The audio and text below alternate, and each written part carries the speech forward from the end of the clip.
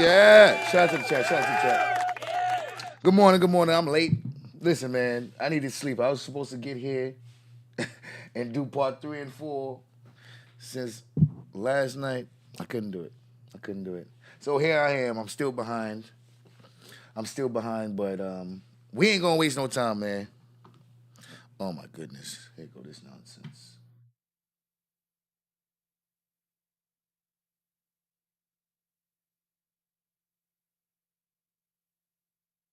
I here today and a bunch of shit was not working. My shit just not working.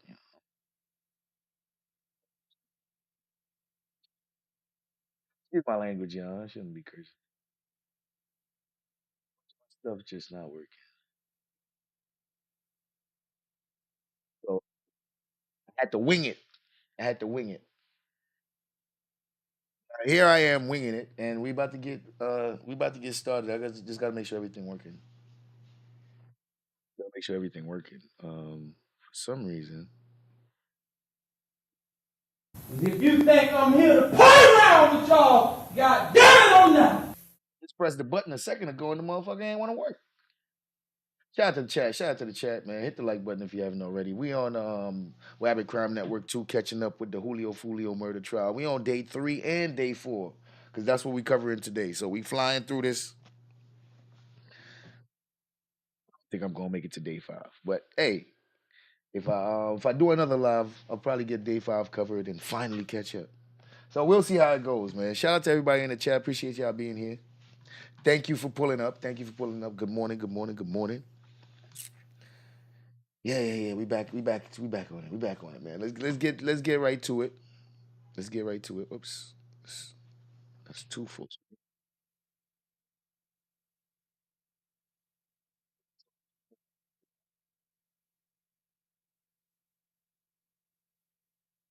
Let's get right to it. Let's get right to it, man. Day 3. Day 3.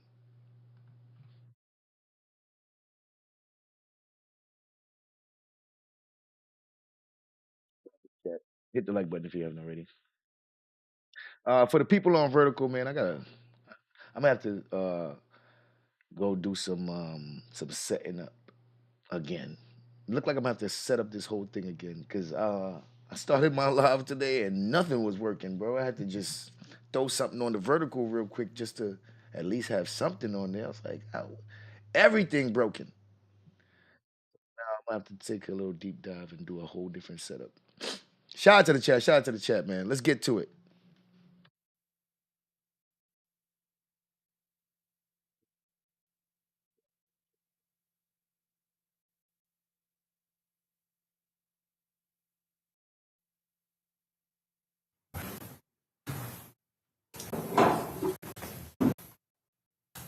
It's a short one. Day 3 was short, so we ain't gonna be here too long for day 3.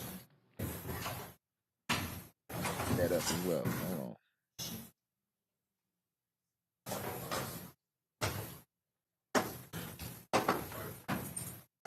Case, while we were on our overnight recess, did anybody watch, read, listen to any news accounts related to this case, do any independent investigation, or talk to anybody about anything related to this case? We ain't do none of that, Judge. All We right, ain't do none State, of that. call your next witness. Yes, the state calls Ken Stevenson. Man, back to witnesses.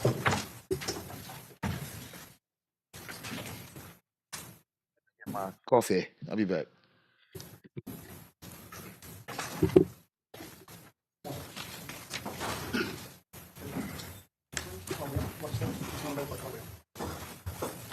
Judge, Your Honor, may we approach one moment? Sure, go ahead. Have a seat on the witness stand. Come up.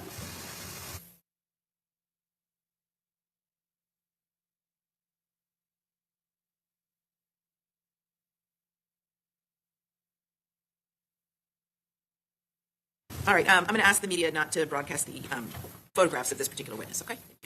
All right, you may proceed. Please state your full name for the record. Oh, I got to swear you in. Marked it, sorry. Do you swear or affirm that the testimony you're about to give will be the truth, the whole truth, and nothing but the truth, so help you God? I do. Thank you, sir. Okay, go ahead. Please state your full name for the record. How are you employed? I am a fingerprint technician with the Tampa Police Department. How long have you been with the Tampa Police Department? Just over 3 years. And back on June 23rd of 2024, what was your position? I was a crime scene technician one. Tampa Police Department. How long had you been a crime scene technician 1 with Tampa Police Department on June 23rd of 2024? About 5 months. What sort of training and education did you receive in order to get that position? I have a associate's in science and technology and a certification in crime scene technology from Hillsborough Community College. And while you are working in that unit with the Tampa Police Department, are you getting on-the-job training? Yes, I received on-job training during those months.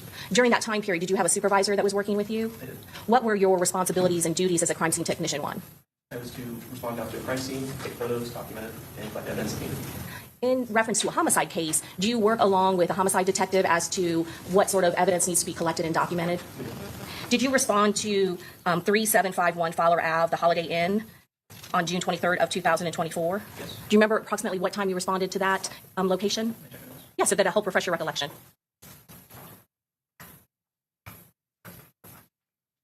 Responded at 7:11 a.m. Who was your supervisor at the time?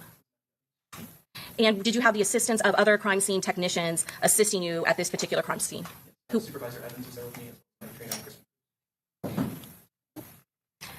What were you tasked with to do specifically at the Holiday Inn? My supervisor told me I would only be taking photos of a particular scene, and that is all I did. I'm going to show you some photos. Did you also take photos of the other hotel home to suites?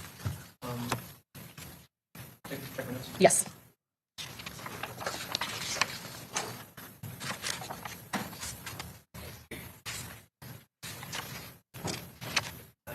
And was one of those room 430 Yes. and 432? Yes. I'm going to show you what's been marked for identification, States Exhibit 2018.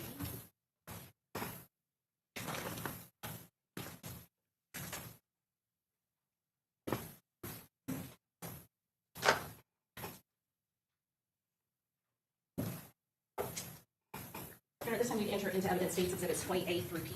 Any objection? No objection. They blurred out all Sir, were this. you asked to document different bullet strikes that occurred in those two rooms? Yes. When you were doing that, had the guests already been removed Oh. from the rooms? I guess we can't see none of that stuff. They got all that stuff blurred out, y'all. I don't recall completely what events I before now. Okay. Let me ask you what is being documented in 430.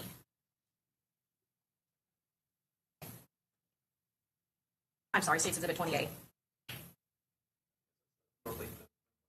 These must be the photos of the actual States Exhibit 20B. shooting and stuff.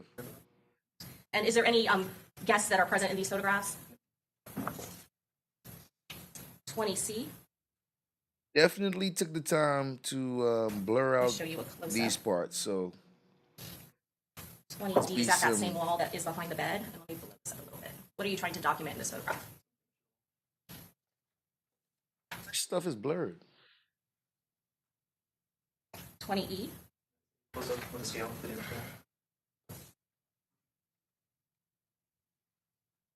Then I'll show you 20G. Too gruesome. Too gruesome. Scale should be a window in the same room. On the interior side. And then it's 20F, that same photograph, but with the blinds down.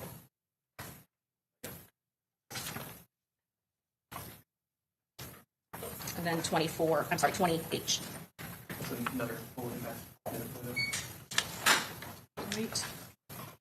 20I. Is this another hotel room that you were asked to document damage of bullet strikes? This is room 432. What are you documenting in 20J? Interior of the room from the front entrance. 20K. Finish off the interior of the room. And then 20L. It's an evidence marker showing the damage to the wall. Stuff on it. And that's evident marker number 70. Yes.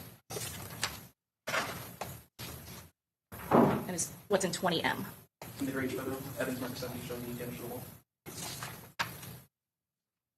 20N. And a close-up of that damage to the wall.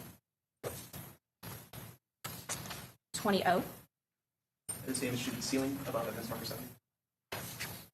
And a close-up of that same damage. 20P. Is that correct for the record? Yes. Sir, what other areas did you photograph at that crime scene? I know that there were two hotels, home to suites, as well as the Holiday Inn. I also photographed some of the vehicles near those buildings as well as parts of the parking lot around me.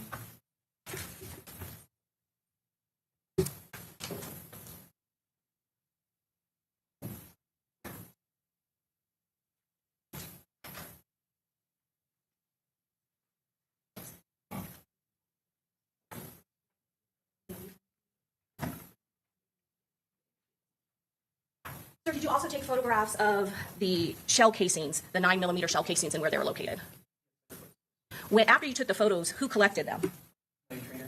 I'm going to show you what's been marked for identification, State's Exhibit number 14.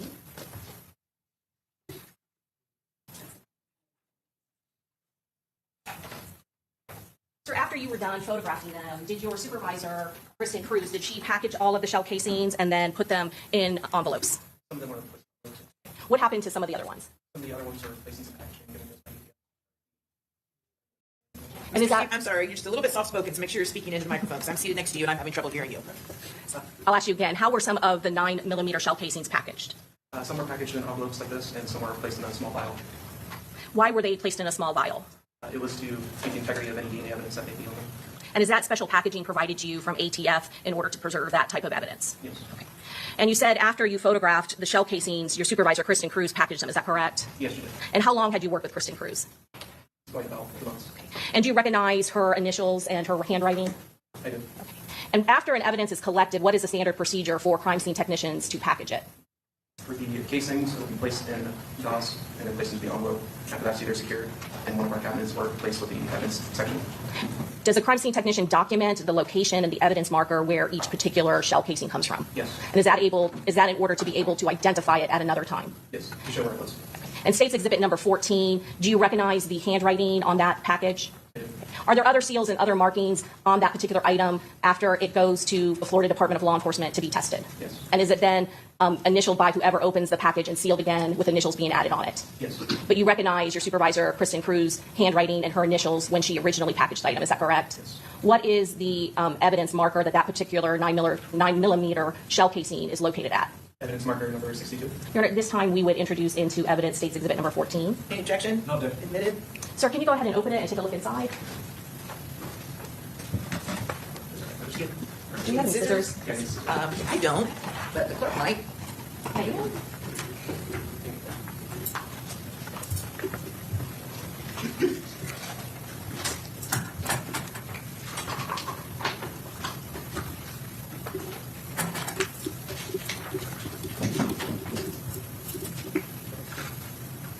Did you go ahead and take a look inside? Yes. Is that one of the 9mm? Is that the 9mm shell casing that was located at that evidence marker 62? Yes. And what for evidence markers for the 9mm shell casings, is that the last evidence marker denoting all of those shell casings that were taken into evidence? Yes.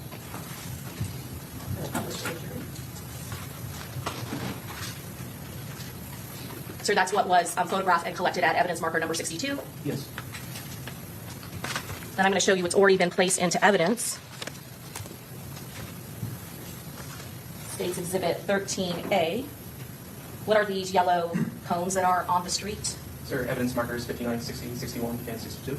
And at each one of these evidence markers, 59, 60, 61, 62, those are some of the 9mm shell casings that were located at the crime scene. Is that correct? Yes. Do you also take close-ups of each individual shell casing at each of those evidence markers? Yes. What are you documenting in State's Exhibit 13B? That is a shell casing near evidence marker 59. And then do you also take a photograph of the shell casing itself in 13C? Yes, that's a close-up. And do you do that meticulously for each and every shell casing that is at the scene? Yes. I'm going to show you State's Exhibit 13D. What are you documenting there? Shell casing next to evidence marker 60. State Exhibit 13E. A close-up of that casing. State Exhibit number 13F. A casing next to evidence marker 61.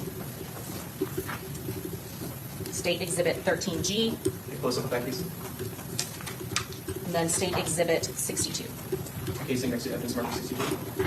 And is that the shell casing, the location of the shell casing that we've introduced into evidence here today? Yes. And State's Exhibit 13I. A close-up of that casing. There were numerous shell casings that were located in that crime scene. Is that correct, sir? Yes. Were there also other items such as fragments and projectiles? Yes. Approximately how many photographs did you take of the crime scene that day, if you can tell us? 918. And was that to, what sort of things were you documenting other than the projectiles and fragments and stuff of that nature? Any damage left by those fragments, vehicles damaged, buildings that were damaged, the roads that were damaged, as well as the decedent.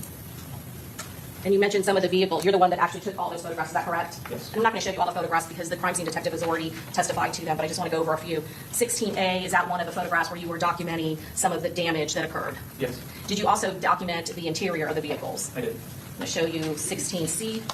Again, is that a close-up of one of the bullet holes that went into the van?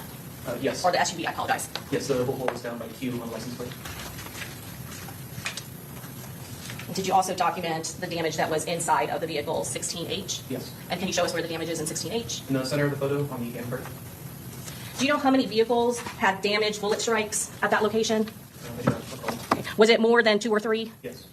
And did you also take photographs of the vehicle that contained the victim's body? Yes. And were there numerous photographs taken of all of the damage and bullet strikes to that particular vehicle? Yes. Did you also document the other vehicle that was stopped near the victim's vehicle, the black Dodge Charger? Yes. And you said that you were only tasked with documenting the crime scene with photographs. Is that correct? Yes. You had assistance with other crime scene technicians to actually impound all of the evidence in the case. Is that correct? Yes. All of the 9mm shell casings that were located were collected and impounded and put into evidence. Is that correct? Yes. What about all of the fragments and the projectiles and any sort of jacketing that was located? Those were also collected. Were there areas of blood that were swabbed by DNA, for DNA? Yes. And was that done by another crime scene technician with your office? Yes. Your Honor, may I have one moment? Your Honor, at this time, we would pass the witness. Ross?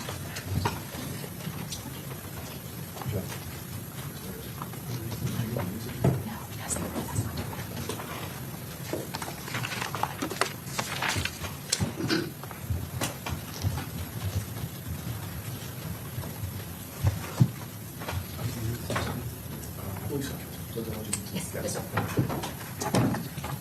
You took a lot of photos in relation to this crime, is that correct? Yes. 918 to be exact? Yes. But you also, when you took some of those photos, you used gloves, right? Yes. Why do you use gloves when you collect evidence? In order to not transfer my DNA onto the evidence. So it's to preserve the evidence? Yes. The integrity of the evidence? Yes. You don't want to transfer your fingerprints to any evidence, right? Yes. You don't want to transfer any of your DNA to any evidence, right? Yes. So when you're picking up casings from off the ground, how many casings did you pick up? That was 30 casings. You picked up 30 casings off the ground? I didn't. My trainer did. So your trainer picked them up and you took the photo? Yes. Your trainer was Kristen Cruz? Yes. And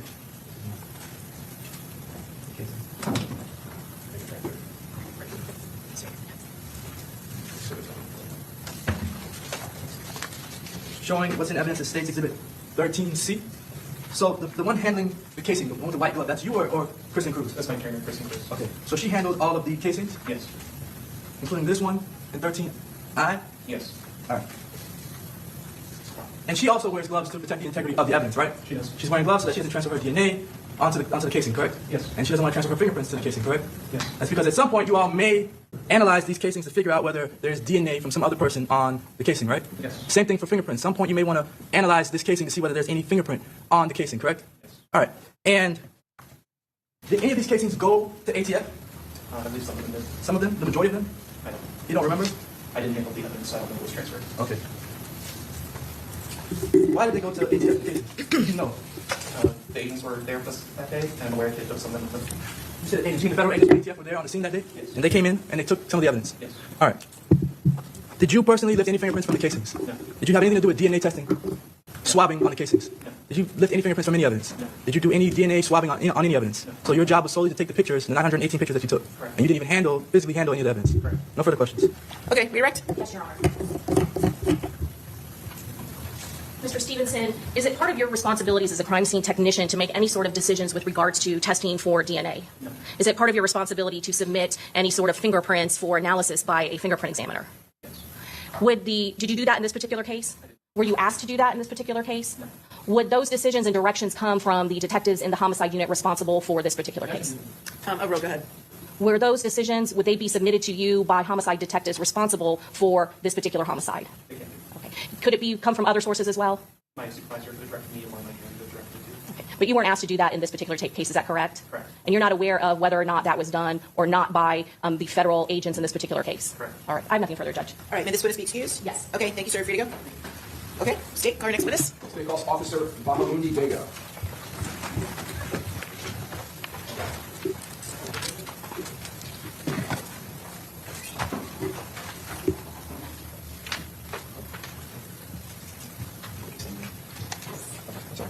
docket 64. Yes.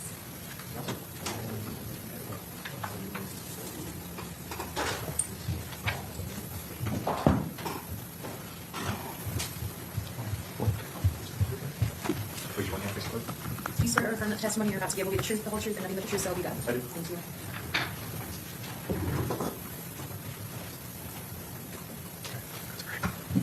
Good morning. Would you please state your name and spell both names, please? My name is Officer J.L. Mahmoudi Vega. First name J.A.E.L. Last name B.A.H.A.W.N.D.I.V.E.G.A. All right. And what kind of work do you do, sir? I am a police officer in Jacksonville. Okay. With what agency? I'm currently working with the City of Lawrenceville Police Department. Is that contained within the county of Gwinnett? Yes. And is Gwinnett County just to the northeast of the city of Atlanta? Yes, sir. And Atlanta, is that DeKalb County? Atlanta is Fulton County. Fulton County. How long have you worked for the Lawrenceville PD? I've worked in Lawrenceville PD since May of this year. May of this year. Before working there, did you work for another agency in Gwinnett? Yes, sir. I work for the Gwinnett County Police Department. All right. So I'm going to call your attention back to June, July time period of 2024. You were working for Gwinnett County PD at that time? Yes, sir. How long had you been working for Gwinnett at that point? At that point, I was more than likely coming on 3 years. And at that time and now, are you certified by state of Georgia guidelines as a law enforcement officer? Yes, sir. Did you attend a police academy? Yes, sir. And do you go through annual qualifications or periodic qualifications to maintain your certification? Yes, sir. So I'm going to call your attention back to June 26th of 2024. Were you on duty in the early morning hours with Gwinnett County PD? Yes, sir. Were you in the area of the city of Norcross? Yes, sir. Is that a city that's also contained within Gwinnett County? Yes, sir. And at that time, what was your assignment or duty? At that time, I was assigned to West Precinct for Gwinnett County Police Department as a uniformed division patrol officer. So how were you dressed that morning? I was dressed in a police uniform. It was a French blue uniform with a badge and patches that say Gwinnett County Police Department. Were you driving a marked patrol vehicle? Yes, sir. What kind of vehicle? It was a Ford Taurus with markings inside that say Gwinnett County Police Department and a light bar. Were there other lights on that car? Aside from the light bar, the front bumper, and I believe the rear. Was there a supervisor with Gwinnett County PD who had been working on license plate reader leads for a vehicle that was wanted out of the city of Tampa here in Florida? Yes, sir. And was that an individual named Lieutenant Cheek? Yes, sir. And was he also an employee or a police officer with Gwinnett County? Yes, sir. And was the vehicle you were or he was working on a silver in color Chevy Cruze? Yes, sir. Now, were there LPRs, specifically Flock brand cameras at that time in the city of Norcross? Yes, sir. Was that a system at that time that you were somewhat familiar with? Yes, sir. Had it been installed in that area in the years just prior to this? Yes, sir. Does that system alert if a license plate is put into it? Does it alert if it picks up on its cameras that vehicle is in a certain area? Yes, sir. Does it alert to, based on the cameras and the positioning of the cameras, as to the location of the vehicle? Yes, sir. And the time that the license plate is read? Yes, sir. May I have one moment, Your Honor? Yes.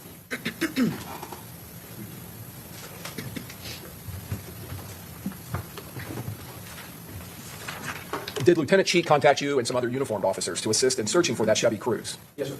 Were you in communication with him by radio, or did you meet with him in person that morning? Radio and in person. All right. And about what time in the morning did this happen? If I remember correctly, it would have been from hours of 3 in the morning up to 6 in the morning. Were you at some point alerted by Lieutenant Cheek to a possible location for the vehicle? Yes, sir. And was that, again, based on Flock camera activity? Yes, sir. And let me just specify about Flock. Flock is a company, correct? Yes, sir. That's based out of Georgia, right? To my understanding, it is. All right. And that's Flock? Yes, sir. That's the spelling? And they manufacture and produce these LPR, or license plate recognition systems? Yes, sir. That include installing cameras. So they contract either with a city or with a law enforcement agency to install those? Yes, sir. Was it brought to your attention that the silver Chevy Cruze was in an area near a hotel in Norcross? Yes, sir. And would that have been on Oak Brook Parkway? Yes, sir. Did you respond to that area? Yes, I believe the address is more than likely 5945 Oakwood Parkway, if I'm correct. Okay, and that would be the address of a certain hotel in that area? Yes, sir. When you responded, were you alone in your patrol car or was someone with you? When we responded, I was alone on patrol cruiser. Okay, and was there another patrol car or other patrol officers that were responding in their cars to that area? Yes, sir. And was this occurring at around 6:40 a.m.? Does that sound right? So based on the information provided to you by Lieutenant Cheek, did you respond to the, I believe it's called the Baymont Hotel on Oak Brook? Yes, sir. At some point, did you enter the parking lot? Yes, sir. And once entering the parking lot, did you visually see the Chevy Cruze? Yes, sir. Was it daylight at that point, or was there at least some light? It was daylight. It was daylight. And was the Chevy Cruze displaying the license plate 0F30BNRI? Yes, sir. And what was the vehicle doing when you saw it? So as soon as I hit the parking lot, the vehicle was front-facing parking. That is when I made contact with the vehicle. So it was pulling into a parking spot? Yes, sir. And you say you made contact with the vehicle. What exactly did you do? So I got behind it. I activated my emergency equipment. I Step out of my vehicle and simultaneously blackmail, step out of the vehicle. From what door? Driver. All right. And did your investigation reveal whether there was anyone else in the car at that time? Based on that time, there was no one else in the car. Okay. So he gets out simultaneously to you getting out of your patrol car. Are you producing anything from somewhere on your belt at that point? Yes. Based on the fact that with the vehicle and all that, I pulled my firearm out and gave her a command. Now, at that point, did you have knowledge through either Lieutenant Cheek or other officers as to why that car was wanted or what it was in relation to, what kind of investigation? Yes, sir. And what did you know at that point? At that point, through running the vehicle through Florida's database and CIC database for license plates, it came out as a vehicle involved in, I believe, homicide, if I remember what the hit was. Okay. Now, were you aware at that point, when you were in your vehicle at that time, of the murder of an individual who had a celebrity name of Julio Foolio? Yes, through just social media, but yeah. Did you associate the two things? That car was wanted in relationship to that homicide? Yeah, I basically put it together on my own, based on it was Tampa and the date of entry. I believe it was probably 3 days or some change after the fact. Did you know that firearms had been involved in that homicide? Yes, sir. Okay. And is that one of the reasons you pulled your duty sidearm? Yes, sir. When you produced your sidearm and you were exiting your car, did you point it at the suspect that was getting out of the Chevy Cruze? I did. Did you give him verbal commands? Yes, sir. What type of verbal commands? I believe I said, let me see your hands. Just try to get compliance from the verbally. Did he comply? No. What did he do? He decided to run. When he ran, did you run towards him or take off? Once he ran, I gave chase. Right. So you're chasing him. What happens?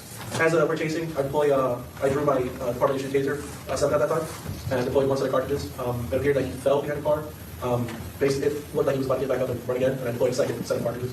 Now, the parking spot that he was pulling into, was it near the actual building of the hotel? Yes, it was connected to the hotel. When he ran, did he run near the hotel or around the hotel? Yes, he ran. He basically stayed on the side of the hotel and ran towards the back. When you tasered him or when you deployed your taser, was that in an area that was behind a line of parked cars? Yes. And is that where he was running? Yes. Did the tasers, as far as you know, make contact with him? The first approach probably did not. The second cartridge did.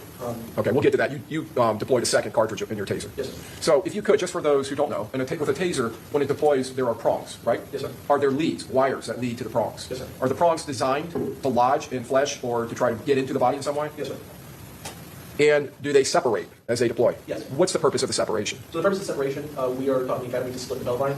At a certain distance, the probes would essentially travel like at a V formation to try to get a better spread to a person's body to achieve neuromuscular incapacitation. So when they're deploying, they're moving in a V, so they're spreading out, and they're going to hopefully impact the body is the intent, correct? Yes, sir. The intent is to get ideally one upper body, one to a leg. And you indicated neuromuscular incapacitation Yes, sir. in MI, I believe it's referred to? Yes, sir. As the suspect was running, did something appear to be happening to his pants? Yeah, I think when he first fell, that was probably because his pants were sagging and went down to Overall, go ahead. So you deploy taser, he falls. Do you deploy a second taser after he falls? I do. And is that because he's attempting to get up? Yes. Do you believe the second taser made impact within the prongs? It did. Right. Now he's on the ground. Does he get back up off the ground? After the second taser deployment? Yes. No, I achieved neuromuscular incapacitation. Did other officers come to assist you at that point? They did. And did they point their guns at the suspect? Yes. Did you point your gun at him? Yes. Did you reholster, or what did you do with your taser? So, in the process of running, I was in the process of holstering my department issued firearm, and that was when I drew my taser and deployed it. So now you're there with the suspect. Other officers are there. Would it be fair to say you have him on the ground and you're surrounding him? Yes. Are you or other officers giving him commands? Yes. Is he complying? Based on the neuromuscular incapacitation afterwards, yes, he decided to with all officers there and so forth. Was he taken into custody and handcuffed? Yes, sir. And was he placed into a vehicle? Yes, sir. Was that a patrol vehicle? Yes, sir. Was he identified? I had him priorly identified. Oh, you did? Okay. He wished not to give me his name and date of birth. All right. Just to confirm further his identity. Did you later confirm his identity as Rashad Murphy? Yes, sir. Now, later in your investigation, did you assist officers in detaining another person? Yes, sir. That was related to the Chevy Cruze? Yes, sir. Did the investigation reveal that Mr. Murphy and a woman named Charmaine Steiger had checked into a room earlier that morning? Yes, sir. In that hotel? And was Ms. Steiger detained? Yes, sir. And was she placed into the back of the patrol car? Yes. There at the scene? Yes, sir. Were you wearing and equipped with a body-worn camera on that morning? Yes, sir. And your agency, Gwinnett County, issued those to uniformed officers? Yes, sir. Now, your body-worn camera, where at that time was it mounted on your uniform? So my previous agency, Gwinnett County Police Department, we had the main recording box, and then we had a camera that led to our shoulder pointing forward. Okay. So the camera's pointing off of your shoulder forward of your body? Yeah, it was my collar. I had a collar piece on that point. Was the camera activated when you pulled up behind the Chevy Cruze? Yes, sir. When you pulled up behind the Chevy Cruze, and did you pull up in a way to attempt to pin the Chevy Cruze in between the other two cars it was parking between? Yes, sir. Your Honor, we would Interstate 64. Any objection? No objection. Okay, admitted. So your body-worn camera is activated. Is it recording? Yes, sir. Okay.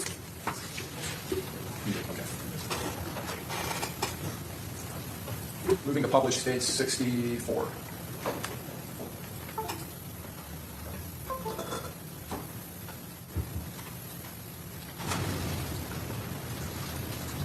That's the interior of your patrol vehicle? Yes, sir. And to the right, is there a computer mounted? Yes, sir.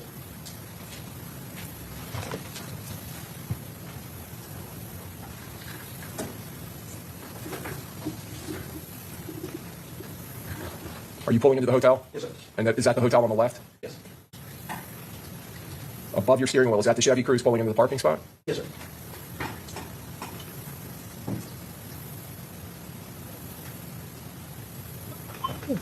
Freeze! Put your goddamn hands. Hey, he's running. He's running. We got a runner. We don't fucking move.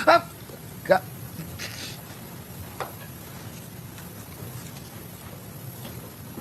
I need backup here. 10-4. 10-4. We got a suspect in custody. The yellow device that's in your hand, is that the taser? Yes, sir. And we could see the wire hanging out of that. Is that the lead? Yes, sir. Okay. And that connects to the prong that goes into the body. Yes, sir. Did Lieutenant Cheek, to your knowledge, contact law enforcement here at Tampa Police Department in Tampa, Florida, to alert them to the arrest of Rashad Murphy? Yes, sir. May I have one moment, Your Honor? Yes. Anything? Tender the witness, Your Honor. Okay, cross.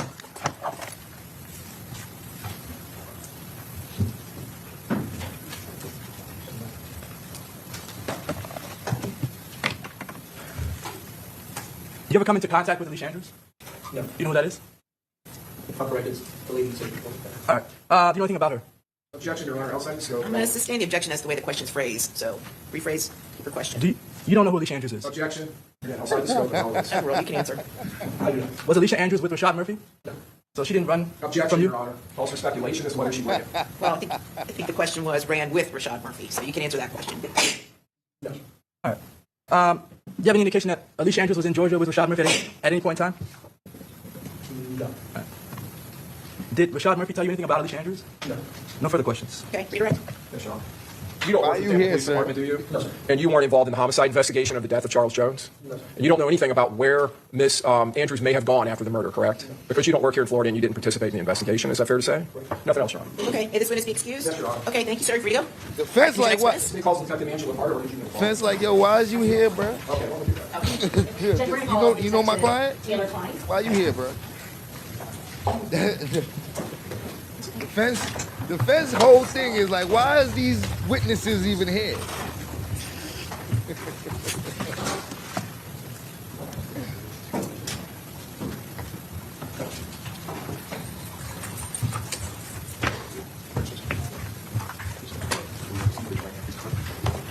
Do you swear to affirm that the testimony you're about to give will be the truth, the whole truth, and nothing but the truth, so help you God? Thank you.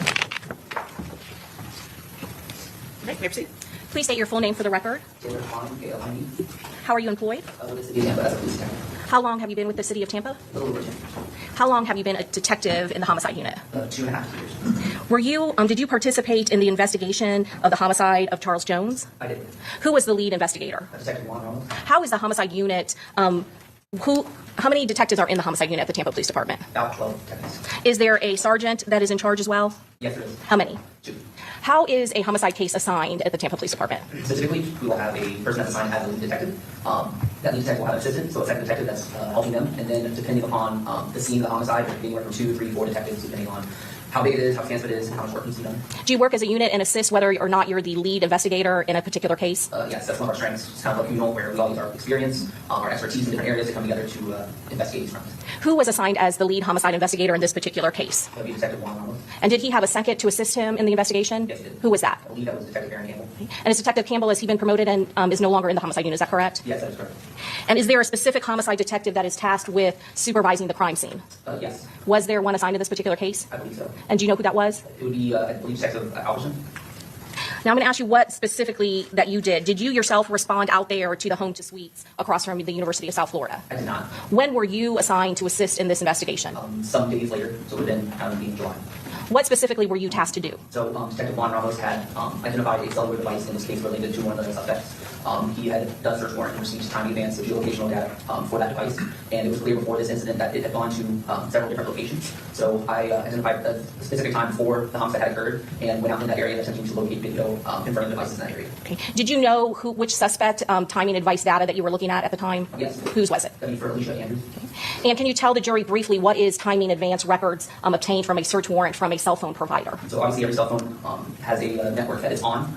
When you're using your phone, obviously it's using data, so it's interacting with cell sites. And cell phone companies can provide data showing general locations of where the device is at certain times when it's being used.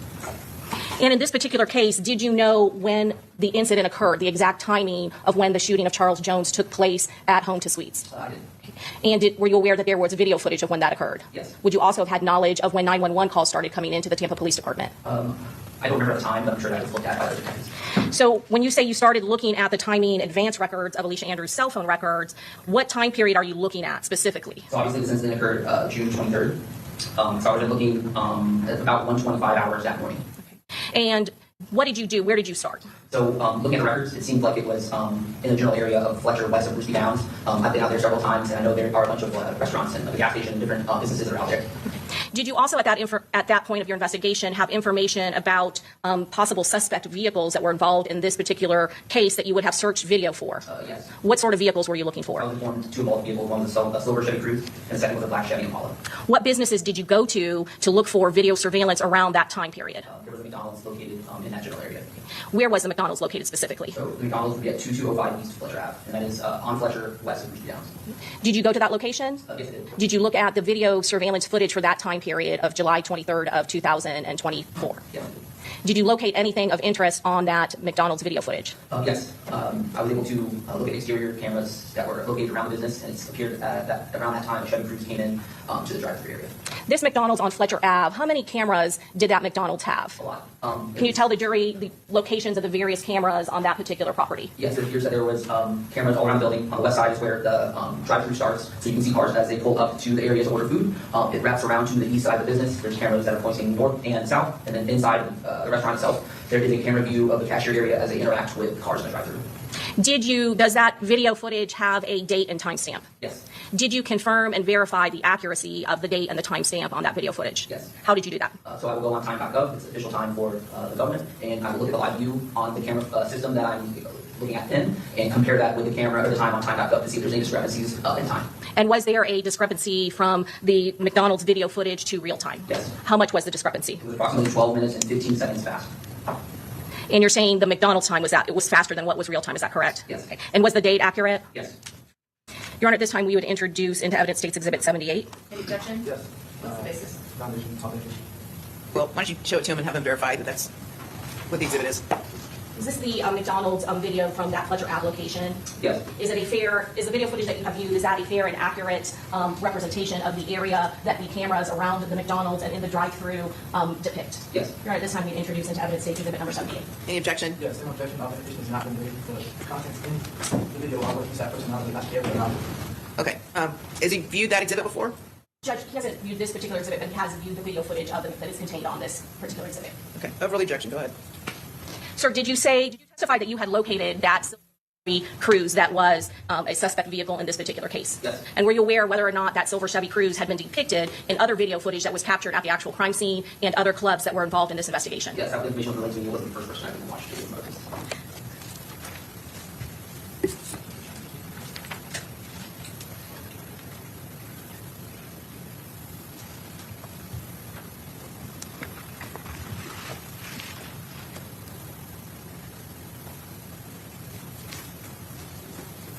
And sir, can you tell us what is the street that is being shown outside of the McDonald's parking lot? That's going to be Fletcher Avenue, and this business is located on the southern side of Fletcher Avenue. And then will you indicate to the jury when you see the silver Chevy Cruze that you were looking for and that you found on this video surveillance?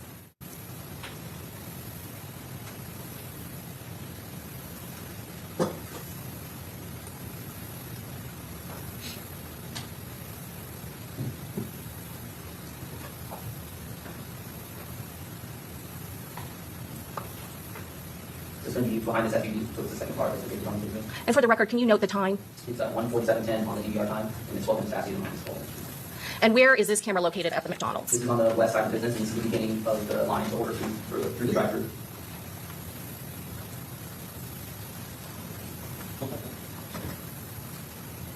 You in the passenger seat chilling?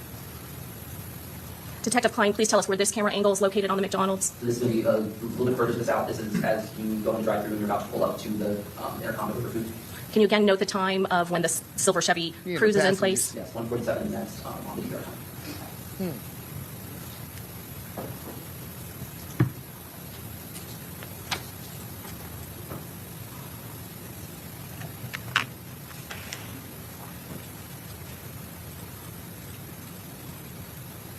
And where is this camera angle? So this is on the southern portion of the building.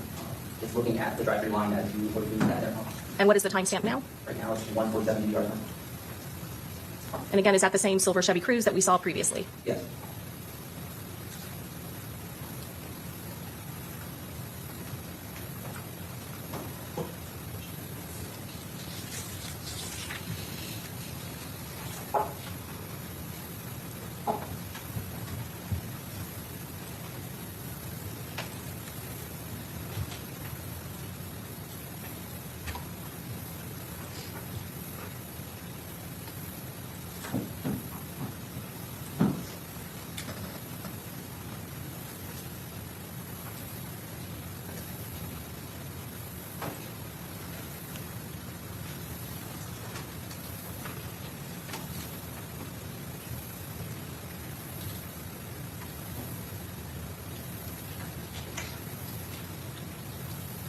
Hold on. So you about to make us wait and watch them order food? So we gotta sit and watch them order food the whole time? Like we gotta wait for them to get the food too? Like, they serious? We gotta sit here and wait for them to get the food? They can't fast forward this part? And Detective Klein, where is this now camera angle? So this is on the other side of the building, still looking to the south at the menu we're looking there now.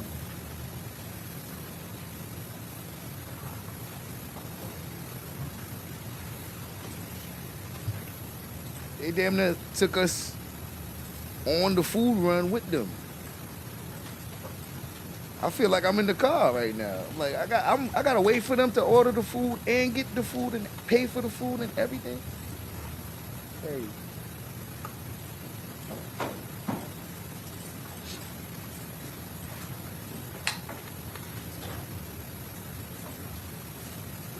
Yeah, this a ride along. This a ride along, yo.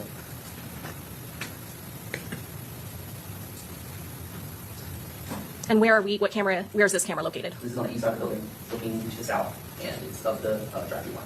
So you're exiting the intercom area of the menu and going towards the windows to pay and procedure.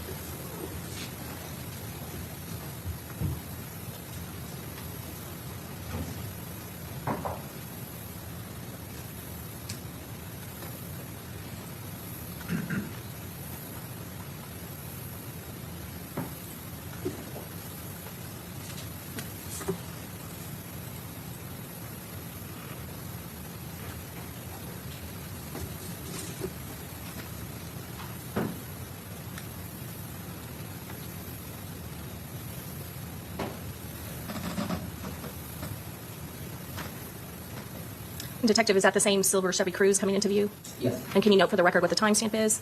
1:50 in the morning on the DR.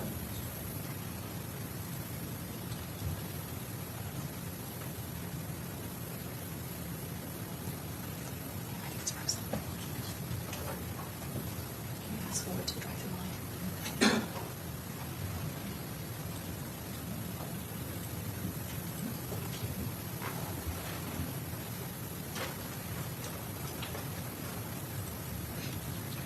I should have ordered something too, man.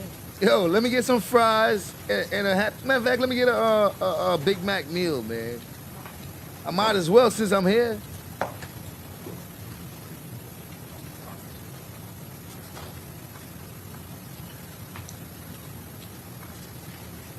Judge, I think I'll publish it later. I'll just ask him a few more questions. We're having some technical difficulties. Okay. Sir, after you left the McDonald's, did you go to any other businesses in that area? I went to a couple of businesses in the general area. We were not able to locate any video that had any evidentiary value to the case. At some point, did you go to the Truth 18 Plaza? Yes. When did you go to that location?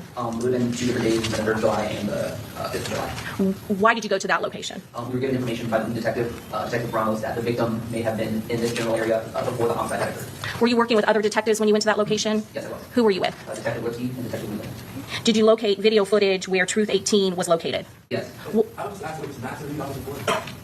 Okay, so you just need to testify from your memory, and if you need to refresh your recollection by looking at your report, you just need to tell us that you're doing that, and so take a moment, look at your report, refresh your recollection, and then continue testifying, okay? Again, what day did you go to Truth 18? That's fine. You can look at your report to refresh your recollection. 2 days, the 3rd of July and the 5th of July. Okay. On the 3rd of July, did you notice any sort of cameras at that location? Yes. What is the address of Truth 18? Again, if you need to refresh your recollection by looking at your report, go ahead and then let me know when it's refreshed. So it's a complex located at 4819 East Bush. There's a bunch of different businesses there. It's like a little strip mall. Okay. Is that located here in Hillsborough County? Yes. Do you know approximately how far Truth 18 is located from Home to Suites? Off the top of my head, probably a mile or 2 away. Okay. And were there any businesses that had surveillance video of that strip plaza in which Truth 18 is located? Yes. What businesses had video footage? So the nightclub itself had a DVR system with cameras, and then the complex itself had camera systems that kind of monitor just the general areas, and that was in the hair salon that was located within the property. What was the name of the hair salon? If you need to refresh your recollection, you may do so. Hubby's Hair Salon. Okay.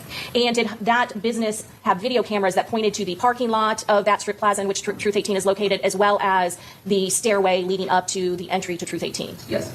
Were you able to locate video footage from June 23rd of 2024 that captured the victim, Charles Jones, and members of his entourage friends entering that location? So in this instance, I downloaded just a block of video. I didn't necessarily examine it for the contents. It was just kind of like, we just need to secure this and then review it at a later point. And so was that blockage of video footage, did you provide that eventually to Detective Ramos? Yes, sir. What sort of blockage of time did you get from that business containing that area that we've talked about? Basically from the time this incident occurred, the homicide, and a couple hours before.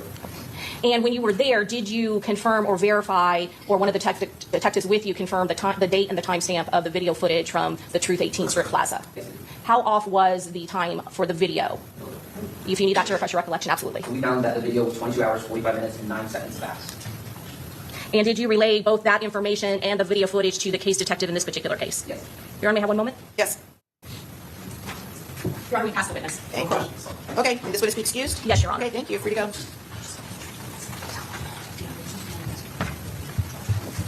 Okay, do you guys need a quick comfort break, or you want to keep going? Good? Okay, I think we're good. All right, call your next witness. State calls Detective Angela Carter.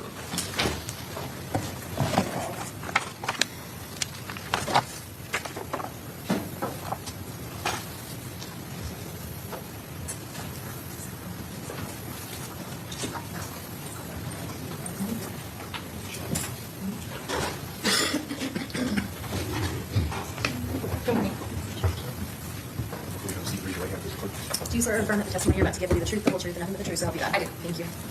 Okay, you may proceed. Police Court. Good morning, ma'am. Good morning. Would you please state your name? I'm Detective Angela Carter. And how are you employed? Gwinnett County Police Homicide Unit. How long have you worked for Gwinnett County Police? Since October 2016, so 9 years. 9 years. And how long have you been in the homicide unit? Since September 2021. Okay. And I've been in investigations since March of 2020. So you were an investigator in another area of the agency before homicide? Yes.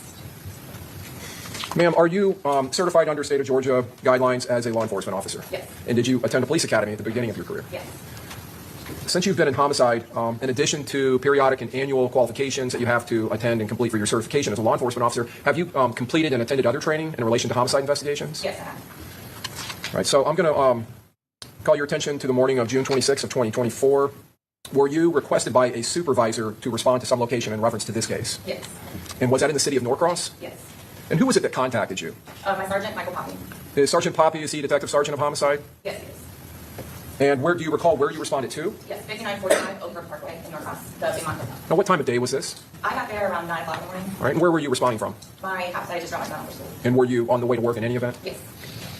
When you arrived on scene at that location, were there other officers there? Yes. Did you make contact with them and with your sergeant? Yes. He was there at the scene? Yes. And after speaking with them, were you alerted to the fact that an individual named Rashad Murphy had been taken into custody? Yes. Was there another individual there on the scene that was in the back of a patrol car? Yes. And were you alerted that that person's name was Charmaine Steiger? Yes. After arriving and speaking to your supervisor, did you make contact with her? I did. Did you actually walk up to the patrol car and open the door and speak with her through the door? I did. And at some point, did you request that she come with you to a precinct office? Yes. Did she agree to go? Yes. And once at the precinct office, did you end up interviewing her or attempting to interview her? I interviewed her. Okay. Did it come to your attention during that time that a cell phone had been located within the Chevy Cruze? Yes. And you were alerted when you came to the scene that Mr. Murphy had been detained after getting out of the Chevy Cruze? Yes. And that the Chevy Cruze was related to an investigation of a homicide here in Tampa? Yes. Was that phone that was found in the Chevy Cruze, was it brought to you by another officer? Yes, it was. When you received it, was it open and running? Yes. Was there an app or an application that was running on the phone? Yes. What type of application? Maps.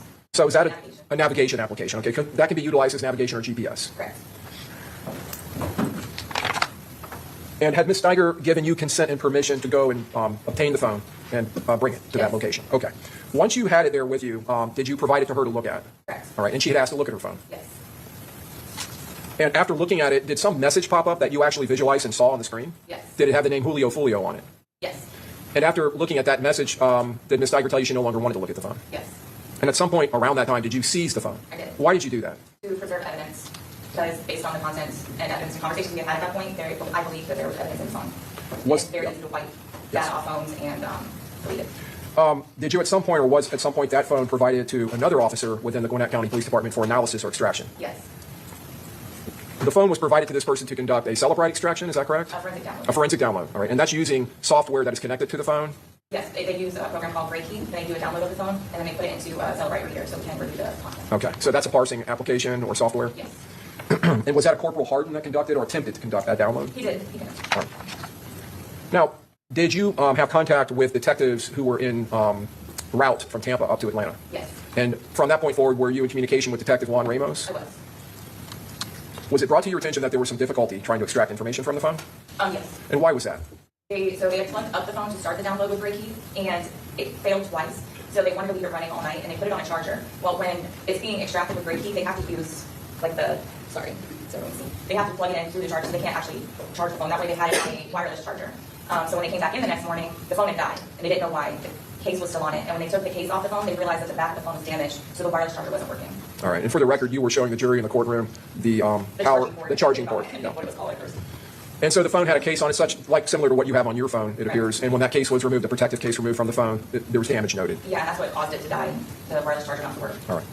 And was there some information, though, that was extracted from the phone? Yes, they were able to get a BFU, which is a before first unlock. Was that provided to you? Yes. And did you start reviewing that information? I did. How did you do that? Plugged it into my computer and opened Cellbrite. Okay. You have a Celebrite application on your computer? No, it comes in the download. In the download, okay. And that allows parsing or allows you to be able to read and review the information? Yes. While you were reviewing that and going through it, were you collecting images and information and communicating that information to Detective Ramos? Yes. And were you communicating and sending that to him through some electronic means? Yes. And what was that? Phone, email, talking on the phone, stuff like that. Were you assisting with this investigation? At that time, yes. Okay. Now, you've indicated that you were viewing images. Did you, in fact, take snips or record in some way the information that was on the computer screen? Yes. All right.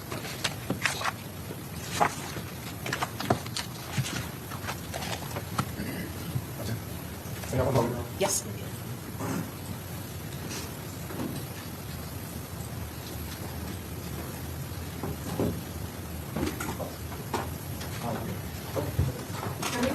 Yes.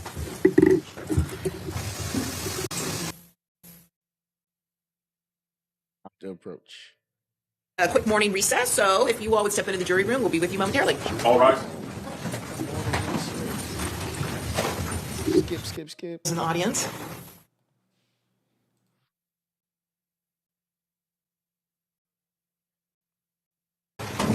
Yes.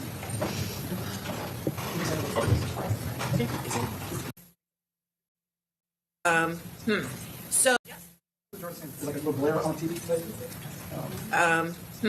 So yeah, I thought. Well, from my perspective, I thought there was some glare on it, but then again, I'm not looking at it straight on. So, are you gonna? Should we maybe dim a light or something? Can we dim these lights? You're not seeing it for glare or something? I didn't hear. Well, they raised an issue that there's glare on it, so. Okay. And I want to say we've had this problem before in this courtroom, and I think we've turned off some of the lights. Yeah, these. Yeah. I'm having a vague recollection of having to do that previously. All right, turn off the lights.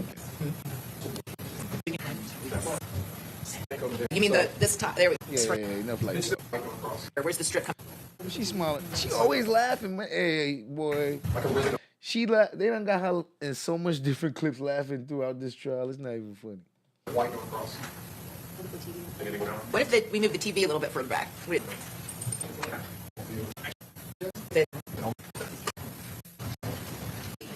mitigate. It may be tempted. I believe you all notified the bailiff that there was a glare on the screen after you guys have been excused and hopefully eliminated. This courtroom, it's courtroom number 1. The acoustics and the lighting are terrible, but what are you going to do? All right, very good. So with that, go ahead. You may proceed. Thank you, Your Honor. So, Detective, before we took our break, Corporal, I was asking you about recording the images from the partial extraction from Ms. Steiger's phone. Yes. Your Honor, we would tender state 65, A is an alpha, 3G is a golf. Any objection? Okay. You admitted. Moving to published state 65A. Is this one of the images that was on the phone, contained on the phone? Yes. All right. And is that a photograph of the driver's license for Rashad Murphy? I'm sorry, for Davion. I was about to say, Murphy. I think that's Davion's. Davion Murphy, yes, you're right, Davion Murphy. Down here in this access modified section, 6/18/2024, 5:29 p.m. and 6/18/2024, 5:29, 53 p.m. with UTC markings. Is that the date that would have been taken or collected by the phone? Taken. Taken, okay. State 65B, publishing. Was this an image that you also recorded and forwarded to Detective Ramos? Yes. And did you send the prior image to Detective Ramos? Yes. 65A, all right. Now, in this photograph, this appears to be a photograph of possibly a crime scene with some officers in the scene. Yes. And was there a a music link attached to it for Young and Ace? Yeah, it's a screenshot of what looks like an Instagram post, and when you post something on your story on like Instagram, you can tag and insert a video or a song with it, and that's what that is right there. It says "Don't Know Why" by Young and Ace. Okay. And this is a date. This has a date of June 19, 2024, 5:29:21 p.m. with again UTC plus 0 markings. Yes. Is that the date that would have been found or recorded on the phone? I believe it was a screenshot. That's the day it was screenshotted. Screenshotted. All right. Now 65C, and I think now we're dealing with a photograph of Rashad Murphy. Is that correct? His DL. Yeah, I'm pretty sure. I want to say yeah, it looks like it, but the name is very blurry. I can't. Okay. And this is an identification card? Yes, it is. A Florida identification card. All right. So maybe if I bring it up and show it to you.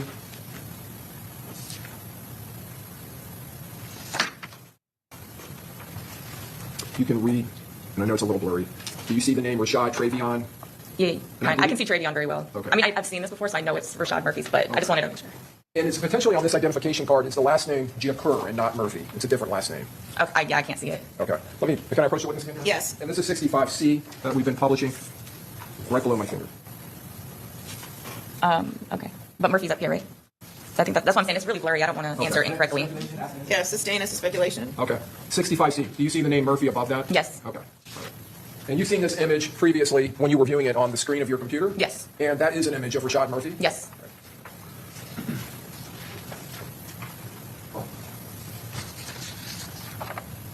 State 65D is in Delta Publishing.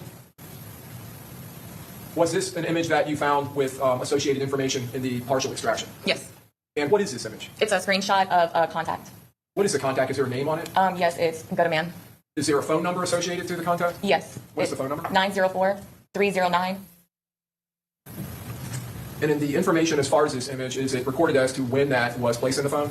Yes, June 22nd, 2024.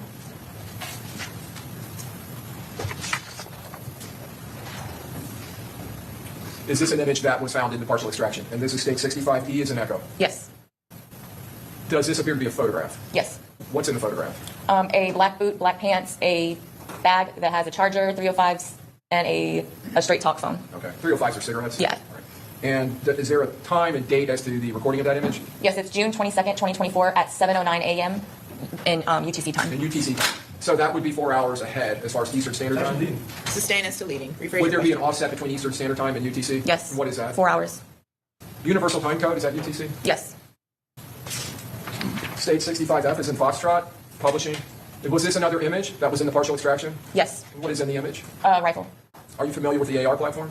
Somewhat, yes. Does that appear to be an AR platform Yeah. rifle? And is there a time associated to the collection of that image in the phone? Yeah, it's June 20th, 2024, 3:02 a.m. in UTC time. State 65G is in golf. Was this an image that was on that extraction? Yes.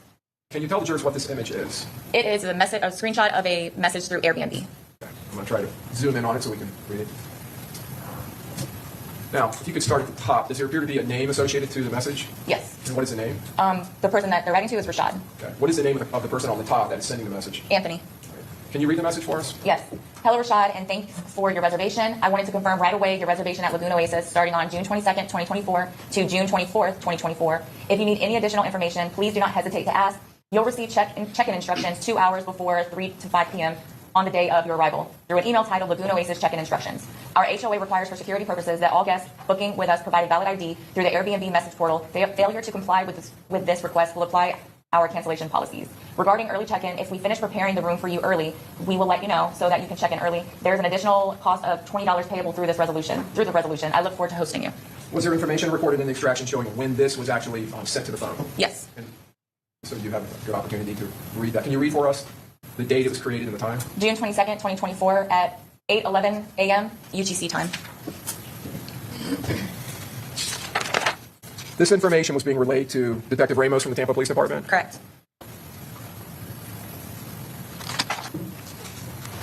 Did you at some later time, Corporal, transport Charmaine Steiger's phone to the city of Tampa? I did. How did you go about doing that? I personally transported it on a plane On and a gave it plane? to Detective Ramos. Did you actually meet him at the Tampa airport? I did. May I have one moment, Your Honor? Yes. I'll tender the witness, Your Honor. Okay, Cross.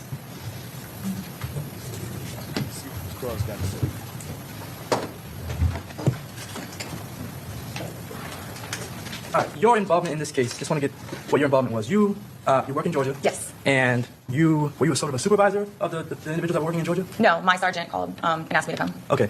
And so who was supervising the operation in Georgia? We don't really have like a supervisor. I mean, I kind of became the main point of contact, but the way we work on the unit, we just all do stuff together. Okay. So there's no real like supervisor. All right, no problem. But I guess part of the investigation entailed you holding onto a phone, right? Correct. The phone that was inside of the cruise? Yes. And who had that phone? Inside the cruise? Yes. Do you know who had access to the phone? Both of them, I believe. Both? Both Charmaine and Rashad. Okay, so both Rashad and Charmaine. Were there any other phones recovered? No.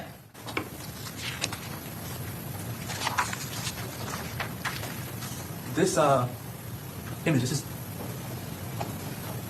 65B. You mentioned this on direct, right? Yes. Do you know the significance of it? I only did at the time. I was still getting filled in on all the details, and I remember they had told me that there was like some beef between the victim in this case and another rapper named Young and Ace. So I was just going through it and then taking notes. Okay. So I just put this in there. Understood.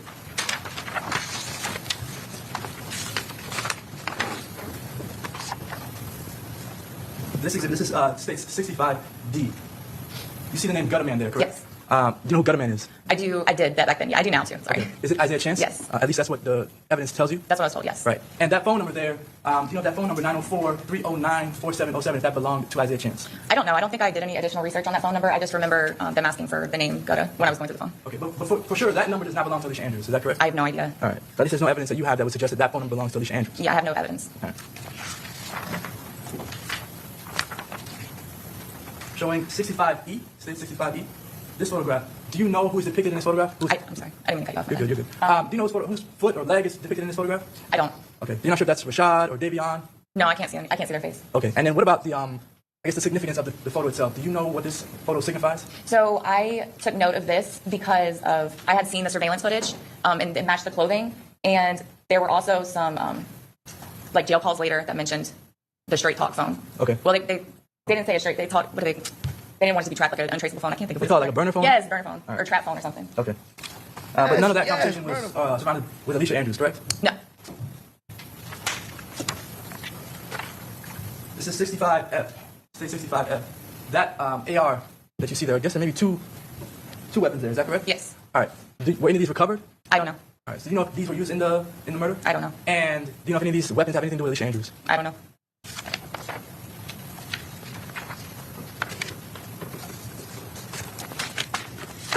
The last portion of the exhibit, 65G, that we saw earlier.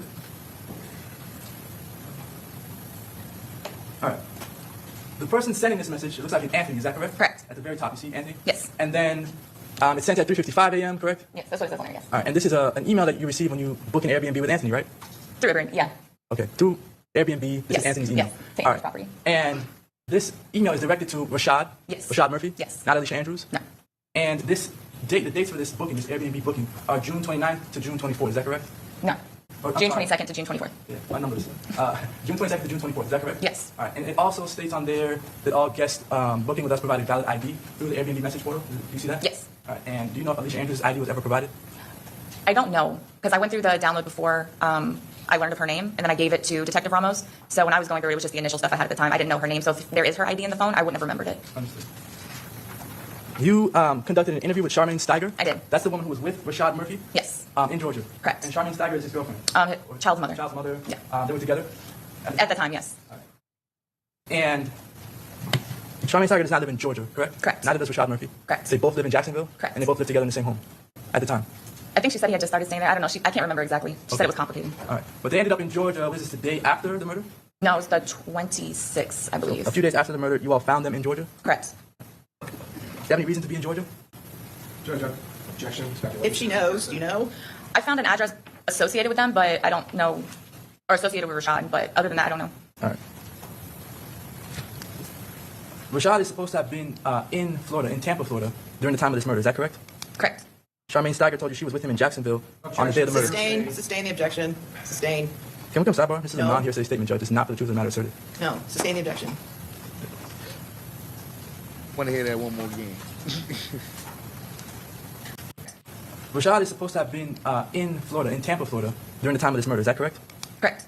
Charmaine Steiger told you she was with him in Jacksonville on the day of the murder. Sustain the objection. Sustain. Can we come sidebar? This is a No. non-hearsay statement, Judge. This is not for the truth of the matter asserted. No, sustain the objection. Every.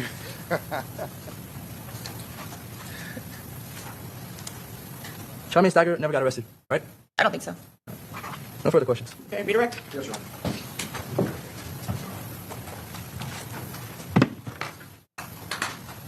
Corporal, you indicated that we just all do stuff together when you're conducting investigations. Were you talking about you and the other detectives in the homicide unit? Yeah, we just all kind of take tasks and do it. You work as a team. Yes. The photograph of the clothing states 65E. Of the leg with the boot on, the bag with the charger, the cigarettes, and the burner phone. The clothing, you indicated, matched the descriptions from the surveillance videos from the murder. Correct. Okay. I don't have anything else, Your Honor. All right, may this witness be excused? Yes, Your Honor. Okay, thank you. Thank you, Rita. Honor. All right, do you have any other witnesses? Oh, yes, Your Honor, we need to recall Officer Vega. Okay.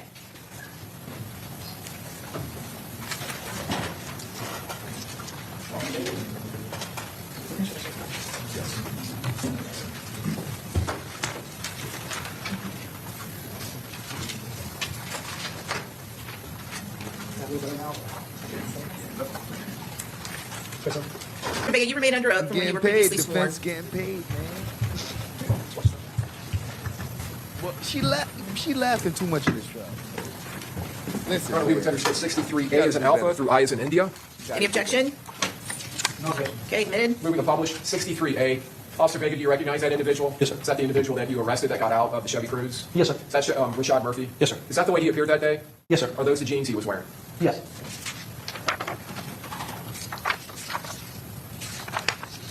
The Chevy Cruze, was it impounded and taken to a facility related to the Gwinnett County Police Department? Yes, sir. I'm going to show you state 63B. Is that a photo of the hood and the front end of the car?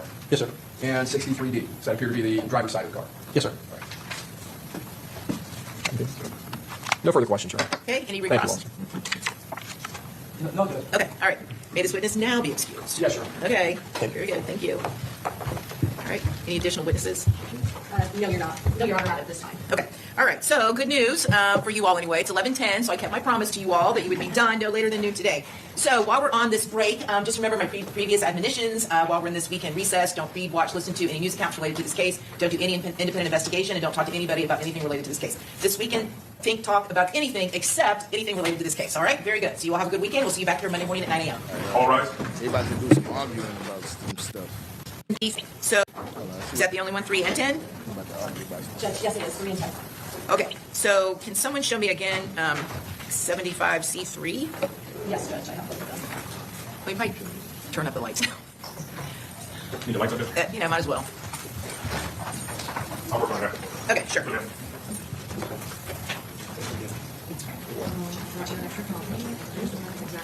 Okay, so tell me, what am I looking at here? St. Robert's.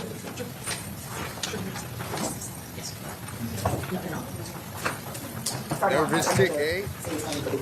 Okay, what is this? Guilty The messages tick. which are to what appear to be an iPod runner or iMessages back and forth with this defendant Guilty and lad. a 6 Block member, so a member of the opposing side of her current boyfriend from back in 2020. That 6 Block member is explaining to her some of the issues that he is having with Charles Jones. These are the messages during which or in which the defendant specifically talks about the witness, Mr. Howard specifically talks about his involvement in his activity that's occurring in Jacksonville and about the death of Biddy, another source of what we expect some of the testimony to be. These messages with this individual also discuss J. Jacory Rivers is the true name name of Mr. J. And he is associated in this case in that he funded or sent the money for the Airbnb to the defendant's boyfriend, Mr. Chance, in advance of his using his Airbnb or his Cash App account to book the room with Mr. Murphy. So that's why we are seeking to admit these. Number one, for the defendant's knowledge of, again, this ongoing issue between the two groups, but additionally the link to the other individuals associated to this case. Okay, so where it says, who is kshorty335 at iCloud.com? His street name is K Shorty. His real government name is Therese Powell. Therese Powell. Okay, and so when I'm looking at this, for example, the first line says, you don't even sleep that hard, so you gotta be OTP.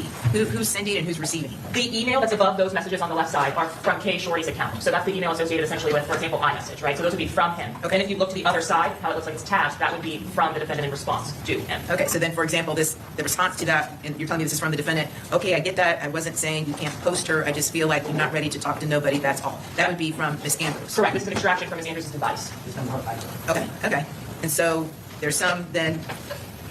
So I guess just preliminarily looking at this, there appears to be a lot of extraneous conversation about a lot of other stuff that may not be relevant to this trial. That's kind of my initial first thought at looking at this. If the court looks to looking at the 10/4/2020 message, that is the message in which I'm specifically referencing the defendant speaking about, or the K Shorty, messaging to the defendant specifically about the witness that we were discussing earlier, Mr. Howard, and Bibby, the person that was with Mr. Howard during the murder of Spaz, or the person that was referenced yesterday, also the co-defendant's younger brother and cousin.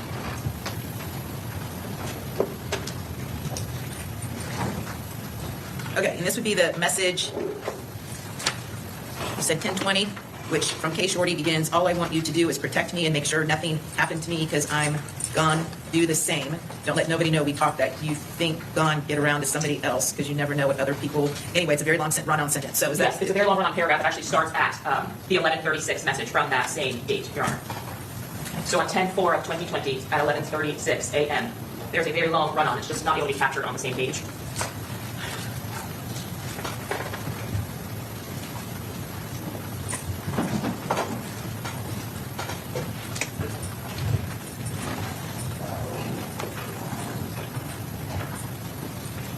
Okay, so defense, what's your objection?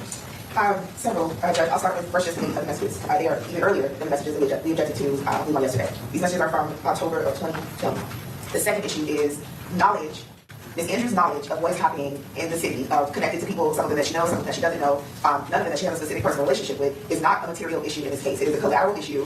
Whether or not she knows what's happening, every witness that's come up here has some idea about what's happening. It's not a material issue. The issue is whether or not she had intent, whether or not she agreed to be involved in this conspiracy for a specific murder. There's no discussion about this murder that would happen 4 years later, or any intent of hers to be involved in it. It's completely not relevant. Also, the way the state characterizes these messages is very different than what it actually is. This is a man, a young guy at this point, and a young woman having a conversation about whether or not they're going to be in a relationship. This gentleman seems to be possibly suffering maybe from PTSD, or I don't even know what the messages are. It's just very long. Him talking about somebody accusing him of something that he didn't do and pouring his heart out, hoping that he can live a normal life. He adamantly even denies being a part of it, so he's not admitted member of any gang, and I haven't heard any testimony from any officer that he's a part of the gang, and I don't expect to because it's not a relevant matter to this specific case. This is another attempt to, quite frankly, reach and stretch the idea that she is somehow involved in this particular murder because 4 years ago she had a conversation with a guy who was romantically interested in her, who was really talking about wanting to live a normal life and be away from all this, and how he's warning people to stay away from it. So it's not even it is not actually the way they're framing it. But even if it were, the fact that she knows these people, she lives in Jacksonville, right? She is from Jacksonville. It is inevitable that she's going to know people or have communication with these people. Her association, and I don't mean association with the gang, I mean knowing these people or coming into contact with them is not a material issue in this case. It is another attempt by the state to put this before the jury to make it appear as though she is associated with the gang when their own expert officers, detectives, are going to testify that she's not associated with the gang. It's really just an attempt to sour the jury, to inflame their passions,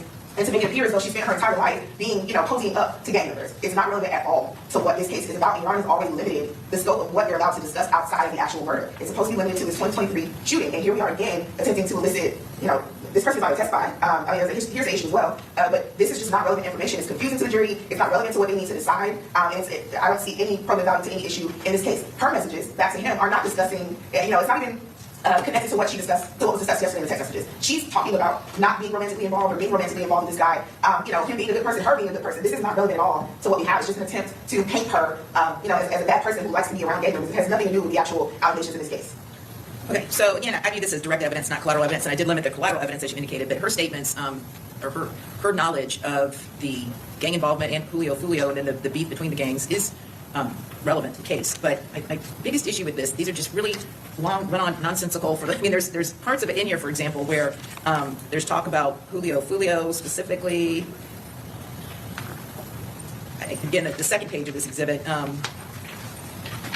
Your Honor, I'd be happy to work with the exhibit and highlight more relevant portions, provide an updated copy of that to the defense. My only concern is the defense wanting the evidence surrounding those statements, but in the event that a more redacted version where it's just specifically talking about the parties related to this case and the individuals that are actually present with the decedent, I am happy to do that. And Your Honor, if I can add, well, first, if the court is going to ultimately allow me, I would like the opportunity to parse through, what we would. Sure. But also, Your Honor, based on the information that they introduced yesterday, the state has already established that she acknowledged, and it goes back to my point, what is the actual purpose of this outside of attempting to paint her in a particular manner?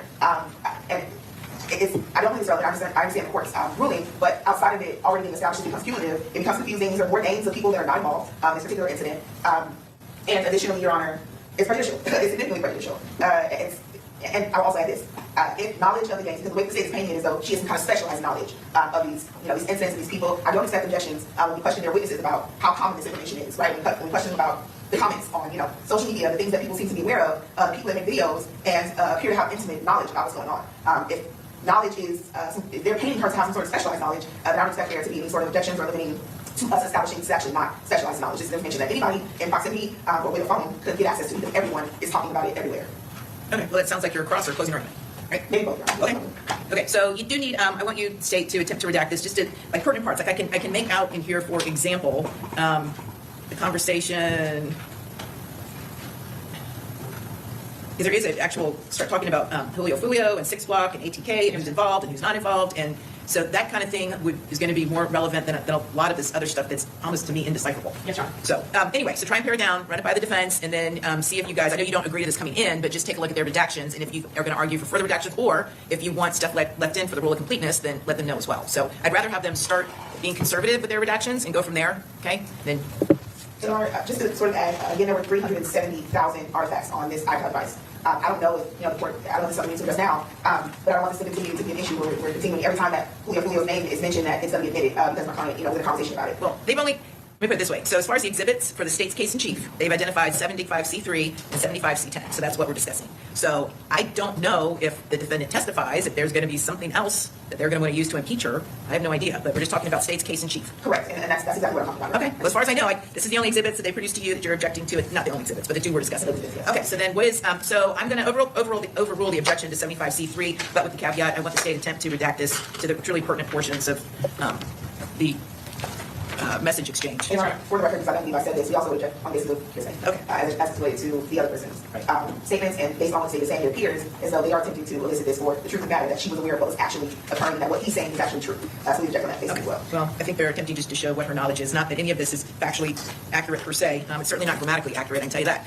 Okay, so 75C10. What She says certainly not grammatically accurate. She reading this like, what is this gibberish? She reading all these mispronunciation and incorrect grammar and half-spelled words. No, she like looking at. Your Honor, 75. These are messages from 2023. Or is it maybe C1? It's marked as C10. It's C10. You already just. Oh, yes, that's correct. The only one we did was C2, which was yesterday. Yes, the exhibit list lists the defendant's number and can also include the co-defendant's number, but the messages for C10 are those between this defendant and her boyfriend, Isaiah Chance. No. Okay, what's the objection? Let me just confirm. You want to see the exhibit? Yes, sure. But I have looks like it's C1. Come on up. Okay, now I'm looking at C1. Okay, sure.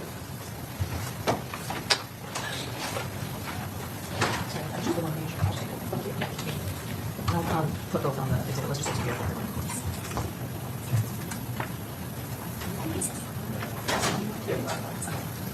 I was locked out. Yeah, couldn't get back in. You did that already. Here you go. Thank you. Oh. Is this it? Okay.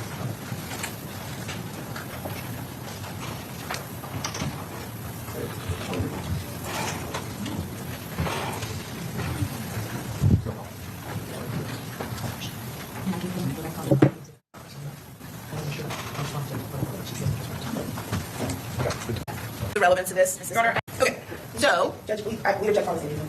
okay.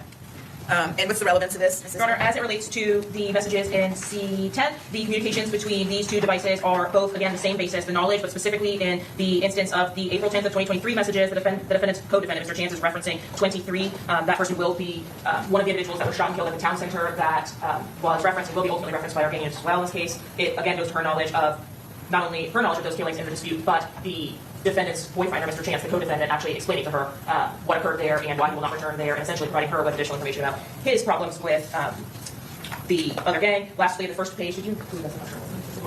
How many pages does the court have? 2. Okay, that's it. Those are the only ones. What's the TikTok hyperlink in here? What's that for? Do you know? I do not. It would not reopen. The town center shooting that they're speaking about was a shooting in which 4 individuals were shot up, 3 of them died, 1 survived. That first music video was about, and again, that the When I See You music video by our victim was published regarding. Their photos are preserved in that music video. That was primarily what kicked off both sides. Okay. I'll overrule the objection. All right, here we go. Okay. Did I understand the defense to make an additional objection to 75C1? I didn't hear it. I think when we first discussed this, we already discussed the 3 items. So on 75C1 is a text now chat dated June 17th of 2024. Yes, Your Honor, just to be clear, those are the 2 messages, the blue messages to. Does the court have a copy of that? I don't. It's a 1 page. Just 1 page. Okay, yes, I don't have a judgment. Okay. So. Okay. Okay. Anything else we need to discuss before we break for the day? All right. So it looks like State, you might rest on Tuesday, maybe. Judge, possibly. I know that Detective Ramos's examination is going to be rather lengthy, and I anticipate his cross will be as well. Okay. Okay. So you guys, whenever it is state rest, you all just need to be ready to go with if you've got any witnesses other than your client. Okay. So if you need Mr. Howard transported, you just need to make sure that you let me know so that way we can request him to be transported the day before. So if they are going to conclude on Tuesday, which I don't know if that's. Yeah. We can go into months. I think Dr. Ramos is going to be pretty lengthy. Oh man, so all right, so the state's supposed to rest their case today. So the defense gonna start. They probably started already. Who knows? Hey, trying to catch up. We're gonna be this one is gonna be interesting. I gotta catch up before the defense get through theirs. Because I want to see.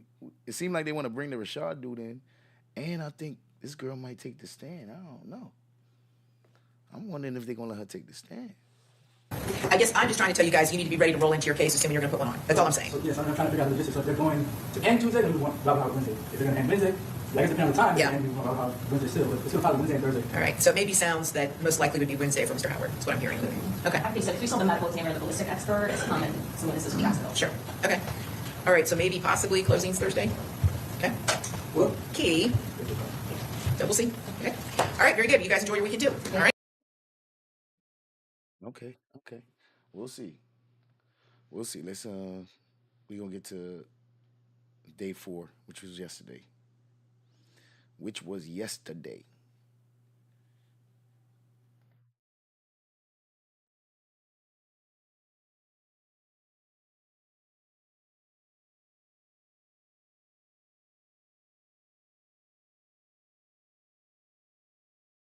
They still showing her walking in with the cuffs. Didn't they just agree that they not gonna show her walking in like that? Didn't the media messed up? Didn't they say they wasn't gonna do that no more? The lady asked specifically for the judge to tell the media not to do this right here. And they still do it. It's crazy. You got a suit on today? Did she have a suit in the other ones? I didn't notice. It didn't seem like it. I don't know. Maybe it's the color. The green. The green stands out. She got a little Kermit the Frog going today. All rise. All right.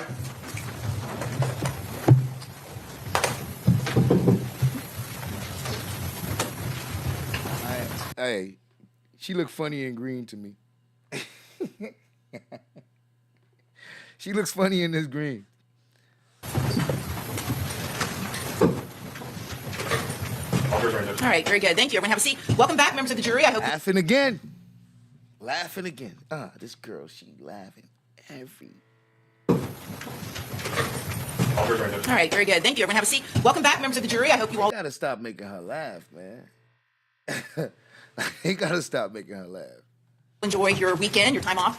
So while we were on our weekend recess, did anybody listen to this case? No, on the glare, if the glare is so bad that it's. No, we ain't worried about that. About 15 years. Yeah. Give me the truth, don't truth, tell me the truth, so I'll be back. Thank you.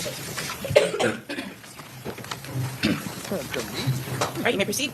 Please state your full name for the record. Alicia Kaufman, Kaufman. Ms. Kaufman, how are you employed? I'm a crime scene investigator with the City of Tampa Police Department. How long have you been a crime scene investigator? About 15 years. Back on June 25th of 2024, did you respond to the Tampa Police impound lot to assist with processing a vehicle? Yes, ma'am. And was that pursuant to a search warrant that was obtained by law enforcement? Yes, ma'am. Were you working alongside homicide detectives? Yes, ma'am. It would be, believe Detective Alverson and Detective Kirkpatrick. And was the vehicle that you were processing, was that the black Dodge Charger belonging to the victim, in this case, Charles Jones? I do know that it was a Charger, but at that point in time, I didn't know who actually it belonged to. What was your role when processing that black Dodge Charger? I was advised by the detectives that the first portion of the search warrant had been completed, the swabs, other photographs, etc., and my sole job was going to be to photograph further and document the damage and potentially pull any projectiles from that vehicle.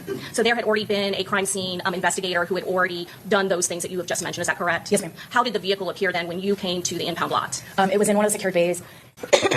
And it had what we would call as yellow markers or yellow stickers. They look like little rulers. They have our police department logo on them. And with that being on there, that indicates to me that something had either been notated or prior photographed and documented. And you said the detectives briefed you that they had already had the vehicle processed for swabs for DNA. Is that correct? Yes, that they had already gone through the entire vehicle. As well as the photographing the damage to the exterior of the vehicle. Is that correct? That's correct. Part of what you were documenting was that to do the interior of the vehicle and to collect any sort of projectiles or bullet fragments that were still contained inside the vehicle. Yes, ma'am. I'm going to show you what's been marked for identification state 68A through double K. Did you previously look at all of these photographs before coming to court today? Yes, ma'am. At this time, you introduce into evidence 68A through KK. Any objection? No objection. Admitted? And Ms. Kaufman, do all of those photographs fairly and accurately represent the photographs that you took showing the different damage and some of the projectiles that you recovered from the interior of the black Dodge Charger? Yes, ma'am. Was there a projectile that you recovered from this vehicle that still appeared to be intact? Yes, ma'am. And where was that located? I believe I notated it as like a hinge hood. So when you open the hood of the vehicle, in this particular case, the vehicle opened normally where the hood opens towards the windshield. And in the corner, up near the windshield of the driver's side, there's kind of a groove or a divot where the wires come. And it was right there up in that area. Do you document with photographs that entire path, opening the hood, as well as the location and close-ups of what you just described? Yes, ma'am. Please tell us what you are documenting in 68B. Let me put that down a little bit. So in this particular photograph, that's just going to show that the hood is open. And again, those yellow stickers were there prior to my arrival. Now, can you point out where it is ultimately that you locate that projectile that's still intact? Sure. Good to go? Yes, ma'am. It's definitely a little difficult from here to see, but if you see the corner where the hinge comes to the hood, there's almost like a leaf that's orange, a little off-center, and it's right about there in that particular area. And 68C, I'm going to stand up just for these next series. 68C, is that a close-up of that area that you're talking about? Yes. So you'll see, again, there's that hinge, or the corner, you have your hinge coming down here, and then right kind of underneath where that parallel line comes, it breaks. It's hard to see just because of the shadows, but there's a further documentation after that. 68D? So that's going to be, you can actually see where it comes down the parallel again. So we're kind of leading into this photo to show that very almost shiny, metallic-looking item there in the middle, kind of lower, almost the center of the photograph there. And then 68E. That's my hand, just removing the projectile, again, with what we would use as a measure, just basically showing it close up. And that was the one projectile that you found still intact, is that correct? Yes, ma'am. You can go ahead and have a seat. Thanks. Please tell me what 68F shows. Excuse me. So that is going to be the driver's seat, as well as the headrest of the driver's seat. And can you show damage from projectiles in this particular photograph? Yes, you can actually see, due to the headrest being dark colored, all of those little white spots and fragments are potential damage there. 68G, what part of the vehicle is this? That's actually going to be the back of the driver's side headrest. You can see the steering wheel in the forward of the picture, notating that we're still on the driver's side, and then that's just an opposite, so that way we can get both sides of that headrest. And again, in this photograph, can you see damage that has been caused by projectiles in this particular, in the back driver's seat of the headrest? Yes, particularly if you're looking at the actual driver's seat, those two notations correct over there on the right side. 68A? I believe that's the driver's side. Yes, that's okay.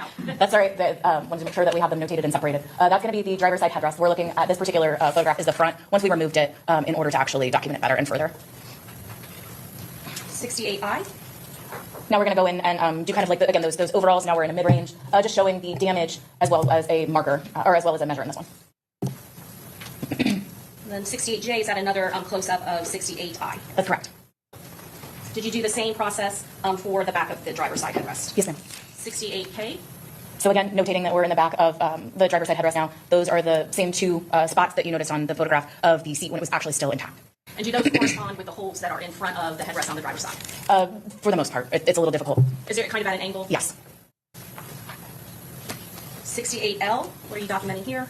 So that's going to be the passenger seat headrest once it was removed. Again, we're looking at the front of it. And again, is there damage caused by projectiles to the passenger seat headrest? There is damage to the lower, if you look at the lower corner, correct, right there.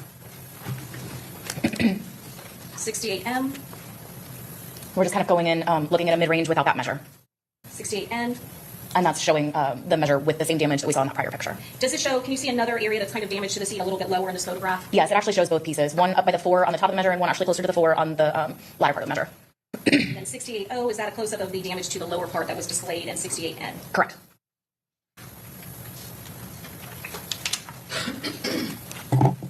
Please tell us what is in 68P. I believe that that is going to be the back of the passenger headrest. What are you documenting in 68Q? So this is going to be what we would call the B pillar of the vehicle. It's that pillar that runs between the driver or the front door and the back door. And right dead center, you'll see the actual line of the black B pillar. And then there's a giant white spot. That's a strike or potential damage. So we're just kind of getting that overall angle so that we can maneuver in so that we can see how we're moving forward in our photos. You also see damage to the window of the driver's door, is that correct? Correct. And then 68R. Is that the same area in the center of the photo, just at a better angle? Yes, ma'am. What are you documenting in 68S? So now we've moved to the back seats, just kind of documenting overall in the back seat at this point in time.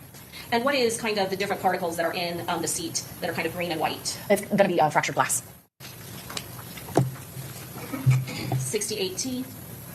So again, we're looking in from the driver's side of the vehicle. So to the right side of the photograph, you're going to have the rear driver's seat moving over from right to left. Then we'll have the center seat, and then obviously the rear passenger seat on the other side. And we're just documenting in this photograph the seat back as well as the seat headrest. Can you point out which seat has damage by projectile? Actually, they all have pretty much damage. In this particular photo, we're looking mainly at this one here, the rear driver's side. And then it's hard to see, but you'll get into the other photos and you'll see a little bit more damage there. 68U. So this is the center of the back seat. And then 68V. And now we're going to be looking at the rear passenger seat back itself. And in this photo, can you again see any sort of damage caused by projectiles? Yes, up in what would be your right shoulder area, you can see some damage there. I'm going to show you 68X. What are you depicting in this photograph? This is going to be damage to the rear passenger side seat, up near the top where the seat back is, or where the headrest is. You can kind of see it. It's a little faint, but it's next to the one between the 1 and the 2 there. And just for reference, is the tan in the photo, is that depicted back in 68B? Yes, the tan is. 68Y. Just a closer up photo. Again, you can see it kind of mid-range between the 2 and the 2 there. 68Z. Just some further damage. That one again is a little hard to see, but it's equivalent to the 3 on the side, and then kind of below the 2 3 marker there. Going to 68AA. So that's going to be the back of the rear driver's seat once we have pulled it out and removed it. And did you see any sort of damage or strikes to the bottom? Not to my recollection on the bottom. 68EE. So that's going to be damage. I believe that's the middle seat. Again, can you, for the record, just kind of designate where it is located in the photograph? Sure. It's actually pretty much center in the photograph itself, at the 2 and the 2 mark there. What is in 68CC? That is going to be the seats once they were removed. That's going to be your middle seat and your driver's seat. And we're still looking at the front of that, is that correct? Correct. And again, can you see damage in this particular photograph from projectile strikes? Yes, it's going to be in the actual headrest up on the right. Then you can see in the tan portion where that line comes down. And then it's a little harder to see, but between the headrest, there's actually some more damage there. 68DD. That's going to be kind of between those headrests. A close-up from when we just looked at 68CC. Correct.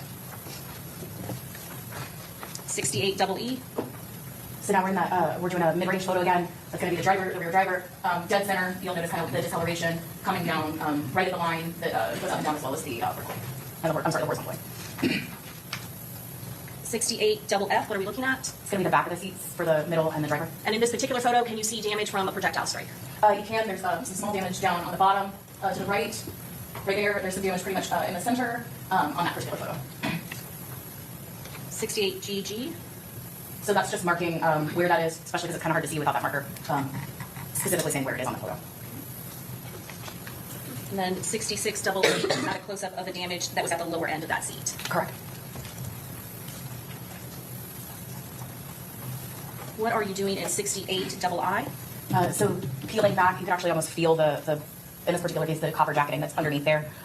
So I just took my knife, peeled that layer back, and located that jacketing, and that's going to be right in the center of the photograph, yes, ma'am, at the headrest between the center seat and the side seat. 68 double J, what are we looking at in this photograph? So there's a lot going on here, but what we're really focusing on and depicting is the driver's side door is open. We're looking into the driver's side at the dashboard area, but we're focused mainly on that item of damage there, correct? Okay. And is that a projectile strike that is kind of going into that dashboard area on the lower driver's side of the vehicle? Yes, ma'am. 68 double K. So now we're doing a closer up photograph of that with the measuring gun. After you basically peeled back some of the seats and pulled out various parts of the car, can you tell the jury, I know that there was one intact projectile that was found in the hood area. What other either projectiles or fragments did you locate? I did locate some other, what I would call as fragments or debris, pieces of metal, essentially, from some of the seats, the seat rests, as well as I believe a small sliver came out of the dashboard. The part of the back or that seat that you peeled back and you kind of saw a fragment, was that the only other thing other than the projectile that you could qualify as a fragment? Were the other pieces that you qualified as debris too small or too tiny to be able to truly discern if it came from a projectile? Yes, ma'am. Your Honor, may I have one moment? Yes. Your Honor, at this time you pass the witness. Okay, think you made this witness be excused? Yes. Okay, very good. You're free to go. All right, who's your next witness? Judge, our next witness is Detective Kaylin Small.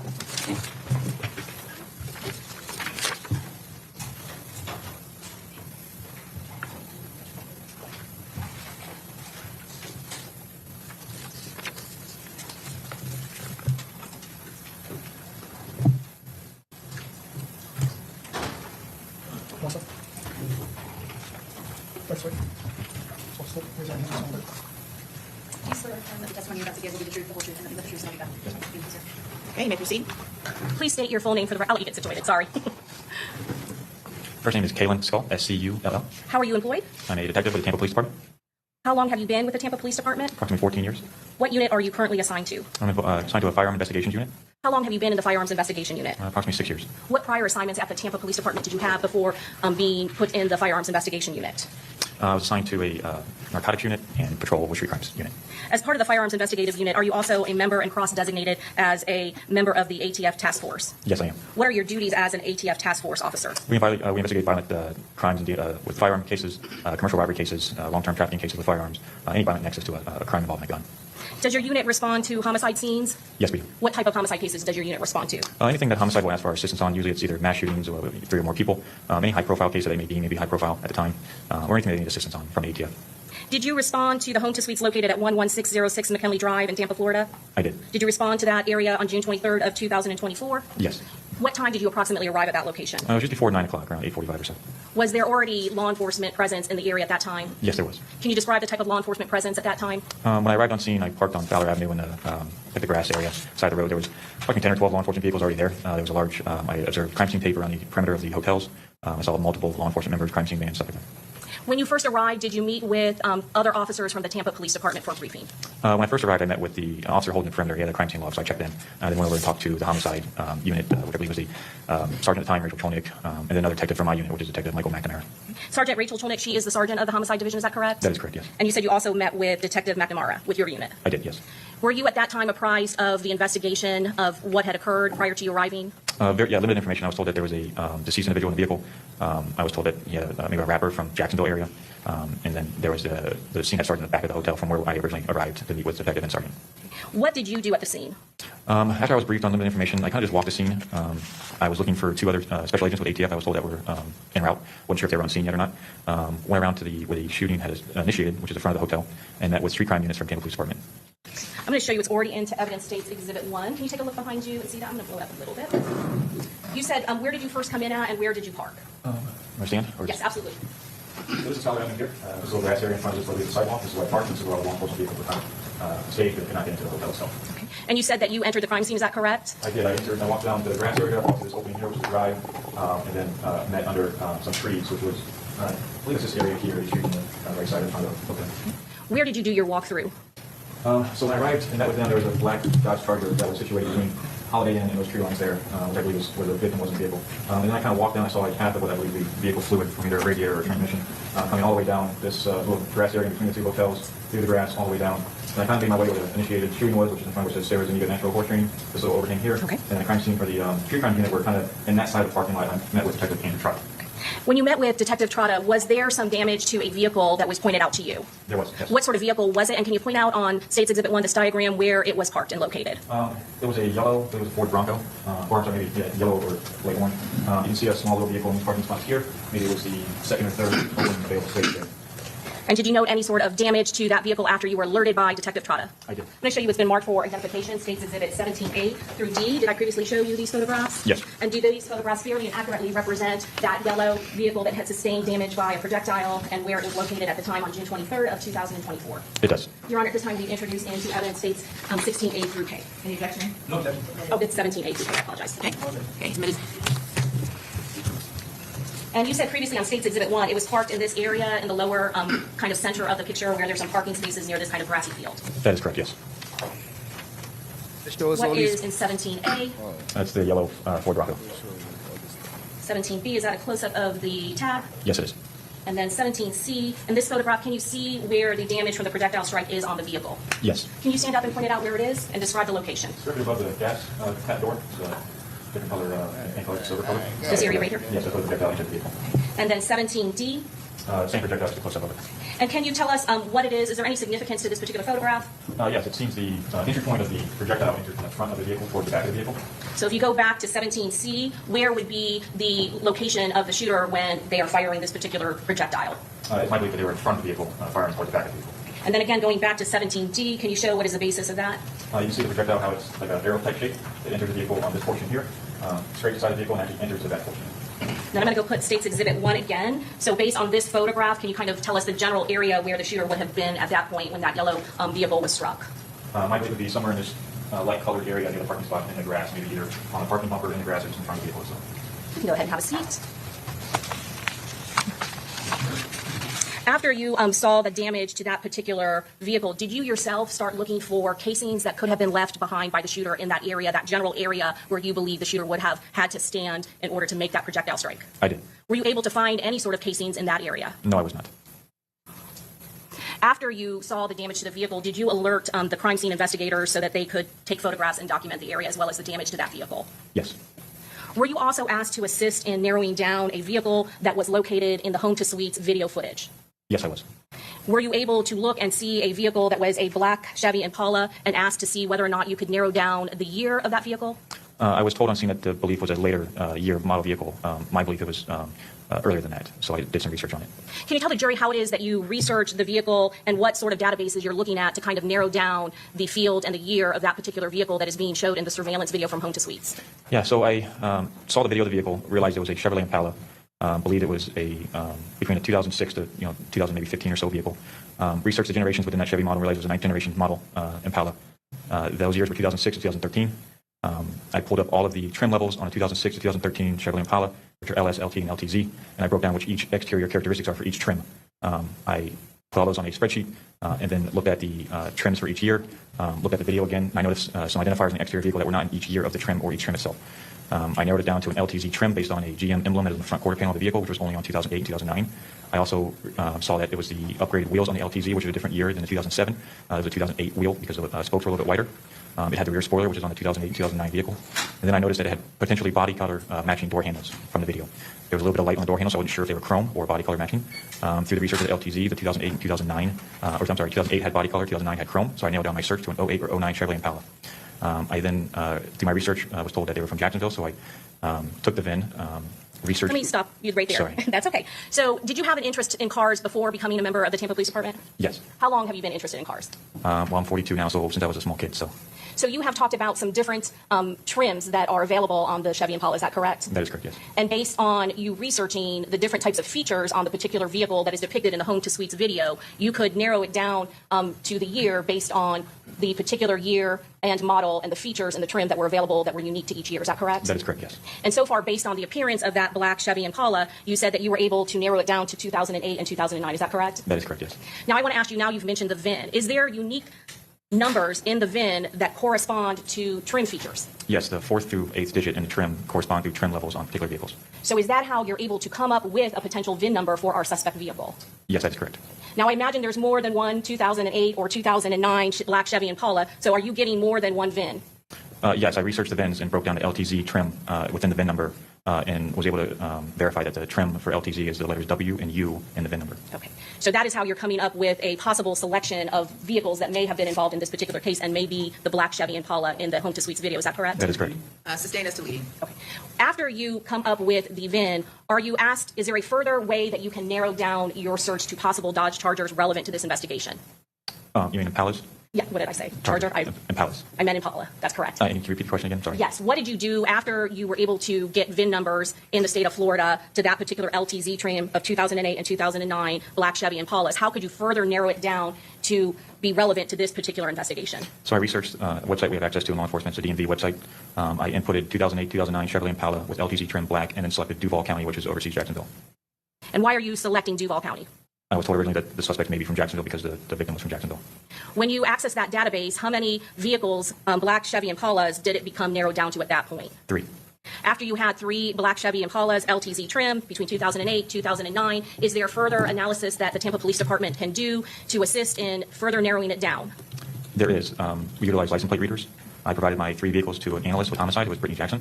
I told her these are the vehicles that I was able to populate and come up with, and then I was later told that there was a confirmation of the vehicle. One of those 3 that actually were picked up on a license plate reader in Tampa during the weekend of the homicide, is that correct? Yes. Okay. And was that for the black Chevy Impala LTZ trim for Florida tag number 68DLWD? Yes. Now, does your member as the ATF task force, do you also sometimes assist in being able to collect shell casings to determine whether or not DNA can possibly be collected and identified on shell casings from a crime scene? Yes. Was that done in this particular case? It was. Were you notified that there were 31 shell casings that had been collected, 31 9mm shell casings that had been collected at this particular crime scene? I was. Did ATF, and your role in ATF, did they eventually collect 30 of those 31 shell casings? They did. And was it for what specific purpose? The 30 were going to go to an ATF national lab for analysis. 1 was left over for other investigation purposes. And if they are going to be tested for DNA and DNA analysis, is there a special packaging that those shell casings have to be packaged in? There is. Can you describe that for us? Yes, it's a black plastic cylinder tube. It has points inside of it that hold a casing. What that is for is so it doesn't rattle around. It can't touch any other items within a bag or anything. Basically preserves the DNA within that collection tube. Okay. Protect the integrity of the evidence that may be contained on that shell casing. Is that correct? That is correct. And one of the shell casings was to remain in Tampa Police Department. Is that correct, for them to do their own testings and comparisons? It was. And at some point, did you assist with the transporting of the shell casings back to Tampa Police Department custody after the testing had been completed? I did. Can you tell the jury how those shell casings are transported from the scene, and where is the testing done for ATF? So the typical process is we collect crime scene collects tubes. They're put into crime scene does their thing with the tubes. They put them in bags, package them. Then, as agents and task force officers will remove those casings within their packaging, we will transport them through commercial airline to Maryland, and then directly hand them to an analyst or a biology supervisor at the national lab with ATF. And what the lab is testing for? What is the lab testing for when they're doing this process? Their initial process is just to see if there's presence of DNA on a casing to begin. If they have enough to move forward with further analysis. And was that done in this particular case? Yes, it was. For all of the 30 shell casings that was sent to ATF in Maryland? Yes, it was. And was there any DNA that was found to be suitable for DNA testing or comparison to any suspect? I'm not sure on that one. Did you, were you the one that got back the report from the ATF lab in Maryland? I was not, no. Okay. Would that have been another ATF agent in your unit? It would have been either the agent that submitted the casings or designee with Tampa PD that he would have told the supervisor to forward the report to. And would the case detective, Detective Juan Ramos, would he also have been made aware of the results of the ATF testing? Yes, that is, that should happen, yes. Your Honor, at this time, we would pass the witness. Okay, cross-examination.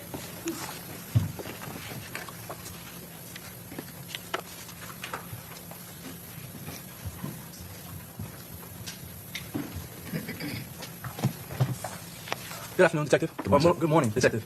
You're an ATF task force agent, is that correct? Yes, I am. That means you're employed by the county, city, but you work hand in hand with the federal government? Yes. All right. And you said you've been doing that for how long? I've been with ATF for approximately 6 years. All right. And you met with the ATF agents, the other ATF agents that were working this case on the scene. You met with them, correct? I did, yes. And you discussed the case? We discussed kind of what we were seeing on scene that morning. We really didn't know what the reason for the shooting was, but we were just discussing what we saw on scene, how many cases there were, and kind of just going over investigative tools or tactics we could use to try to help homicide. Did ATF collect the casings, the 31 casings, or did Tampa Police Department crime scene techs collect those casings? Tampa PD crime scene collects casings. All right, and they're put into a special, like a container? Yeah, it's a black plastic tube. It's not a full cylinder tube. It has openings on it, so DNA can breathe. And then inside it has these little, I don't know what you call them, but they're almost like a bracket, so the casing is held in its place the entire time it's in that tube. All right, and though it's kept in that tube for what purpose? So it can't be rattled around or moved, or and DNA can't be compromised. All right, so that tube is to protect the integrity of that evidence. Correct. Yes. All right, so when you all are putting the casings into the tube, I assume the person that's handling the casings has on gloves? That'd be crime scene, but yeah, that'd be my assumption. All right, and you don't have any reason to believe that anyone was not wearing gloves when they were handling the casings, is that correct? Oh, I don't have any part in that collection, so I wouldn't be able to accurately answer that question. All right, the ATF, federal government, you all refer cases to them at times, right? Tampa PD can refer cases to ATF. We adopt cases that are state cases, and we adopt them federally, yes. And that was a conversation that was had in this case? No, this case was not adopted federally, in my recollection. Yes, it was not adopted. The federal government did not pick up this case, correct? That's my belief, yes. All right. And the DNA that was submitted, or the casings that were submitted to ATF, they were tested for DNA? Presence of DNA, yes. Or analyzed to see whether there's DNA on the casings? Correct. What about for fingerprints? I don't know that answer. Okay. All right, and obviously you said you did not get the report back from Maryland. That is correct. When we say from Maryland, that means from the ATF. The national lab, correct. So that's why you don't know why or whether there was any DNA that was of value on the casings? That is correct. All right, no further questions. Okay, very good. May this witness be excused? Yes. Okay, thank you. You're free to go. Sure.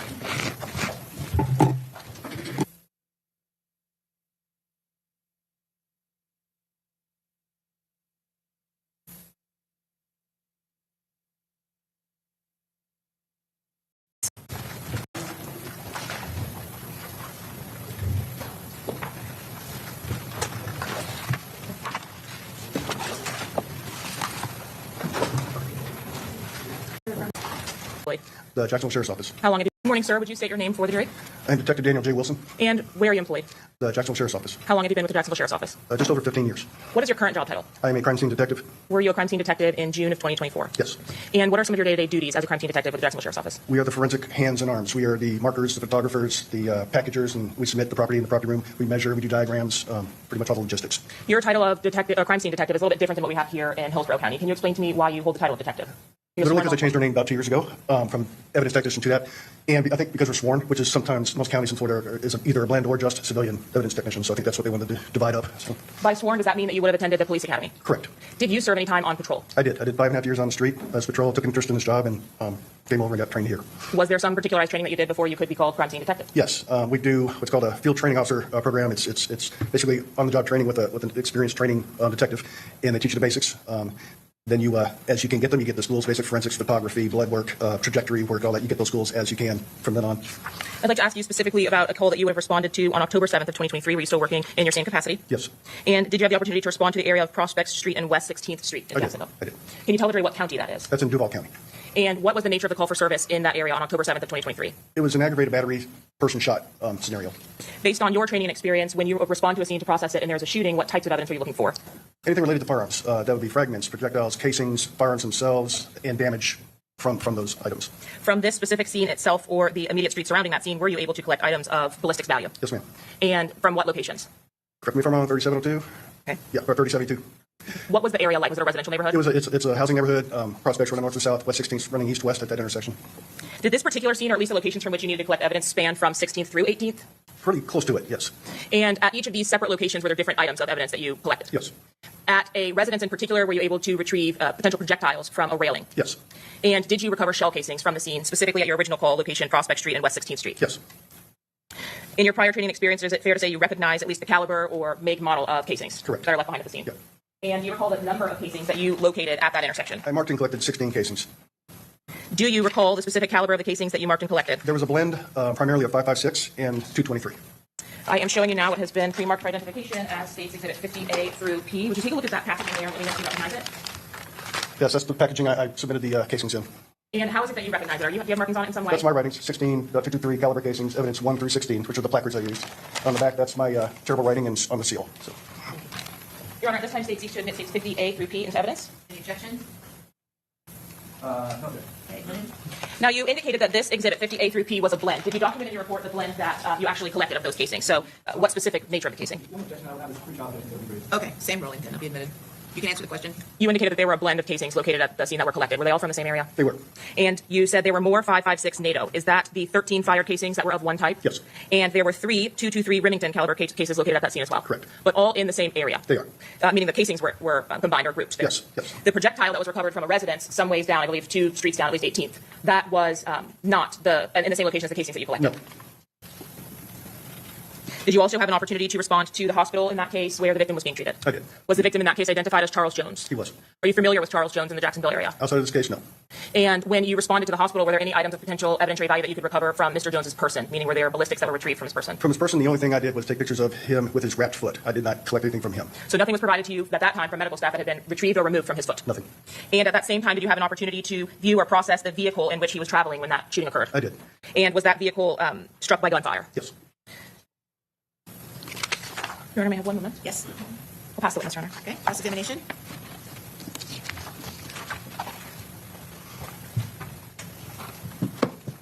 So you're testifying about a shooting that occurred in October of 2023, correct? Yes. You investigated that shooting?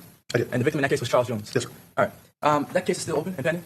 I believe it is. All right, no one's been arrested for it yet? I do not know. No further questions. Okay, redirect. Your Honor. Okay, No thank you. further Witness questions. excused. Yes. Okay, very good. Thank you. You're free to go. All right, let's go ahead and just take a brief morning recess, about 10 minutes, okay? And we'll be back. All right.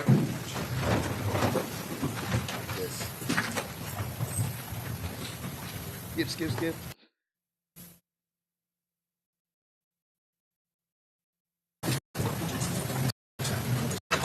Okay, very good. Welcome back. We're ready to proceed. Everyone have a seat. Call your next witness. State Coast Detective Steve Johnson.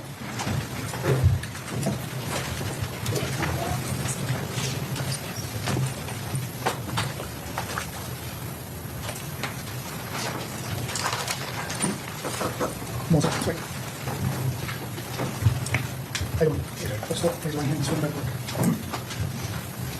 swear affirm the testimony you're about to give will be the truth, the whole truth, and nothing but the truth, so help you God? I do. Thank you, sir.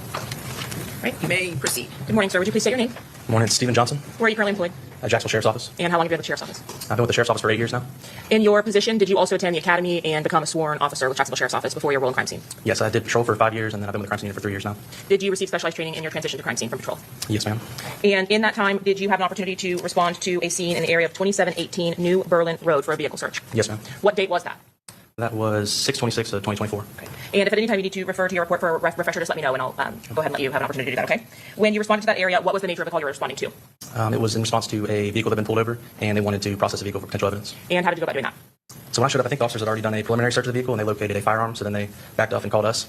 So by the time I showed up, all the doors were open, so I took overall pictures of the vehicle and its general location, and then proceeded to process or collect evidence from the car. I'm going to show you what has been marked State's Exhibit 48A through QQ and 49A through I. Do you recognize the items depicted in 48A through QQ?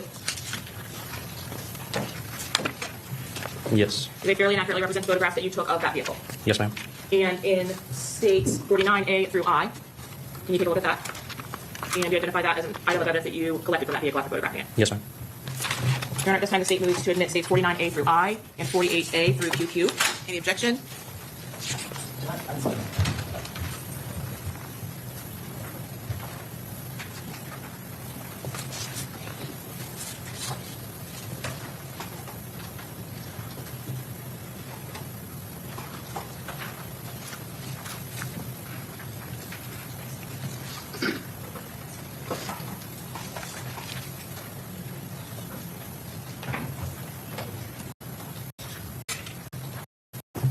You actually have photos and showing you.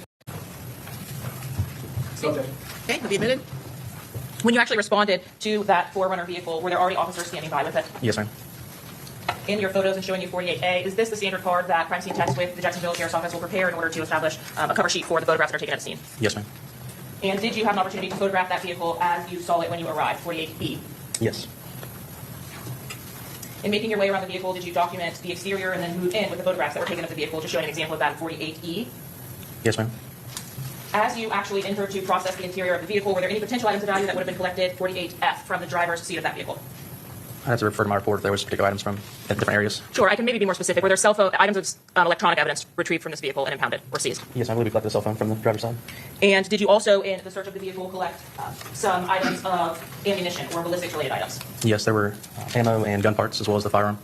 In 48H, is that the firearm that you're referring to? Yes, ma'am. And where was that firearm located? That's in the glove box. Or not the glove box, center console of the vehicle. In between the passenger and driver's seat center console? Yes, ma'am. Once the item was photographed in place, did you remove that item and photograph it as in 48I? Yes, so before taking pictures, I actually DNA swabbed the firearm and then unloaded it and took pictures as I unloaded it. When you're processing a firearm that has either live or spent ammunition in the area of that weapon, do you also photograph that ammunition as depicted in 48M? Yes, ma'am. And what caliber of firearm was this that was collected from the center console? This was a 9x19, which is a 9mm. Are you able, in photographing the firearm, to identify that information as well as in 48O? Yes, ma'am. Ultimately, do you make your way around the vehicle photographing the items as they are in 48P? Yes. Where was that juicy couture bag inside of the vehicle? That is the rear driver's side seat.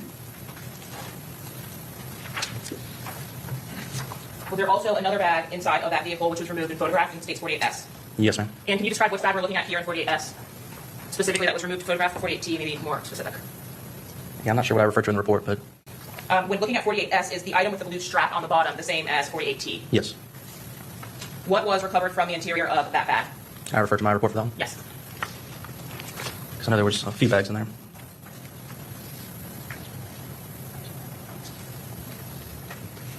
So I referred to it as the blue and black backpack. And there was, can we go down the list of the things that were in there? Well, just generally, what were the items? What were the nature of the items inside? So, firearm parts, there were ammunition, looks like live rounds, and casings. Oh, no, that's a different one. No, that's just live rounds.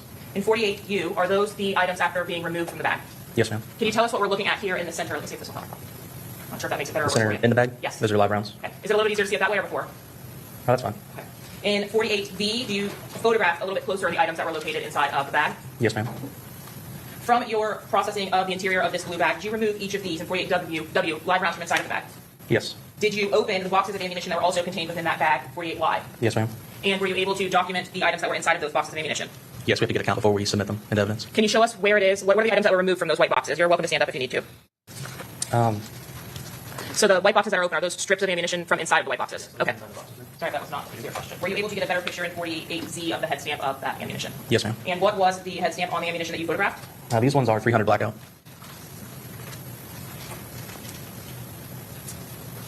Once the larger rounds of ammunition were also removed from the bag, the loose rounds, did you have an opportunity to photograph those? Yes, ma'am. Is that what's depicted in 48CC? Yes. There were several bags containing ballistics evidence in this case retrieved from this vehicle, were there not? Yes, ma'am. In 48D, is this white plastic bag here another bag that was located inside of that Forerunner? Yes, I believe that's the Bucky's bag, and it was located in the Juicy Couture bag. So inside of the Juicy Couture bag that we previously saw as in the back seat. Yes. And this is your processing of the interior of that bag now. Yes, ma'am. Different bag. You again remove all of the items from inside of that in 48EE. Yes, ma'am. Is that what's depicted here? Yes. Inside of the Juicy Couture bag, and then ultimately inside of that white plastic bag, were there additional cardboard boxes? 48FF, I'm referring to the top left of this photograph. Yes, that's correct. And is this as those boxes were when you pulled them out of the bag? You mean with the items inside? Yes. Yes. Were you able to photograph the black box closer at 48GG? Yes. And the material that's inside of that black box, what were those? So I believe there were casings and then maybe some miscellaneous gun parts or tools. But those would have been casings from fired rounds. Correct. Cool. 48HH, did you have an opportunity to collect and process those fired rounds? So we don't actually process them, but we did collect them. And did you photograph the head stamp on the rounds that were retrieved from that? Yes, ma'am. 48II. And can you tell me what brand or information you were able to obtain from that head stamp? Actually, with those head stamps, there's not a lot of information on there. 48LL, were there also additional boxes of ammunition located? Yes. Also inside that Juicy Couture bag? Yes. And what was the brand of that ammunition? Those are Max Tech, and they look like 9mm. Did you perform the same process where you document the head stamp on those items by opening the box of ammunition? Yes, ma'am. In 4800, were all of the items of ammunition from this box present? In this picture, it looks like there's two missing. Is there a count on the box typically with ammunition just based on your training and experience? On the box, yes, ma'am. And would this tray be full if it were unused, essentially, brand new? Usually, yes.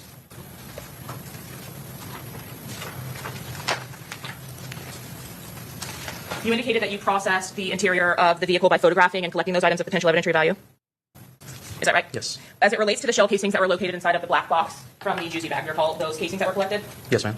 Did you have an opportunity to document the type of casings that were collected in states 48GG? Maybe clarify that a little better. Did you pull them out of that box? Yes. Did you impound them? Yes, we collected them. Is that what I showed to you in states 49A through I? That's correct. And what was the caliber of those shell casings that were retrieved from that black box? They ended up being 5.56 and 2.23 casings.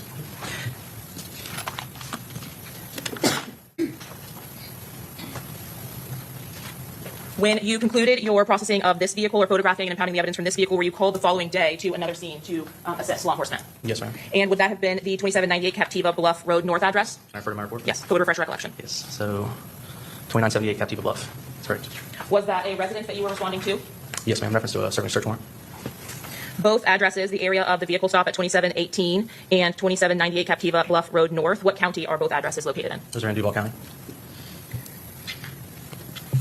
Your Honor, one moment, please. Yes.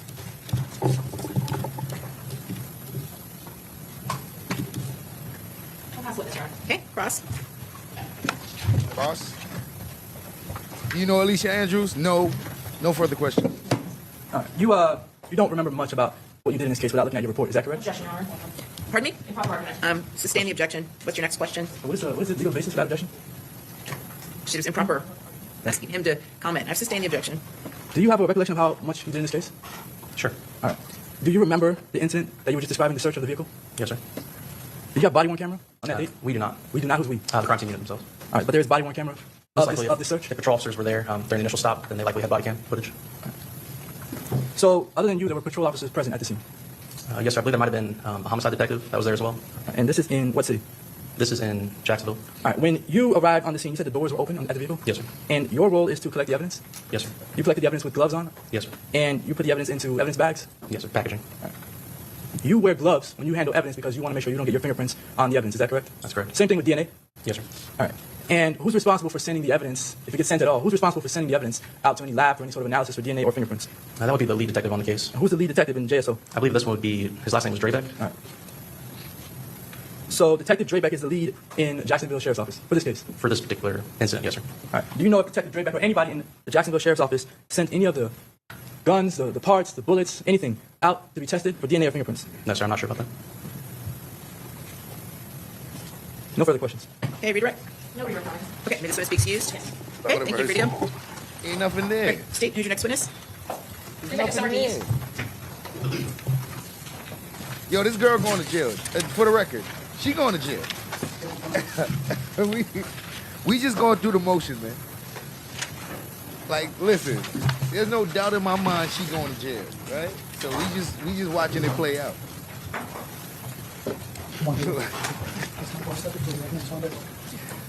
Do you swear to affirm that the testimony you're about to give will be the truth, the whole truth, and nothing but the truth, so help you God? I do. Thank you. Ma'am, would you state your name for the jury? Yes, it's crime scene detective Dees, Where are you employed? Jacksonville Sheriff's Office, And how long have you been employed with the Jacksonville Sheriff's Office? for almost 6 years. Did you attend the academy before transitioning to the crime scene unit? Yes, ma'am. And did you work patrol for any period of time before you moved? Yes, ma'am. How long was that? The academy was about a year, and patrol was about 2 years. As a crime scene detective, do you commonly respond to scenes to process for evidence? Yes, ma'am. And do you collect the evidence as directed by detectives, but also based on your own training and experience? Yes, ma'am. In this particular case, did you have the opportunity to respond to a home or residence on Victoria Lakes Drive? Yes, ma'am. And would that have been 13751 Victoria Lakes? Yes, ma'am. Is that address located within Duval County? Yes, ma'am. Upon arriving at that residence, what was your responsibility? Just to photograph and document everything in the residence, as well as collect anything that the detectives wanted. Was that residence being searched pursuant to a search warrant that had been obtained? Yes, ma'am. And was the execution of that warrant or the day that you showed up to process on June 27th of 2024? Yes, ma'am. On your arrival, did you start with any particular area of the residence? The exterior. And upon photographing the exterior, did you notice any cameras that were affixed to the residence? Yes, ma'am. Did you have an opportunity also to photograph those? Yes, ma'am. After photographing the exterior of the residence, did you move to the interior of the residence? Yes, ma'am. When you process a scene like this, are you given some kind of surface level information from the detective? Yes, ma'am. In this particular case, were you given that type of a summary? Yes. Specifically, though, did you get a rundown of who lived there, whose room was whose, anything like that? No. Is that typical to receive when you respond to those types of scenes? No. I am showing you what has been previously admitted as states 53, 54, and 55. If you would take a look at these items. Additionally, what has been marked for identification as 51 and 52.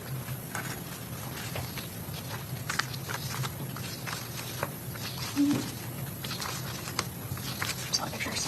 Did you previously review the contents of the photographs that you took at the residence as noted? Yes, ma'am.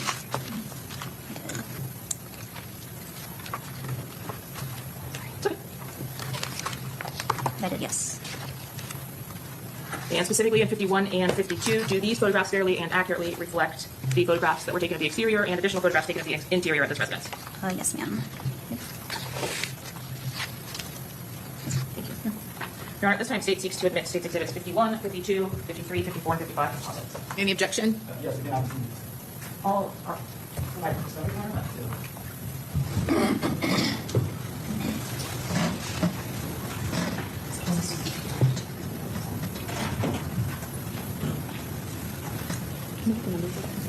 I believe they are 51, 52, 53, 54, and 55. So just 1 and 2, 51, 52. Correct. 53 and 55. Perfect. Thank you. Yes. 53, 54, 55, and that is something you... 152 are admitted. Now, you mentioned that you start with the exterior of the residence. Typically, and that is something you again did in this case. Yes, ma'am. pin showing you 51C. If you're able to look over your shoulder there, is this the residence for which the search warrant was executed? Yes, ma'am. And were the vehicles that are parked in the driveway of this photograph there when you arrived to start processing the scene? Yes, ma'am. In 51D, did that include this Toyota 4Runner? Yes, ma'am.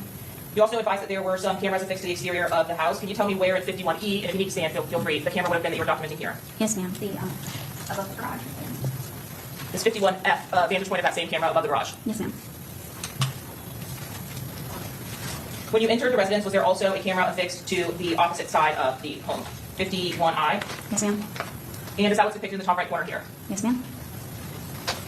In photographing the entryway of the residence, was there an additional camera at 51L for this residence? Yes, ma'am. Ultimately, did you learn the at least name of the occupants of this residence? Not that I recall. And in your search, were other law enforcement officers from the Jacksonville Sheriff's Office present? Yes, ma'am. As you moved to the interior of the residence, did you have an opportunity to photograph the kitchen? Yes, ma'am. And just based on your training and experience in 55A, was there anything that was present in the sink of the kitchen that you documented? Yes, ma'am. What was it that you felt the need to document? As you can see, there's material on this cardboard right there. Was the sink filled with any liquid of any kind? Yes, ma'am. 35B, is this as the sink was when you arrived? Yes, ma'am. Do you at some point start the process of removing those items from the sink to document them in 53E? Yes, ma'am. And the item that's located in 53F, where was that in the kitchen as it related to the sink with all of the other items? The item in the center, I'm sorry. The cover, correct. Okay. Where was it in relation if you look at 53E? Is this 53? Yes. Okay. By the sink. Okay, so on the little metal rack there, do you see that? Yes. Okay, so this is a close-up of the same thing. Yes. As you removed the items from the sink, were you able to spread them out in some way so that you were able to photograph them a little bit better? Yes, ma'am. Despite their condition, was there some kind of identifying information remaining? 53I. Yes, ma'am.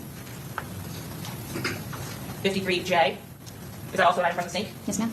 At some point, do you pull some either craft paper or cardboard to lay out all of the pieces? Yes, ma'am. Is that what's reflected in 53K? Yes, ma'am. And again, do you continue the process of photographing each of those to obtain any kind of identifying info? Yes, ma'am. 53L from the same sink? Yes, ma'am. 53N? Same? Yes, ma'am. Were there any other rooms in the house or any other sinks that had been filled with items like this? No, ma'am. So the items that are depicted here in all of your photos from the scene that are reflective of wet pieces of paper, manuals, 53O, are all from this kitchen sink? Yes, ma'am.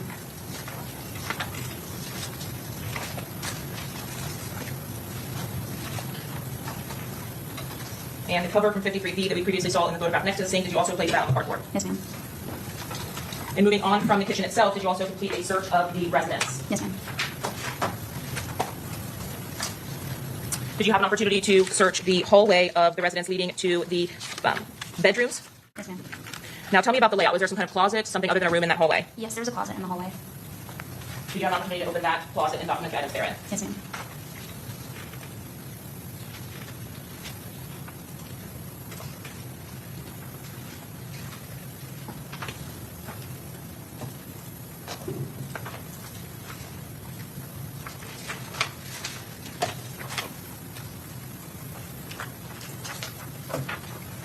The items that were contained within that closet, is that what we are seeing in 55A? Yes, ma'am. What was it that you're documenting in this picture here? So, right here, there's some ammunition cases. In the center of the photograph here, 55A? They're kind of green and metal. They have handles on. Yes, Were you ma'am. at least aware that the nature of this case involved the potential of firearms or the use of a firearm? Yes, ma'am. Did you pull these cases out to document them more clearly as you continue processing the scene? Yes, ma'am. Were there also items of evidence that were ammunition? Yes, ma'am. Is that what we're seeing in 55C? Yes, ma'am. Did that come from the same area? Yes, ma'am. As you moved those items out of the closet, did you also locate additional boxes of ammunition in 55E? Yes, ma'am. And as you processed the actual green tin boxes, did you open them to document the contents, 55F? Yes, ma'am. Did you locate in your search of this closet Remington ammunition, Yes, ma'am. 55G? Is that what you documented here? Yes, ma'am. Contained within the green metal boxes, were there live rounds of ammunition? Yes, ma'am. As the green cases for ammunition went on, 55O, did you continue locating or documenting the ammunition that was found inside them? Yes, ma'am.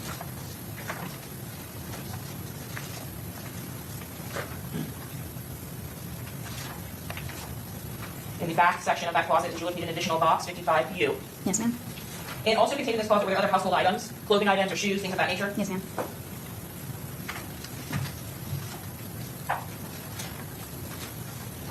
Were the green metal cases ultimately impounded into evidence at 55B? Yes. And as to each, did you open and photograph and document the contents therein? Yes, ma'am. Each of these green metal boxes, did they contain additional ammunition? Yes, ma'am. And the smallest of the green boxes, were you able to document the contents inside of that 55JJ? Yes, ma'am. And what did you find inside the smallest of the green boxes? More live rounds of rifle ammunition. Of rifle ammunition? And is that what's depicted in 55NN? Yes, ma'am. And leaving that hallway where these items were located, did you move to the bedrooms of the residence and photograph the contents therein? Yes, ma'am. And again, you don't know the identity of the occupants of those rooms when you're photographing. No, ma'am. In the first room, did you locate a gun case in 52A? Yes, ma'am. Was there an Yes? Yes, ma'am. Okay, you keep saying uh-huh, so just say yes or no. Yes. Was there an actual firearm located inside that box, 52B? No. Were there magazines located inside that box? Yes. What was the firearm make that was meant for this particular box that was located? 52E? Yes. But no firearm located with this box? No. Did you locate as well in the house or in that same bedroom, a mask in 52J? I don't recall if the mask was in the bedroom. Is it okay if I refer to my report? Would it refresh your recollection? Yes.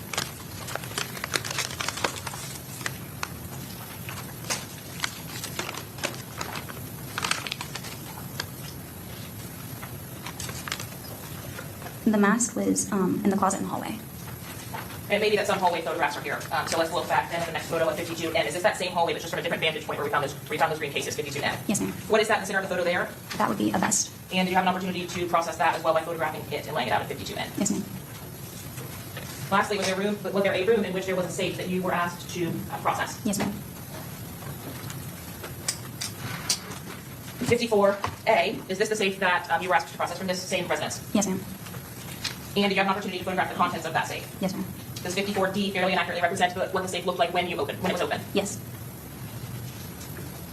54G, what are we looking at here that you're documenting? Just the interior of the safe as it is. As it relates to the firearms or rifles that are located inside of that safe, were those rifles ultimately impounded into evidence? Yes. Was there ballistics evidence also located inside of the safe? Could you clarify ballistics? Sure, shell casings or items of live ammunition? Yes.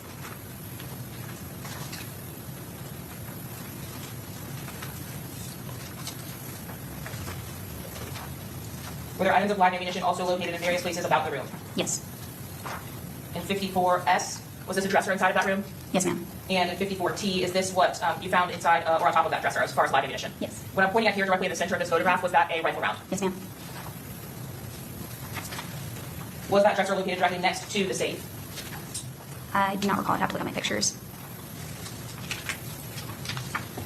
In 54D, were these both in the same room, the safe and the dresser? Yes.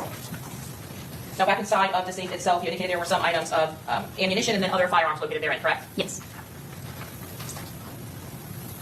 In your processing of the safe, did you collect an item in 54Y that looked like this? Yes. Do you know what that is? It's a brass catcher. Were you able to document the contents of that brass catcher in 54Z? Yes. I'm showing you what's been marked as states 58. Excuse me. Do you recognize this package? Yes. And did the contents of this package come from the interior of this brass catcher as we're viewing this photograph? Yes.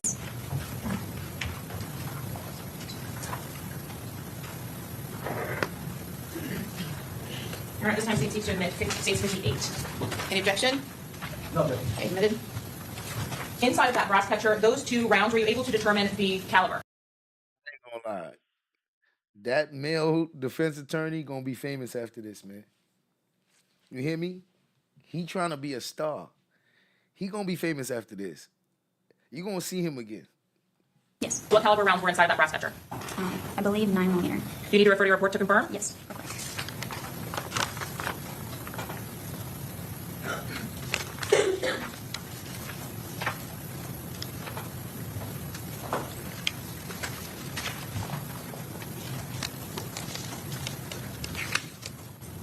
Yes. 2 9mm casings from that brass catcher? Yes. But this was not attached to anything at the time that you photographed it and then ultimately pulled it from the safe, is that correct? No. Did you locate additional brass catchers inside of that safe? Yes. 54B. Referring back to the firearms that were actually recovered, did you have an opportunity to pull out the firearms from 54DD that were recovered from that safe? Yes. Once those firearms were recovered or they were determined to have potential evidentiary value, were they impounded or boxed up by you? Yes, ma'am. In 54HH, is this one of the firearms that was removed from that safe? Yes. What is depicted as attached to that firearm? Was that brass catcher already on there? Yes, ma'am. Was the rifle in 54, 00 also removed from that safe? Yes, ma'am. In 5500, are we looking at the black forged rifle as depicted in 54QQ? Yes. And was the first rifle that had the brass catcher attached the Anderson rifle from 54II? Yes. Ultimately, at your conclusion of processing this scene, did you impound both of those rifles into evidence? Yes, ma'am. And upon impounding those rifles, are they boxed up and preserved and taped up? Yes, ma'am. I am showing you what's been marked as states 56 and 57.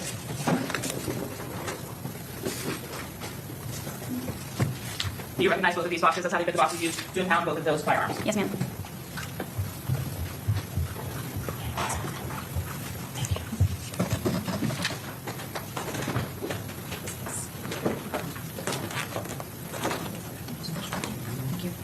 Your Honor, at this time the state seeks to admit states 56 and 57. Any objection? No objection. Admitted. Is State's Exhibit number 56, based on your review of the packaging from which it was contained, the firearm that was retrieved from the safe? Yes, ma'am. And was this particular firearm the black forged rifle that was retrieved from the safe of this residence? Yes. Was there an additional rifle that was retrieved? Yes.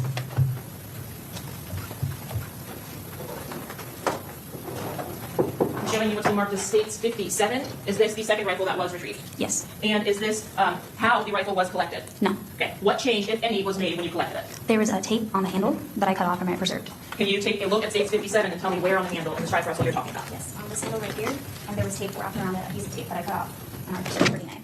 Okay, if you'll just say that, I think we got caught up there. Sorry. Yes, just on that handle, there was a piece of tape wrapped around it that I cut off and I preserved it for DNA. So on the handle of the firearm itself? Yes, ma'am. As it relates to this brass catcher that's attached to the right side of the firearm, was that affixed to the rifle when you pulled it out of the safe? Yes, ma'am. And was this sight on the top of the rifle also affixed to it when you pulled it out of the safe? Yes, ma'am.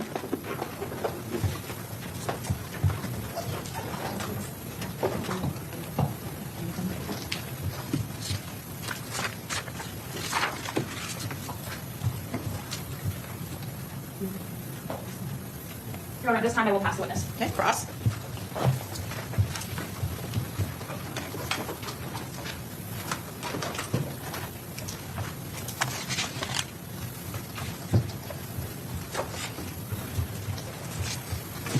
Good morning. Morning. All right. So you assisted with the search warrant at the residence, is that correct? Yes. That's Sean Gathrigh's residence? I don't know. You don't know who lives there? No Do you idea. know how many people live there? No idea. Do you know how many bedrooms are in the house? No, I'd have to refer to my report. You could.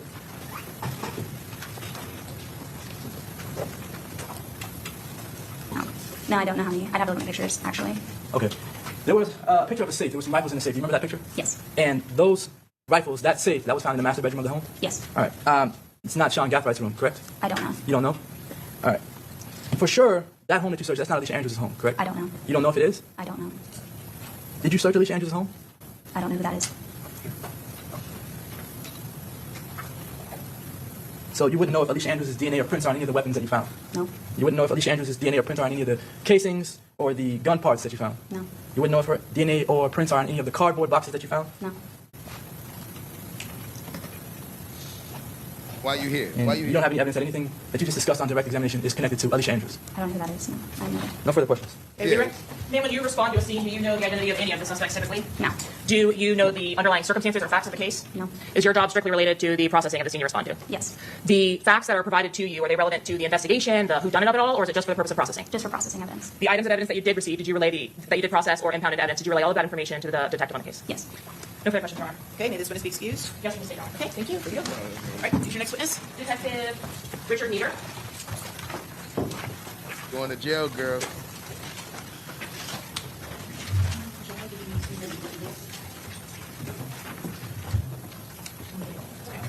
Judge, can you just have a brief before? Yeah, hold on 1 second. Wait, hold up 1 second. Have him sit back up. Come on up. Hold up, hold up. Sidebar.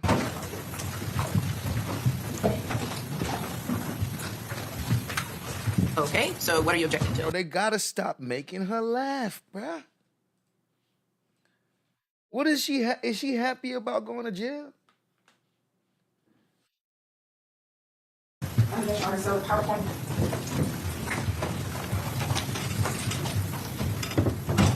I do. So the first suggestion would just be to the actual statute being listed, things that are appropriate for the witness to advise the jury of the law that we, Your Honor, is privy to. What's your response to that? The detective is listed as an expert, Your Honor.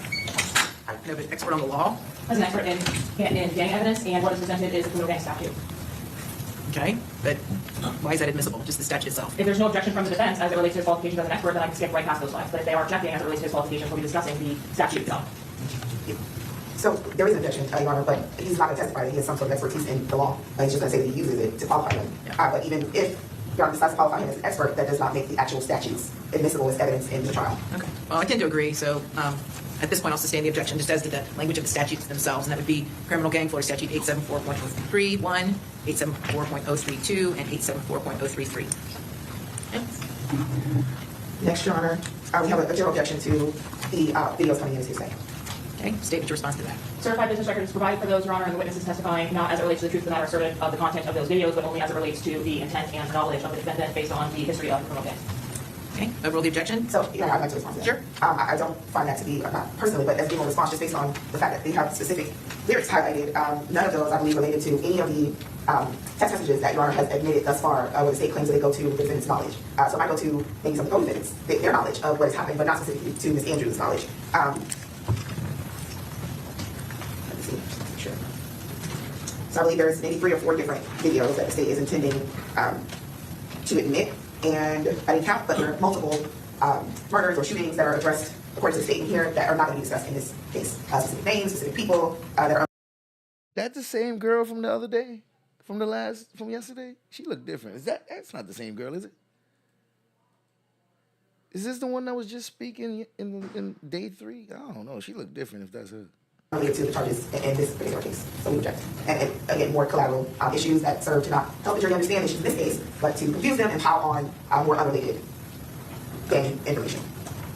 All right, what's your response? Your Honor, the same response that we provided in our earlier motion as it relates to the gang evidence. These videos, these first 2 videos, are posted back-to-back, one from each side of the gang, to explicitly explain the history of the gang, as well as being provided to describe the events that have occurred. The defendant's messages absolutely encapsulate several of the lines that are related in these songs, specifically talking about some of the people that have died. The names that are listed in these songs are also in her messages, so as it relates to that representation, not directly linked to the messages from Ms. Andrews, they in fact are. As it relates to these videos, there are 2 videos each, back-to-back, one posted a month apart, and then the others posted close in time together. And again, it's for the detective to testify about the background of the gangs and the issues as it relates to the backcourt between the 2 groups.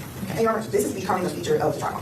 We are now spending a significant amount of time talking about, well, first, I dispute the fact that in the messages that have been admitted thus far, the person allowed in, I believe there's a discussion maybe of one person from Ms. Andrews. There's a name of one person that was murdered. There's not some sort of drawn-out discussion where she's dropping names of, all of these people. So I dispute that. But beyond that, this is becoming a feature of the trial. We are now spending a significant amount of the jury's time, everyone else's time, the court's time, discussing the drawn-out details of what has happened back and forth between these gangs. Well, no evidence has come in yet regarding the back and forth between gangs. This is the first evidence that the jury's going to hear. I disagree, Your Honor. The first, I believe, 3 or 4 witnesses testified about back and forth, who was who has done what, et cetera, et cetera. There has been. Anyway, go ahead, make your record. Well, yes, ultimately, beyond that, the fact that it's now becoming a feature of the trial, it also that's just prejudicial nature. This is substantially prejudicial, much more than it's probative to the actual elements of this crime and my clients, the allegations against my client. It is cumulative. Again, at this point, we're going to hear more discussion about the gang war as opposed to the actual murder that is charged in this crime. So we object on all those bases. Hearsay, it's cumulative, it's more prejudicial than it's probative, it's not relevant, it's a collateral matter, not relevant to any material issue or element in this crime, the crime we are here to have a trial on. Overrule the objection. All right, that's as to the videos. Anything else? Yes, we object to the lyrics, Your Honor. I'm not sure who wrote these lyrics, but it just appears that they're typed based on someone's interpretation of what is being said. That is invading the process of the jury. The jury gets to decide what these lyrics say. And even if the court were to decide to let them in, we would also object to the highlighting. Okay, what's your response? Your Honor, these, the defense can address any issues as it relates to the lyrics or the accuracy of the lyrics on redirect. I case law for translation. As it relates to the translation, if there's an issue as it relates to the content of the messages themselves. But we discussed this previously as in referencing these videos and lyrics being provided with these videos. The highlighting itself is in an attempt to limit what we are questioning the witness himself about as we go through the videos and to highlight specifically what would be related to this case or specifically related to the evidence that we intend to present of the war between the 2 groups. Overrule the objection. Any other objections as to the PowerPoint? Your Honor, we object to the charts, the organizational charts as hearsay as well. I don't see those. I just see the PowerPoint. Are those in the first couple pages after the case law. Look. Oh, I see that. The members and associates of ATK and 1200, right? So you're referring to in 6 block? Yes, Your Honor. Okay. I'm assuming they're coming in or an attempt to come in to your gang expert? That is correct, Your Honor. The detectives from the gangs presented and each of them have been listed as experts. Okay. All right, overrule the objection. Okay, Your Honor, just for the record, our objection relates to hearsay just to the idea that, well, this is testimony that can be given without these actual charts, but specifically the labeling of these individuals as gang members are objections to hearsay based on that. Okay, same rule. And then finally, Your Honor, there is a slide, there's one slide related to an August 16th and 17th, 2023 shooting. We would object vehemently to any additional shooting outside of the one from October 2023 being discussed in this case. Your Honor, we have relied on the court's pretrial ruling as it relates to the gang evidence that's admissible in this case. And that ruling was that the evidence is limited to 2023. We've actually significantly cut down the incidents in early 2023 and included only those which occurred at or around the time. So we've included the prior attempted murder of the victim in this case, which they are facing that match, and the murder which occurs the day before that attempted murder, as well as the murder that occurs in August, which would have been 2 months before, another rivalry issue where, again, someone is killed on the 16th and someone is killed on the 17th. We have narrowed it to the fall of 2023, just for purposes of being as concise as possible, but we have relied heavily on the earlier ruling that we already had on this issue, which is that the events from 2023 would be relevant. This is what really kicked off this gang war. Well, I recall that the court's order was that it would be limited to October of 2023, very specifically October 2023. And I also dispute the idea that this is what kicked off the gang war. Their experts about to testify very differently about what kicked off the gang war. But I believe the court's order was October 2023 specifically. Okay. Overall objection. And we also object on the basis that it's not relevant. Okay. Very good. Same ruling. All right. Your Honor, Yeah. may I take a quick coffee break before we Sure. go? This is here's your PowerPoint back. Yeah, go ahead.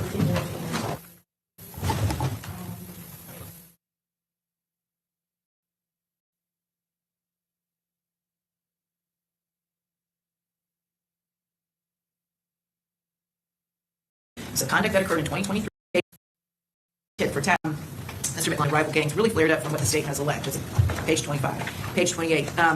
Mr. McLean said, okay, as far as I guess the state's motion right now, are you holding it in abeyance until? And I said, well, I'm granting it. I'm granting the motion in part specifically as to conduct that occurred in 2023. Okay? So conduct that occurred in 2023, the acts of violence between the parties, the rival gangs, I find is admissible collateral crime evidence as being inextricably intertwined. Okay, very good. Let's get going. Let's bring in the detective.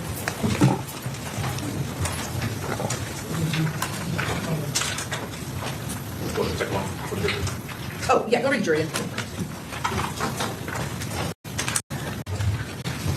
Very good. Everyone have a seat. State Guard next witness. Old Detective Richard Leader.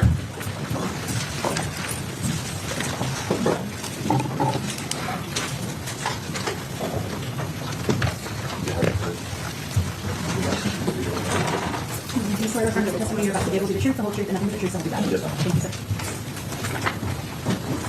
Hello, would you state your name for the jury? Yeah, good morning. It's Detective Richard Leader, Where are you employed? Jacksonville Sheriff's Office. How long have you been with JSO? 9 years. What is your current assignment? I'm currently assigned to the Gang Investigations Unit. What assignments do you have in advance of your gang assignment? Prior to that, I was assigned to a community crime response team. It's a violent crime task force that patrols the city. Prior to that, I rode the East Side Patrol, which would be like the east side of downtown Jacksonville. Did you have the opportunity when you were actually a patrol officer in advance of that to patrol different neighborhoods in Jacksonville? Yes, ma'am. And what neighborhoods were those, if you recall? The main neighborhoods would have been out east and Springfield. When you say out east, what does that mean to a layperson not from Jacksonville? So the out east area of Jacksonville is well known for its gang territory for the criminal gang 1200 out east. And so did you become familiar with that area out east in 1200? Yes, ma'am. Does that title 1200 and out east, does it relate to or refer to an area where the people lived? Yes, ma'am. Does it also refer to a moniker for their gang association? Yes. If someone from out east was a member of 1200, is that a fair or accurate representation of their membership? Yes. In addition to patrolling some of these areas, now that you've become a gang detective, what do your day-to-day duties or activities look like in that role? So our day-to-day duties is we monitor the gang and the members along with their associates. We also purge them if they no longer meet Florida state statutes. That's simply like undocumenting them, where the status of the gang member is no longer on them through NCIC and FCIC records. We also conduct custom notifications. This is where we take community outreach and influential people in the community out to troubled youth and at-risk adults' homes and offer them a way out. When you were mentioning that you document or undocument members, tell me about that process. You said you document based on statute. What is that statute? Yes, ma'am. It's 874. And what do you do? Overall, go ahead. What is it that you're following as a guide in order to document a gang member? There's 11 of the criteria that's laid out in the statute. Some of them are like admitted criminal gang membership, physical evidence, tattoos, style of dress. They associate with one or more non-criminal gang members, or they're in the presence of, like within traffic stops and stuff like that. Their parents or guardian can say that they're a part of a gang, and there's probably a couple more. As it relates to documenting a gang member, is there a different process for essentially seeing if a person meets the criteria to be a gang member versus being a gang associate? Yes, ma'am. To become a gang member, you have to meet 2 or more of the 11 criteria outlined in 874, and to be an associate, you just have to meet one of the criteria. And you indicated that criteria includes admitting your membership or role in that gang. Yes, ma'am. Is it frequent that during the course of your investigations, gang members or their associates will admit to such, that they're involved in a gang or that they are members? Yes, ma'am. Do your duties also include undocumenting gang members? Yes, ma'am. And tell us a little bit more about that process. I don't know that the jury understands what FCIC and NCIC is. What is that? Yes, so NCIC is a national database, and FCIC is a Florida database. Whenever you run somebody's driver's license or run a person in those databases, it will come up and show you that they are a documented gang member within the state of Florida, and it'll tell you the gang that they're documented under. Why would there be an undocumenting of a gang member? How does that happen? They no longer meet Florida state statutes. And do you continue with an ongoing process with either documenting or undocumenting? Yes, ma'am. We investigate them, and if they continue the status within the gang, we continue to document them. Did you and members of your gang unit attend any particularized training as it relates to gang investigations? Yes, ma'am, I have. What particular training did you attend? I've gone to 2 of the Florida gang investigation conferences where they taught beginner and intermediate levels of gang investigations. I've also attended violent crime and gang investigation conferences. I've also attended technology conferences that deals with cell phone towers and that type of stuff while tracking gangs. When you attend these types of trainings, is that a more generic style of training or educating you on gangs in general? Yeah, generally, they kind of, the Florida ones will tend to guide towards Florida state statutes and stuff like that. And then the ones that are not Florida-based, they teach you like what they're doing across the country as far as how they're investigating and what they're seeing. These types of trainings, do they provide you specific intel or knowledge as it relates to Jacksonville gangs, or is that something that you learn just based on your experience day to day? Based on my training experience day to day. Are you assigned to a particular gang or group in the Jacksonville area? Yes, ma'am. And what gang are you actually assigned to investigate? ATK. What does ATK stand for? There's various different reasons, but the reason that has been told to me was Ace's top coach. So ask him the proper predicate regarding based upon his experience and training. Based upon the training and experience that you have day to day, have you learned what ATK stands for? Yes. Objection, Your Honor. Call for hearsay. Go ahead. If I may add, obviously this has not been qualified as an expert at this point, so you did not testify to this. Do you wish to voir dire him on his qualifications? I do. Okay, go ahead. I wait until she attempts to. No, do it now. No, I'm not. Said no, do it now. Do it now. Hear that? Good morning. It's the morning. Good morning, Officer Detective Leader. How are you? Good morning. You said you've been with JSO for about 9 years. Yes, ma'am. In your 9 years that you've been with JSO, you have not been working with gangs the entire time, correct? That is correct. So you've only been investigating gangs for about 3 years. Correct. All right. In the gang unit, there are about 12 detectives total. Yes. Is that accurate? And each detective has a specific assignment for a particular gang that's in the city. Yes, ma'am. Okay. And the gang that you're assigned to is ATK. Yes, ma'am. Okay. So your training and experience as it relates to gangs. I want to talk about before you became an officer. You were never a member of a gang, right? No, ma'am. So you don't have any personal experience related to gangs. I do not. All right. You attended Edward Borders College, right, in Jacksonville? Yes, ma'am. And your degree's in criminal justice. Correct. You didn't have any sort of specialization in gangs while you studied criminal Not there. justice. You did not. Not there. Okay. Did you have a specialization in gangs in any other degree or education? Through the Jacksonville Sheriff's Office, I have. Okay, we'll talk about that in a second. I mean, just mean like as far as education, any sort of master's degree or I do not. Okay. And you didn't study or focus on gangs at all while you studied for your criminal justice degree, not just Jacksonville gangs specifically. That's correct. Okay. So your training, you have attended 2, I'll say, groups of training as it relates to gangs while you were a detective in Jacksonville. Is that right? Yes, ma'am. And that would be the HIDA trainings? HIDA trainings? Yes, ma'am. And the other one is the Florida Gang Conference, right? Yes, ma'am. Okay, I'm going to go through those in kind with you. Okay. So starting with the HIDA trainings. That stands for High Intensity Drug Trafficking Area, right? Yes, ma'am. I believe it's a federal agency. Okay. And they put on these trainings for officers to attend. Yes, ma'am. And those classes are given by specific instructors. Are those instructors detectives or officers that investigate gangs? Generally, they're gang detectives from other parts of the United States and sometimes Florida. Okay. Those are not other detectives that are going to have expertise in Jacksonville gangs. Is that accurate? I wouldn't know their expertise. Okay. You never took any specific training with HIDA that highlighted Jacksonville gangs? No, ma'am. It was just a street gangs class. Okay. And you took between 2 and 3 of those classes? Yes, ma'am. Okay. You don't remember exactly when you took those trainings, do you? Sometime within, I would say, I probably took one within when I was on the community problem response team, and the other 2 I've probably taken while I was been a member of the gang unit. Okay. The curriculum, you said that it doesn't focus on Jacksonville gangs, and you don't really touch anything related to Jacksonville gangs in those trainings. Is that accurate? I would say no. Okay. It's not accurate, or you don't? It's not accurate. Okay. They do touch on Jacksonville gangs because the class was being hosted in Jacksonville, but the whole class is not about Jacksonville gangs. Okay. And is it your testimony that there are detectives that are teaching you the specifics of Jacksonville gangs in those trainings? Just trends that they've seen in Jacksonville. I wouldn't say they're teaching us strictly about a Jacksonville gang as much as like the crimes that street gangs and other people that we can see. Okay. All right. The Florida Gang Conference. You've been to 2 of those, right? Yes, ma'am. And those are courses where at the end of them you get sort of a participation certificate? Yes. And you've received those? You complete the courses? Yes, ma'am. And those courses also have no emphasis on Jacksonville gangs? No, ma'am. Okay. All right. And now, inside your specific experience at JSO as a detective, you didn't investigate gangs as a patrol officer, is that right? That's correct. And the community response team, they don't investigate gangs specifically, right? No, ma'am. You already mentioned you don't personally know anyone that's been in a gang.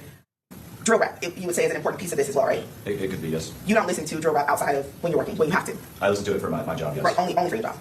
Correct. You're not a fan of it. It's not something that you have attempted to understand outside of when you're investigating these gangs? I would say I understand it so I can do my daily duties as a gang detective. Correct. And let me be more specific. Your only attempts at understanding it are in your role as a detective? Yes, ma'am. Okay. All right. And it's your understanding that there's no hierarchy in these gangs. That's your understanding? And what? I'm sorry? In Jacksonville gangs. It depends on what kind of Jacksonville gang Are you're you speaking asking him about his opinion? Is this He's trying to discredit him. I don't So know. you're not going to elicit his opinion? No, I'm not. I'm listening. Sounds like you are. If I can respond, Yeah, I go don't ahead. know You can if answer the it's question. gonna Okay. In your experience, you have not understood that there's any sort of hierarchy in these Jacksonville gangs? it would depend on what Jacksonville gang you're speaking of. Okay. Is it your testimony that in your experience you've learned that there are some gangs that have hierarchies in Jacksonville? There is, yes, ma'am. Okay. You wouldn't be able to, you have not learned in your experience or your training about any sort of initiation that these gangs in Jacksonville may have? Once again, it would depend on the gangs you're speaking about. I'm speaking specifically about the gangs related to this case. So I'll list them: ATK, 1200, 6 Block, those gangs. I'm not sure about any of the initiation into those gangs, no ma'am. That's not something that you've learned in your experience. No ma'am. That's not something that you could testify to the jury about. Correct. You've never written any sort of publication on gangs in general or specifically Jacksonville gangs? I have not. You're not even quite really sure what a publication is as it relates to your expertise. Is that accurate? What would you mean by publication? Like a book? A book or some sort of article where you've done research and gathered information to teach other people about. I would say that our field investigative reports and documenting gangs and gang members would be a publication as to I've written about gangs. Well, I'm not asking what you write about in your investigations. I'm asking about scholarly things that have been published and peer-reviewed from other experts. No ma'am, I've never written a book or a news article or anything. Okay. You've never read any publications on gangs either? Just stuff to do on my daily duties. You said written any books. You've never read any books on gangs either, have you? I have not. Okay. Right. Your Honor, I don't have any other questions at this time. I don't know if you want me to make arguments or. Yeah.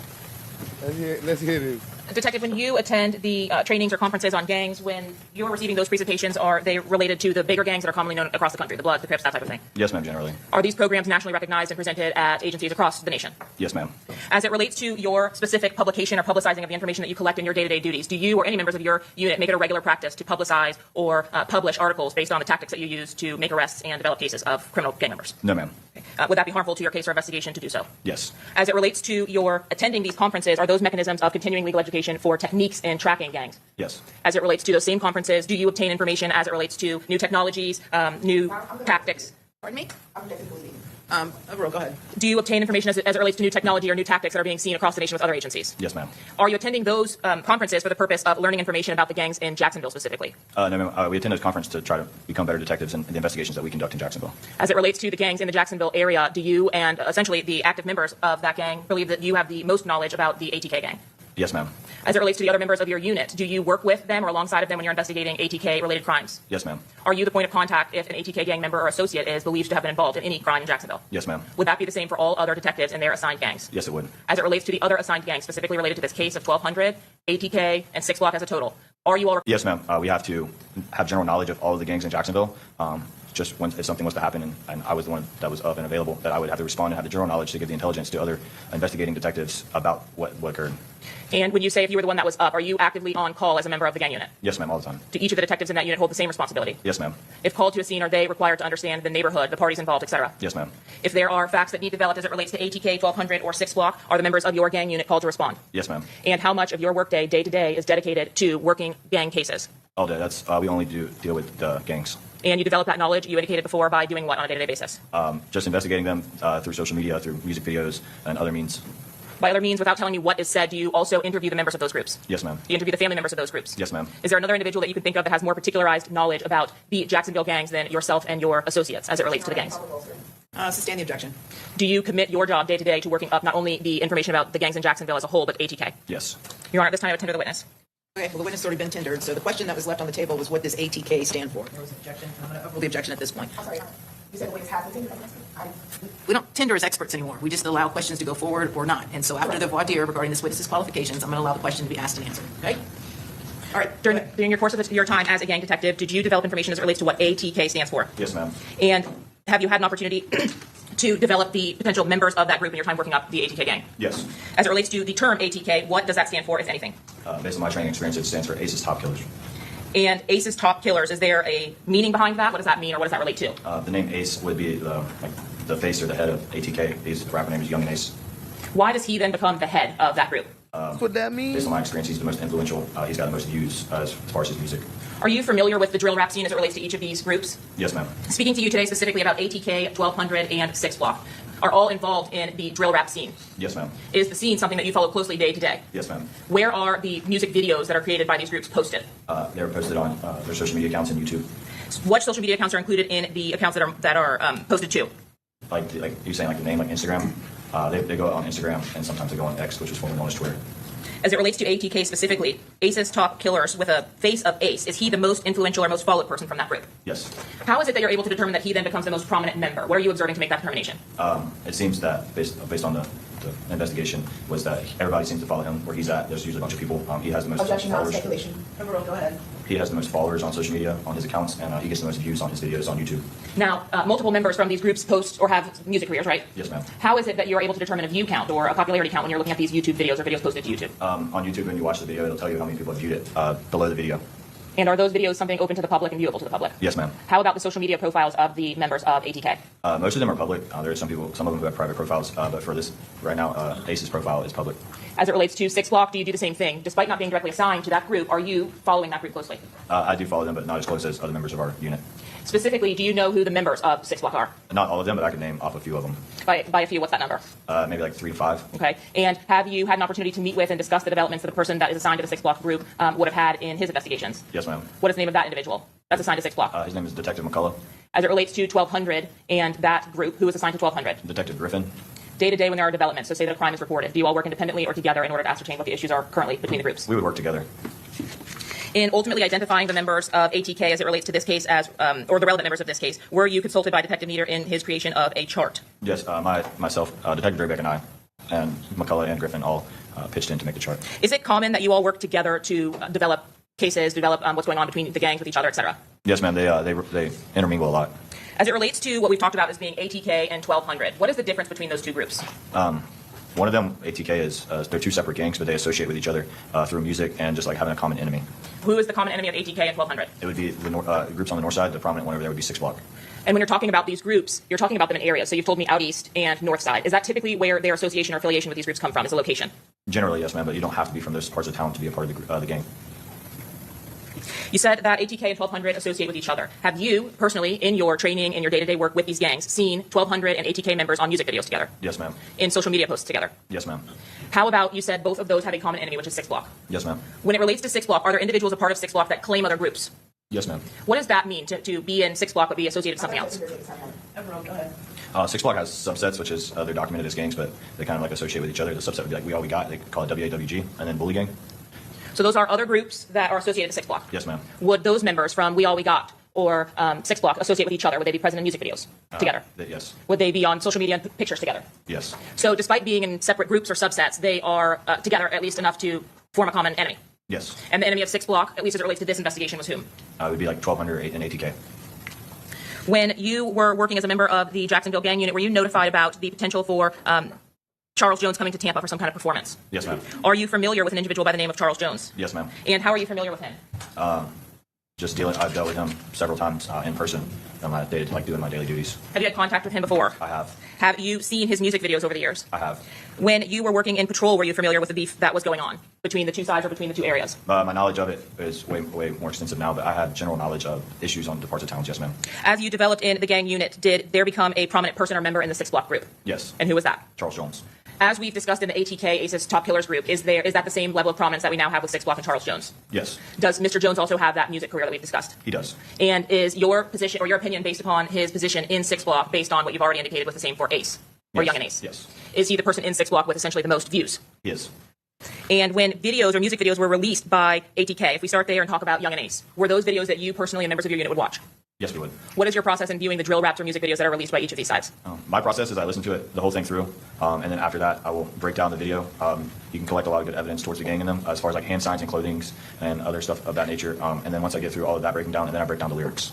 Do you work with the other members of your gang unit in order to accomplish the review of these videos and discuss potential crimes surrounding them? Yes, we do. Is there any procedure in place where you also review crime reports to see if anything is related to what has been described in these drill raps? Yeah, generally the drill raps, they come after the crime, so they'll talk about stuff that has already happened. So at the time that you are watching these drill raps on YouTube, for example, do you, when you're viewing it, just based on your day-to-day training and experience, your duties day-to-day, relate this video is related to X incident? Yes. Have you personally, whether now in your time with the gang unit or earlier before that, responded to the incidents of violence between ATK and 1200 and 6 Block? I have. Now, you indicated that you worked to complete some charts with the other members of your unit with the Jacksonville Sheriff's Office. Is that correct? Yes, ma'am. I am showing you now what has been marked as State's Exhibit 90A. Do you recognize the individual depicted in that photograph? That's Charles Jones. And I am showing you 84A through C. Please take a look and tell me if you recognize the items depicted there.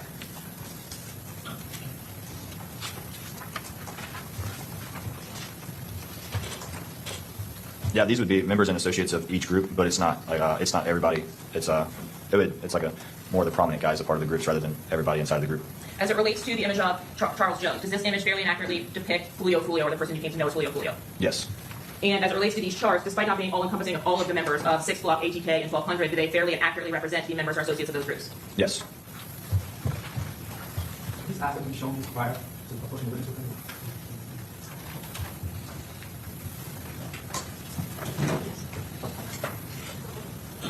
At this time, Your Honor, the state seeks to admit states 90A and 84A through C. Any objection? No objection to the photo of Mr. Jones, we just remove our previous objection to the chart. Okay, very good. Same ruling, so 84A through C will be admitted as well as 90. I'm showing you on the screen, if you can look over your shoulder there, what I previously shown as 90A. Is this the person that you know to be Charles Jones? Yes, ma'am. And were you alerted to an incident having occurred in Tampa in June of 2024 resulting in the death of Mr. Jones? Yes, ma'am. Prior to that incident, had you responded to calls for service related to Charles Jones or his potential injury? I have. Had you responded to calls for service related to the injury or homicide of members of the opposing gangs, ATK or 1200? Yes, ma'am. Speaking specifically about your viewing of the music videos in these particular cases, did you have an opportunity to view the music videos put out by Young and Ace in advance of your coming to the unit? I'm sorry, can you ask Before that? you came to the gang unit, were you aware of these drill raps in Jacksonville? I was, just based off of my time in the community crime response unit. Since you're having come to become a detective in the gang unit, have you studied the videos that have been released, the music videos or drill raps released by Young and Ace? I have. Have you studied the music videos or drill raps released by Charles Jones? I have. Let's speak specifically about the evidence that you previously mentioned as the charts that were created by your unit.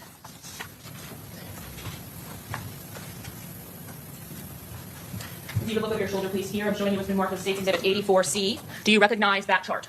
Yes, ma'am. Are some of the more prominent members of the ATK group depicted in this chart? Yes. As it relates to the members that you have discussed already, so Young and Ace, for example, can you show us where Young and Ace is in this chart? He's on the first row, the top row, all the way to the left. And in your time investigating ATK or studying the gang members associated with this group, did you come to learn the identities of the other people depicted here? I have, yes. Who is Quan or Trayvon Bullard? Quan and Trayvon Bullard was a victim of a homicide in Jacksonville in 2018. What about Royal Smith and Jacoby Grover? Yes, it was a triple homicide. They all were killed in the same incident. Where did that homicide occur? It occurred in Duval County at an area of town we call the Town Center. And what relationship, if any, do they have to Young and Ace? Young and Ace was the fourth victim in that case. He was shot as well. He did not die. As it relates to the drill raps that you saw subsequent to that homicide and the shooting of Young and Ace, were there music videos put out by 6 Block which referenced that shooting? There was. Was there a nickname associated to Royale Smith in the middle photo there? Yes, ma'am. His nickname was 23. So just the number? Yes, ma'am. And as it relates to Gutta Zay or Isaiah Chance, did Isaiah Chance represent ATK? He did. He is a member of ATK. And did he have any associations or affiliations to other groups? He had an association with 1200. When we speak about your observations or your review of the social media profiles of each of these individuals, did you have an opportunity firsthand to review the social media posts by Isaiah Chance in his falling out with ATK? I did, yes, ma'am. Was there a group for which Isaiah Chance began relating himself after his fallout with ATK? Are you asking what the post was? No, what was the group that he then wanted to associate himself with or did post to associate He himself then with? associated himself with 1200. When talking specifically about Antonio Tilley depicted in this image, is Mr. Tilley alive or deceased? Mr. Tilley is deceased. And are you familiar with how that homicide came about? Yes, ma'am. Did you respond to that scene specifically yourself? Yes, ma'am. And was that homicide referred to in the drill raps?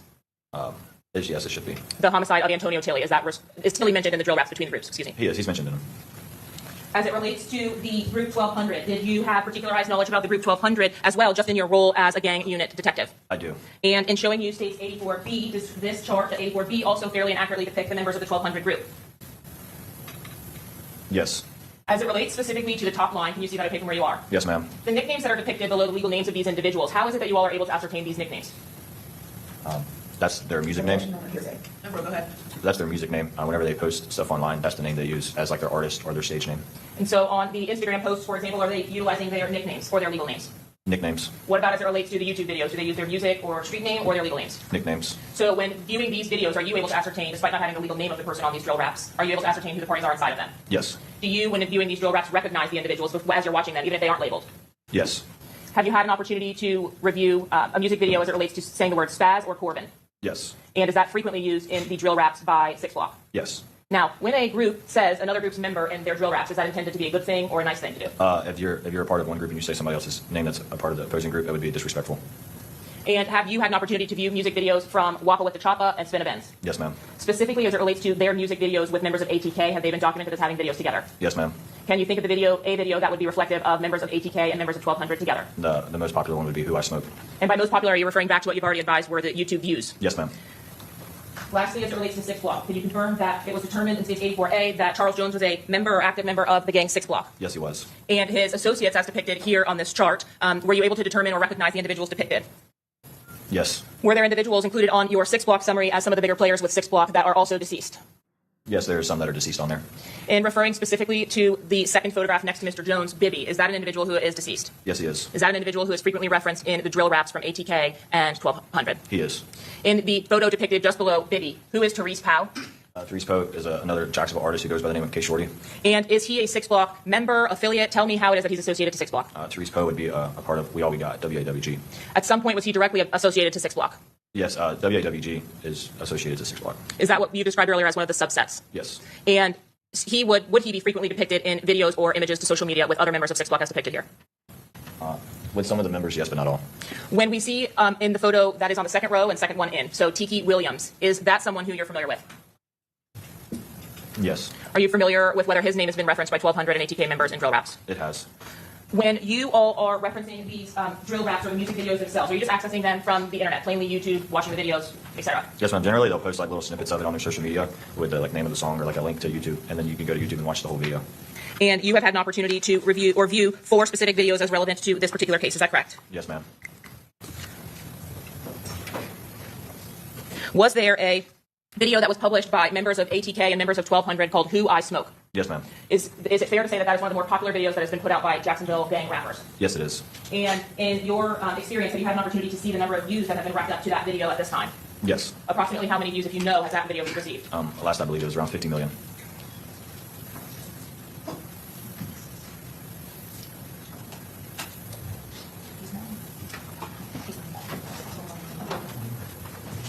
And you've had an opportunity to review the Who I Smoke video in its entirety? Yes, ma'am. One time or many times? Many times. As it relates to the response video, was there one posted by members of 6 Block? There was. And who posted a video in response to that? Charles Jones. What was the title of the video that was posted by Charles Jones in response to the YouTube video made by ATK and 1200? The name of the video is When I See You.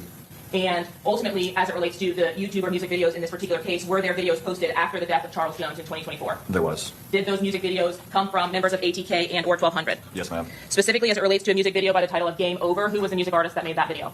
Young and Ace. And when, in relation to Charles Jones's murder, was that video published to YouTube? I'm not sure the exact time, but a couple weeks. I don't know the exact date. It was a couple weeks after. And was there an additional video posted by 1200 members? There was. And once again, I don't know the exact date of that one either, but it was weeks, a month after. What was the video titled from the 1200 members? Foolio Dead. The video is named Julio. All right, are you ready to Dead? play the videos? Okay, so I'll tell you what, it's 12:15, so it's probably a good time for us to go ahead and take our lunch recess. We'll come back and then you can play the videos, okay?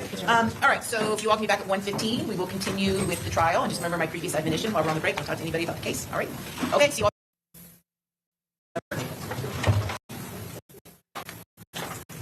Don't go in the elevator with the person next to the court's attention. I just want to bring to the court's attention that in between the break, don't go in the elevator with the person that you're getting over. Okay, thank you for learning. There was no conversation or anything, I'm assuming. Okay, all right, thank you very much. All right, defense counsel's present, defendant is present, state's present. You guys ready to continue? Is that a yes? Yes, Your Honor. Okay, where's the detective? Yeah. Yeah, just go ahead and have him retake the witness stand.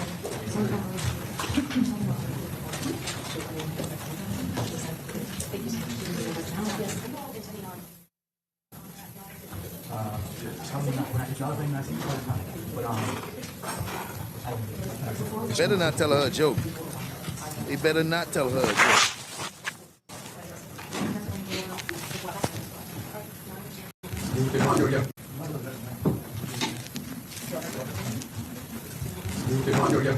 No. Okay.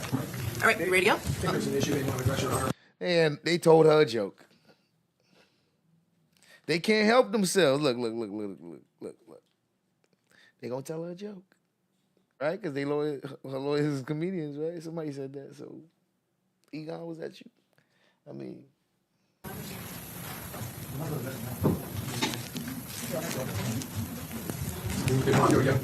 No. Okay. All right, you ready to go? I think there's an issue they want to address, Your Honor. Judge, we were provided before lunch with a jump drive of 5 additional songs, one of which was already included in the state's presentation of evidence on our exhibit list.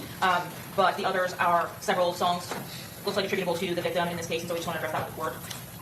So again, obviously referred to or extend the time frame as previously discussed, and of course objected to by the defense. So the playing of 4 additional videos is something that the state's going to be objecting to. It is. Well, what's the basis of the objection other than it extends the time? I mean, if they open the door, they open the door. Sure, but at some point, the playing of 4 in a row videos from our victim becomes cumulative by the defense when we're playing one from each side in the state's presentation of evidence. At some point, playing all videos that the victim published that were bad opens the door for then the state to publish whatever extra videos that the ATK members or 1,200 members also published that were bad. I don't know what the basis or honestly the relevance of publishing 4 more videos in addition to what we've already discussed and litigated is. What's the relevance of 4 additional videos of Mr. Jones? Well, Your Honor, first I guess to address the scope.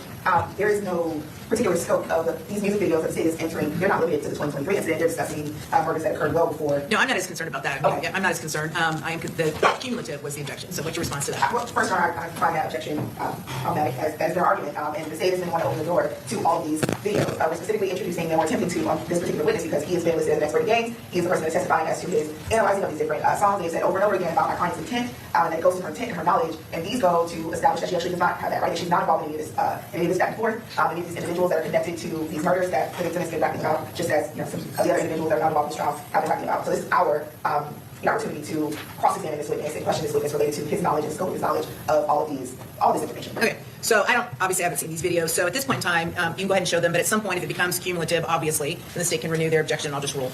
Yes, Your Honor. Okay. So, all right, let's go ahead and bring them in.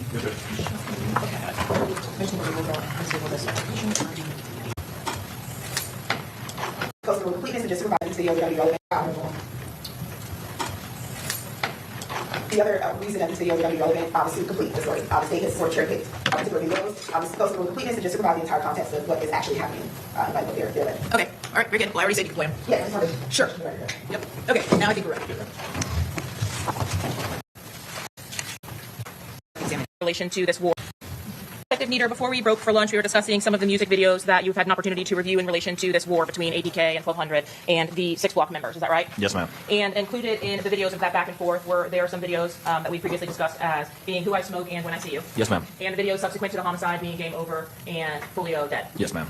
I am showing you what has been marked as State's Exhibit 89A through D. Essentially, have you had an opportunity to review all 4 of the videos that I previously mentioned? Yes, ma'am. Have you had an opportunity to dissect or to at least decipher the language that's used in those videos as far as the lyrics that are being rapped to or rapped about? Yes, ma'am. At this time, Your Honor, the state seeks to admit self-authenticating exhibit States 89A through D in the certification of Exhibit 111. Okay, any objection other than those previously made? No, Judge. Okay, same ruling, and they'll be admitted. And Your Honor, permission to publish. Yes. In discussing States 89D, or 89A, excuse me, if we are reviewing the videos that you previously described in order, which video occurred first? Who I Smoke. And who was the creator of the Who I Smoke video? It would be Young and Ace, Fast Money Goon, Wappa with the Chapo, and Spinavins. And when you mention all of those names, are those all separate people? Yes. And of the individuals that you've identified, are they associated with different groups or gangs? Yes. Young and Ace and Fast Money Goon would be ATK, and Spinavins and Wappa would be 1200. I'm going to publish those videos before we look to the language of them. If you could look over your shoulder, please.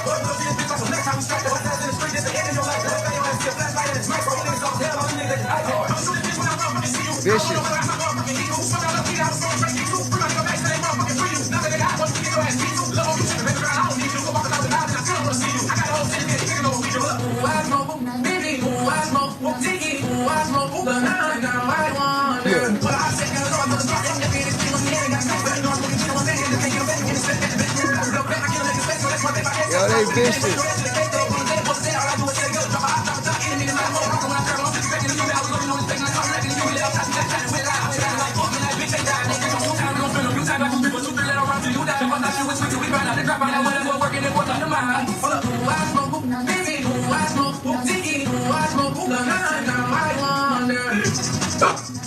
They smoking on the ops, man. Damn. Detective, having had an opportunity to view that video when it was posted to the internet or to YouTube, did you ultimately review it in its entirety? Yes, ma'am. And after reviewing that video in its entirety, did you have an opportunity to listen to that video and determine what lyrics could be ascertained as being said or rapped about in that video? Yes, ma'am. if you would look to the screen here, are these those lyrics that you believe to have been included in that Who I Smoke video? Yes, ma'am. And looking at the screenshot here depicted on the screen, are the individuals related to ATK and 1200 as being the rappers of this song the only members of ATK that were included in this music video? No, ma'am. The guy you see right there on top of the golf cart with his hand in the air is an ATK gang member. His name is Malquise Worthen. And does he have social media for which you will have been able to access or monitor as well? Yes, ma'am. Is his social media account named ATK Keys? Yes, ma'am. And during the review of the video, could you please refer us to some of the lyrics for which you all took note as it relates to your duties in your gang unit? Yes, ma'am. The first one, we see 12 paramedics. They use the number 12 because that represents 1200. The next one we see is Rod K dead and never coming back. Rod K was a prominent figure of 6 Block. And then he says, I don't go nowhere without my heat coup. I object, Your Honor, at this time to speculation, invasion of the policy theory. Overall, go ahead. I don't go nowhere without my heat coup. Coup is a subset of 1200. 1200 gang members often call themselves coups. Smoking on Lil PD, and I was smoking Trey D too. Lil PD and Trey D were also prominent figures in the 6 Block gang. And when you see the language smoking on, what does that mean? When they say they're smoking on somebody, it's a sign of disrespect or a sign like a diss towards the opposing gang. Is that different from smoking someone? It's very similar to the meaning. Smoking on someone or smoking someone simply means that they were killed. Throughout the video itself, were there names of members from the actual group 6 Block that were depicted in the music video? Yes, ma'am. And during the course of that video, was there a portion when the artists were saying names of 6 Block that you can identify here? Yes, ma'am. Please describe what that was for the jury. The Who I Smoke Bibby and Who I Smoke Tiki. How about Lil 9? Lil 9 was he was affiliated with another group associated to 6 Block. He wasn't 6 Block himself. So he was an associate of 6 Block? In another gang, yes, ma'am. Well, was he the member of a gang that was rivals with ATK, 1200, or their affiliates? Yes, ma'am. And is Bibby alive or deceased when this video was created? Bibby is deceased. And is Tiki alive or deceased when this video is posted to YouTube? Deceased. Last question, Lil 9, alive or deceased? Deceased. Now, what is JIT, J-I-T-T, I'm smoking JIT, mean? JIT is what they refer to as like a younger teenager, like a young adult. They would, instead of calling like your friend, you say like, that was my JIT. And was there any reference to an individual that was a member of ATK or NHG named Queso? Yes, ma'am. And is Queso related to a gang in Jacksonville? Yes, ma'am. Queso is an ATK gang member. And what is the next line under the Queso lyric referencing? It says No Hospital Boy, that line. This is just relating No Hospital Gang to ATK. That, some of the members of ATK call themselves No Hospital Gang, but they're still ATK gang members. They all associate with one another, this NHG No Hospital Gang? Yes, ma'am. They associate then with ATK and members of 1200? Yes, ma'am.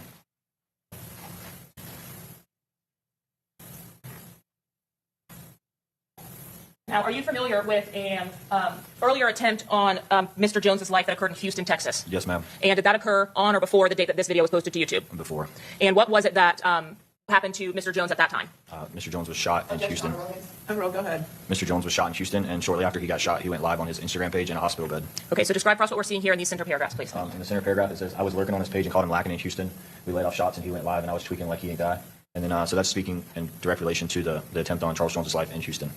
When the videos here, these drill rap videos, are actually posted to YouTube or posted in some way, are you all, in addition to documenting these, relating them back to whatever offense is that they're referencing? Yes, ma'am. And did you, in seeing these lyrics, relate this to the offense that occurred in Houston on the prior attempt on Mr. Jones's life? Yes, ma'am.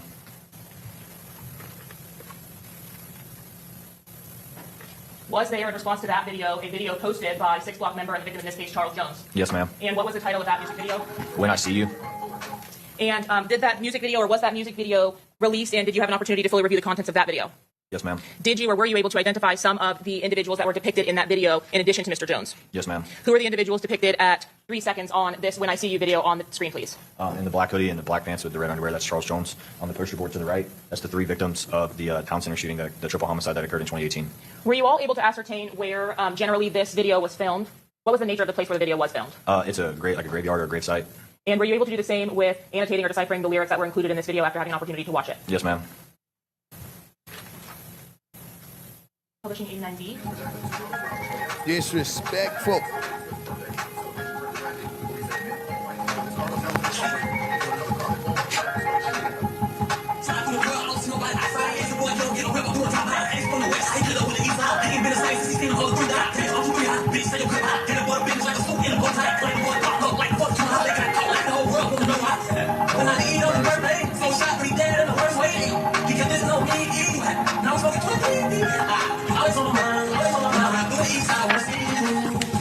Song was fire though.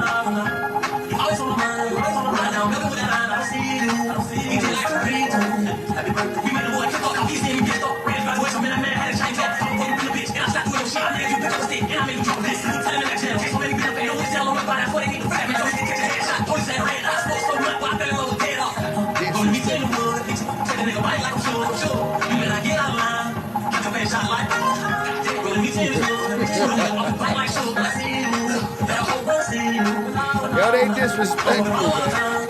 I got the also on my when I see you, just like to breathe. Something now is taking over me. Witty and leaky, fuck the whole battery. My whole that was he. Speaking of baby, what's the guy? Always on my mind, right through the east side, wanna see you. When I see you, when I. Always on my mind, now go with that eye, I don't see you. Just like to breathe. Happy birthday. Never believe that they really like you would think that they doing parody, man. You know what I mean? They doing parody. And then you find out like, wait, those people are dead for real? And you not just pretending? Oh wow. Oh, y'all crazy.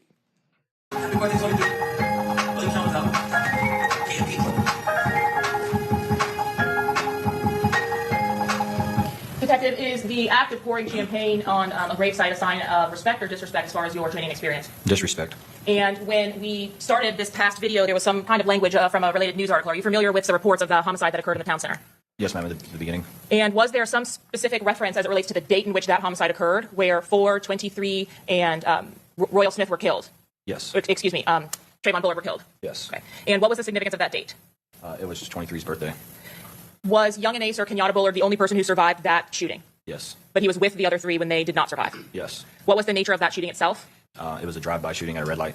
And were the victims of that shooting located in a vehicle at the time that they were shot? Yes, all 4 were in a vehicle. In your review of the lyrics of this particular case, what is it that was relayed, and then ultimately highlighted? The very first line, he says he's sliding through the 12. Once again, 12 is the representation of the 1200 out east part of town. He said Ace is from the west, how he clicked up with the east side. He's talking about Young and Ace. Originally, he's from the west side of Jacksonville in the Clay County, Duval area. And he's simply calling him out, asking him how he even got clicked up with the east side. And then he says he hasn't been the same since he's seen the other 3 die. That's the reference to the triple homicide of the town center. And then he says, I'm 2-3 high, which is Royal Smith. So he's saying, like, he's high. Have you, in your time in the gang unit since the homicide actually occurred of these 3 individuals, seen members of ATK and 1200 representing 23 signs, necklaces, posting 23? Yes, ma'am. How about indications of ATK? Are there chains or jewelry of some kind that are indicative of being an ATK member? Yes, ma'am. There's like an actual ATK necklace and then the necklace of 23. When talking about these groups that link up, is there one specific group that's from out east? 1200. And is there one specific group that's from the west? ATK originated and on the west side. It was originally Young and Gang, which was Young and Ace, and then Young and Ace got clicked up with some people from other parts of town and formulated ATK. Does that allow you to, or allow them to grow the group? Yes. When you are looking at the lyrics at the bottom of the page here, are those specific as to the events that actually occurred on the date that these 3 individuals were shot and killed? Yes, ma'am. He went out to eat on his birthday. It was 23's birthday, and they were leaving Wasabi at the town center. And then 4 shot, 3 dead. That's the facts of the case. There's 4 of them shot. Young and Ace survived. The other 3 passed away. And then he kept dissing on me, and now we're smoking 23. So he's saying they kept talking about me and disrespecting me, and now we're smoking on your friend. Now, Mr. Jones references Bibby. Do you know anything about the relationship between Charles Jones and Bibby? They were close friends. How about Charles Jones Bibby and Robert Howard? They would be close friends. And all are affiliated with 6 Block? Yes, ma'am.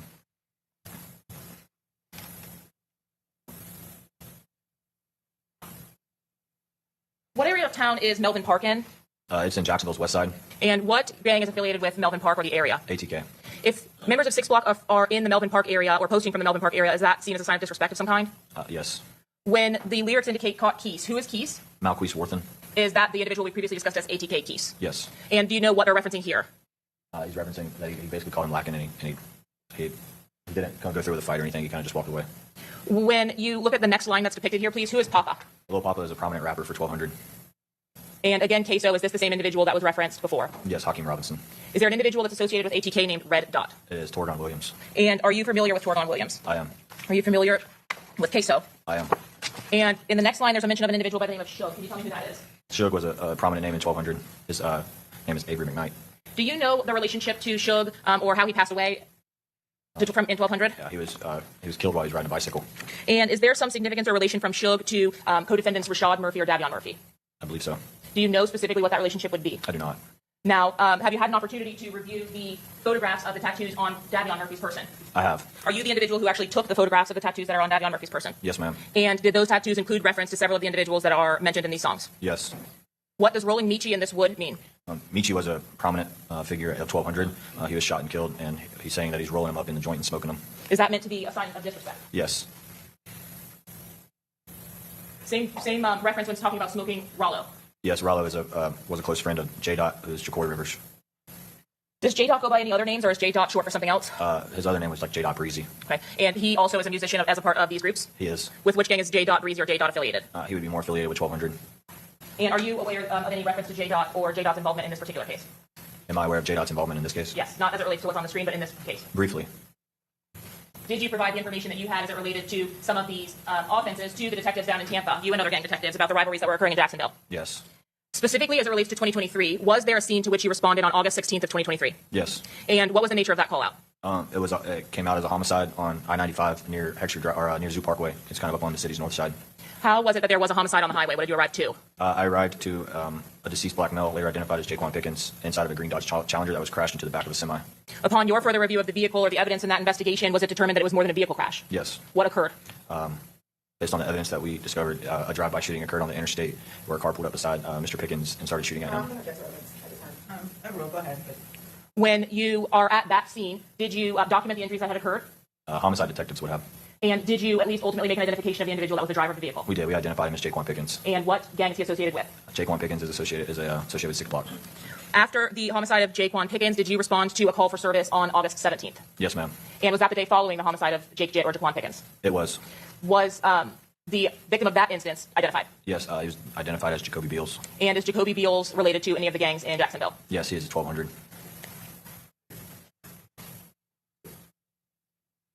Following the incident that occurred in August, were there several social media posts that occurred after Jaquan Pickens was murdered? Did anyone take credit for that murder? Generally, after all of gang-related shootings in Jacksonville, social media tends to boost up and get really active. A lot of people post and start disrespecting the deceased of the opposing groups. Does that also happen on October 6th and 7th when there are additional offenses that occur? Yes. Did you respond on October 6th to the homicide of Antonio Tilley? I did. And what was the nature of that call? Antonio Tilley, an Uber driver, was located deceased after they crashed into a house. Evidence in that case showed that a female named Diamond Harris set up Antonio Tilley by sending him provocative. Relevance, hearsay, outside the scope of the court's priority. Yeah, sustain, just talk about what actually happened to Mr. Tilley. What happened to Mr. Tilley to bring about his death? He arrived at an abandoned house and was ambushed by a black male. Was he shot and killed with a firearm? He was.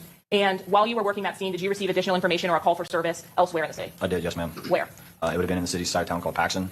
Is Prospect and 16th located in that Paxson area? Yes, ma'am. And what was the nature of that call for service? Were you able to determine who the victim of that was? Yes, it was Charles Jones was shot in his foot. Did you receive that call and request to respond while you were still working the first scene? Yes. Approximately what time did the October 6th shooting of Antonio Tilley actually occur was reported? I believe it was reported around like 2300 hours, which would be 11 o'clock at night. I was not dispatched until like 1:30, 2 o'clock in the morning.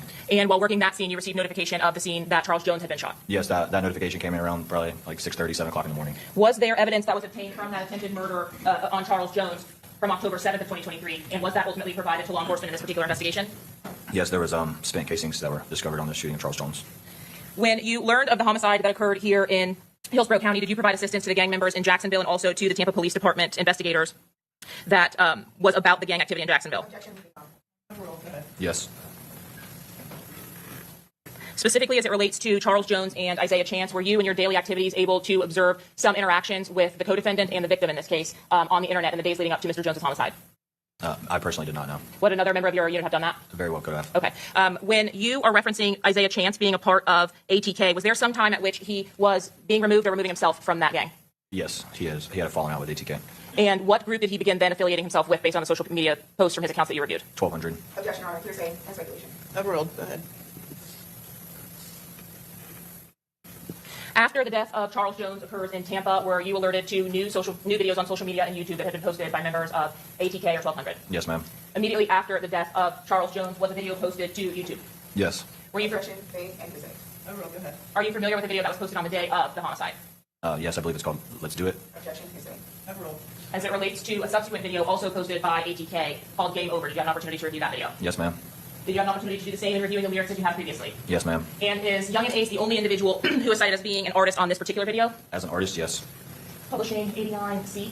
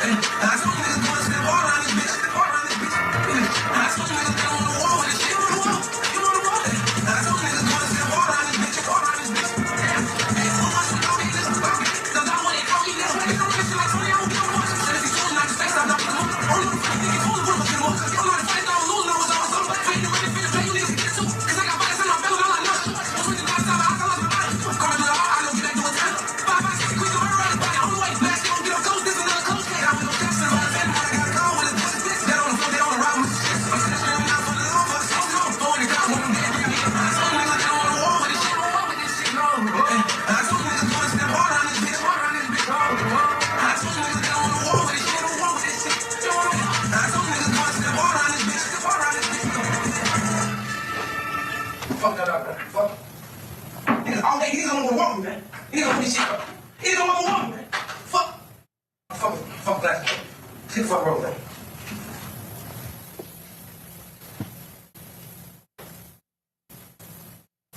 As it related to the lyrics of the song Game Over as published by Young and Ace, did you have an opportunity to review those lyrics as well? Yes. Was there a specific reference to the homicide that occurred in Tampa on June 23rd of 2024 in the death of Charles Jones? Yes, there was. When speaking about the lyrics that I've highlighted here, has there been an ongoing feud for over the course of the last several years between the groups ATK and 1200? Yes, that's the good war reference. In several of the videos that you have seen, or at least in these videos, surely this is not indicative of the only videos that have been posted between the two groups. Correct. And in the videos that you've seen, is it common to see this fuck the six language across the videos? Yes. Is that language used in the videos in a manner to disrespect Six Block? Yes. Six Block members that are posting their own music videos, including Mr. Jones, use similar language in his videos. Yes. And in the video that we've seen here, did you see the chain that was worn by Mr. Bullard? Yes. And is that the chain that you were indicating was indicative of ATK? Yes. When you spoke with the detectives in Tampa regarding the facts of the homicide of Charles Jones, were you able to ascertain that Mr. Jones had been shot and killed in a vehicle? Yes. And were you able to ascertain that other individuals were also with him? Yes.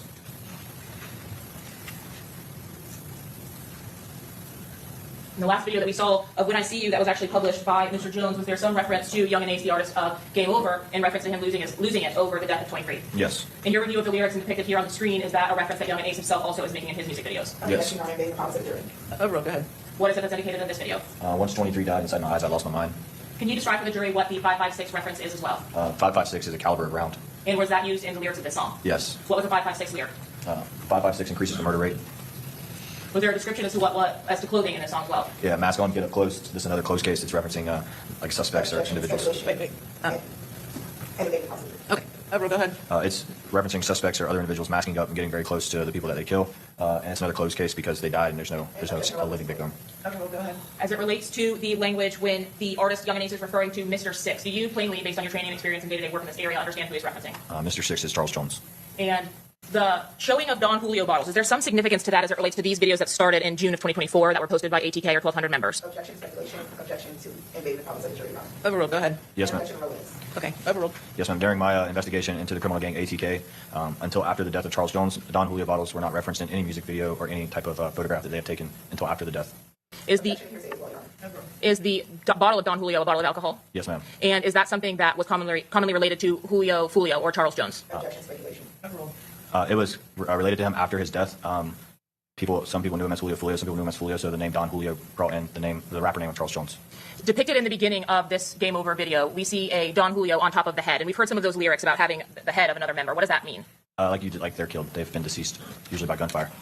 After the publication of this video by ATK's Young and Ace, was there a music video also published by the individuals who were in that first song? Yes, ma'am. The Who I Smoke video had members of both ATK and 1,200, is that correct? Yes, ma'am. And included in that video with Young and Ace were individuals by the name of Waka with the Choppa?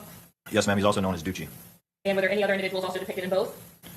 Can you ask that again? I'm sorry. Yes. Was there anyone else from the original song that we played in States 89A with Spinabins, Waka with the Choppa, Young and Ace, and Fast Money Goon of Who I Smoke that made their own videos after Young and Ace made Game Over? Yes, ma'am. Wappa and Spinabins made their own song called Foolio Dead. Posting now States 89D.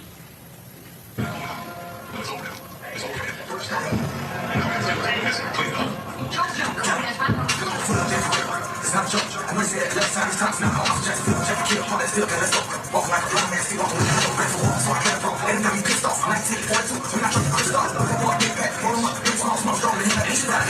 Got people in the class, I don't make a little stage, it's a celebration, big pack, and a holiday in. Ain't no February, not for it, but we play. Two, with me quick, side, no jumps, break, ain't. I'm spinning beans, take it to me, hit his friend. My partner smoking up that like put that AN. You can't run from that big chop like Voodoo can't save him. They hold crew right on. Rest in peace to 06. Full up that for real. Cause that's the go-to. That's a stupid question. I don't ask me who I smoke on. Yeah, man, down. They said Charles Jones. He next certified, not all of them. I'm talking for real, bitch. I didn't say that what real name, so y'all know it's real. Actually, in the field, I never like that. I still graveyard game. You know, ain't popping shit like this. I really tell you, Charles Jones like for real. This time serious. He ain't coming back. And if you do it without kill, somebody got died. Can't be us. We got killed. We might have to touch one of these niggas to make them feel. Julio Foolio was shot and killed in Tampa after the riot. Julio Foolio's name is Charles Jones. Was celebrating his 26th birthday on this on Halloween.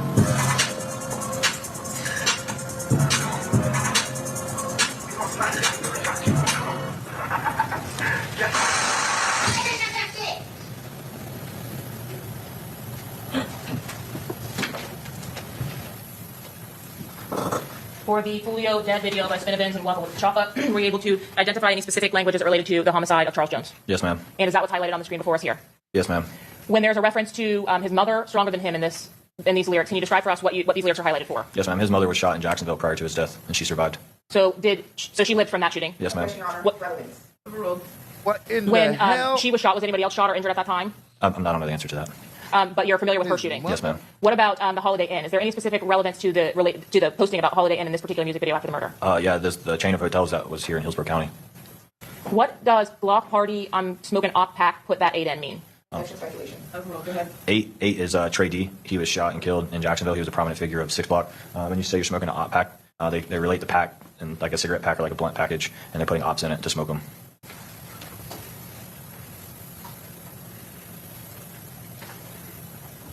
In addition to having viewed the music videos that were posted, did you have a chance to review the images that were depicted in those videos? Yes, ma'am. And do Wappa with the Choppa or Spinavins have a hand sign for the gang at 1200 to which they're related? Yes, ma'am, they do. And do they throw that sign in these music videos? Yes, ma'am, they do. Are you familiar with what that sign is? I know of it, but Detective Griffin with 1200 would be able to demonstrate it better than me. And be able to tell us the history of it itself? Yes, ma'am. All right, Your Honor, I'll pass the witness at this time. I've been waiting on this part. I gotta see what the cross do with this witness here. Okay? I'm eating. I don't want to eat on camera. But I want to be on camera for this.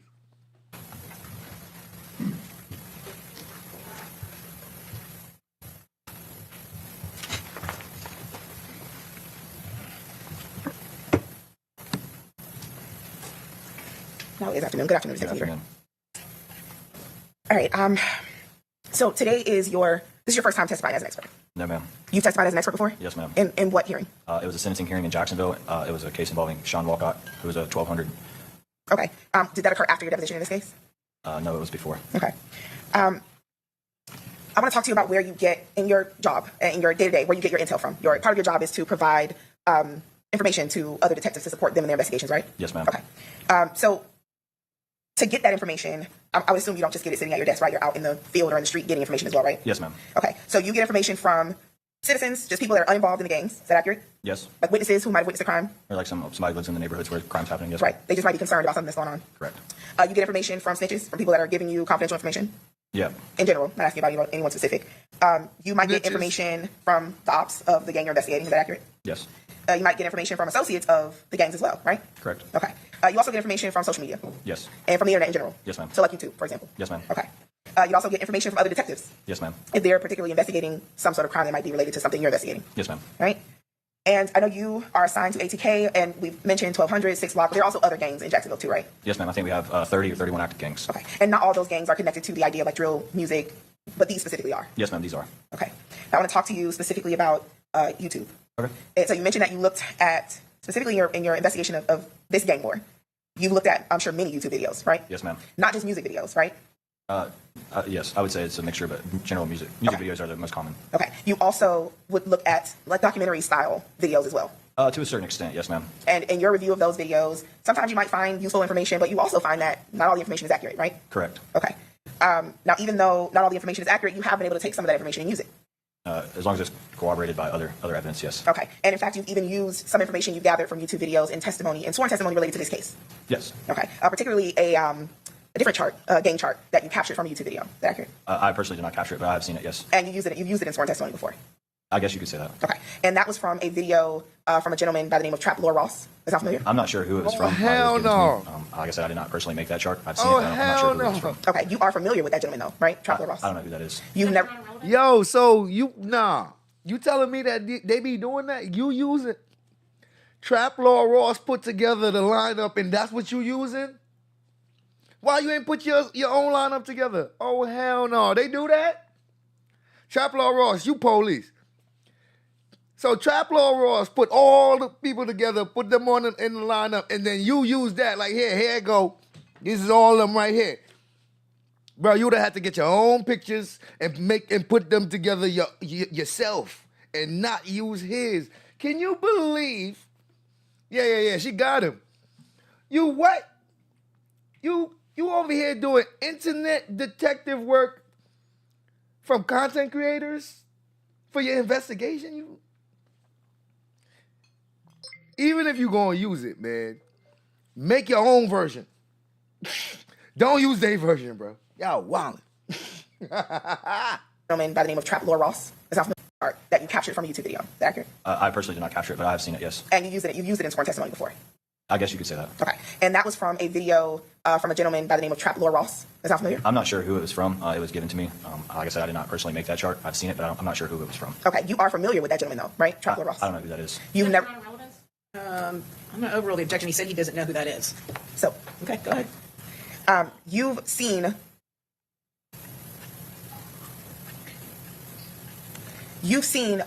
some of the hours-long documentary videos that sort of try to break down the gangs in Jacksonville. I've seen a few. And those videos have like millions of views. Potentially, I'm not sure how many views they have. Okay, a lot of views. You agree with that? I'm not sure how many views they have. Potentially thousands of comments, a lot of comments. I'm not sure about the comments either. Okay. You would agree with me that part of in your investigations that you sometimes go through the comments in these videos? It depends. On what? What would it depend on? It depends on the video itself. Okay. And what is an example of a video where you see information about the gang and you would not go through the comments? Generally, it just depends on what occurs in the videos. If the comments are worthy, a lot of times the comments are just trolling, so it's kind of a waste of time to scroll through all the comments. And how would you know if the comments are trolling unless you go through them? Well, I don't go through all of them. I have went through them on some videos, but not all videos. Okay, so it sounds like what you're saying is you might start to go through them, and then if you don't see anything useful, you move on. Yeah, depending on the video. Okay. And that's not just for the documentary style videos, it's also for the videos where there's music videos. Yes. And that's also going to be for videos that are posted on social media. Sometimes. Or pictures or any sort of posts posted on social media. Yeah, sometimes. And these social media posts and YouTube videos and other information posted on the internet, in those comments are going to be people that are talking about what occurred or their opinions of those things, right? Sometimes. And this is stuff that's just open to the public. Yes, ma'am. Right? So it could be people from Jacksonville commenting on this stuff. Could be. And I'm sure you've probably seen people from other cities or even other states commenting on this stuff. The usernames, I'm not real familiar where they're from. Understood, but you wouldn't dispute me that there's no, it's not specified to Jacksonville. You don't have to be from Jacksonville to comment on this stuff, right? That's this is a good angle. This is a good angle she taking. All right, and you'd agree with me that the fact that this sort of gang beef is ongoing, this is common knowledge. I would say yes. You'd agree with me that the fact that 1200 and ATK or 1200 and 6 Block have a beef is common knowledge. It would depend on your definition of common knowledge. I would say that like a normal citizen of Duval County may not know about this, but if you live in the neighborhood, it's pretty common knowledge to people who live in that neighborhood or into these type of wars and gangs. Okay, so let me take it a step back. You're saying that people in Jacksonville don't have knowledge of this? I would venture to say that there is people in Jacksonville who do not have knowledge of this, yes. Okay. These crimes, when they occur, these are things that are posted on the normal news, right? Some of them, yes. Okay. And I'll just use one example. When I See You video, these videos have millions of views. Yes. The Who I Smoke video has millions of views. Yes. Right? But it's your position that just normal people in Jacksonville probably don't know about this? Yes. Okay. You're not making a point for real. Everybody don't watch stuff on the internet just because it got millions of views. It probably got millions of views overseas. You don't know where the views coming from, so... All right. Let me go on mute. All right. So you would agree with me that it's common knowledge that in Jacksonville, that young Ace was shot in this 2018 town center shooting? Once again, I would probably venture to say what the definition of common knowledge is, that not everybody in Jacksonville is going to be aware of that now. Okay, so I'm not asking about what everyone knows. I'm asking for every person that has ever, touched foot in Jacksonville. I'm saying generally, that people who watch the news, who are on social media, who maybe listen to rap music, or who just live in Jacksonville and are concerned about the safety of their community, that in common knowledge, people are aware that these things are going on. That shootings in Jacksonville occur, yes. Specifically, that shootings between ATK, 1200, 6 Block are going on. I wouldn't say that. Okay. Not necessarily. The shooting that happened in 2018 at the town center, that was on the news. Yes, ma'am. That was highly publicized on the news as well, right? Yes, ma'am. And that's the subject of the When I See You video. Yes, ma'am. Okay. The one that has millions of views. Yes, ma'am. Okay.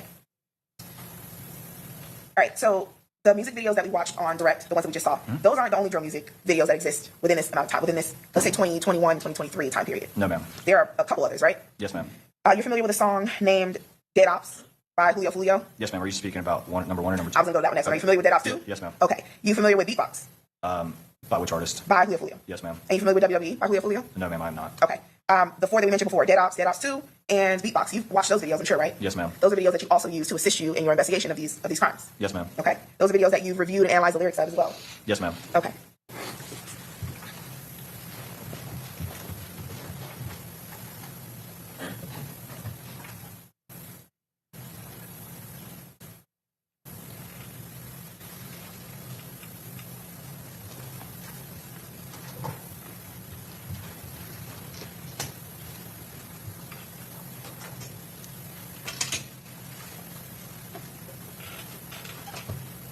And so while we're doing that, those videos are videos that you also just sort of viewed on YouTube the same way you did the other ones, right? Yes, ma'am. Okay.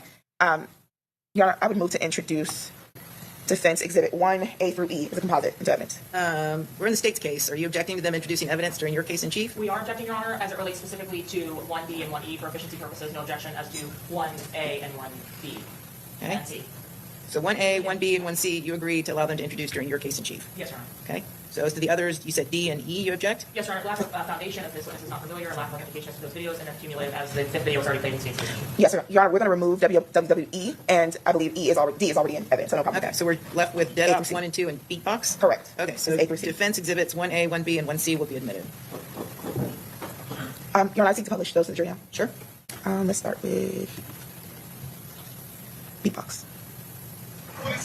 Julio, you a bitch. You come out my head when you drunk that shit.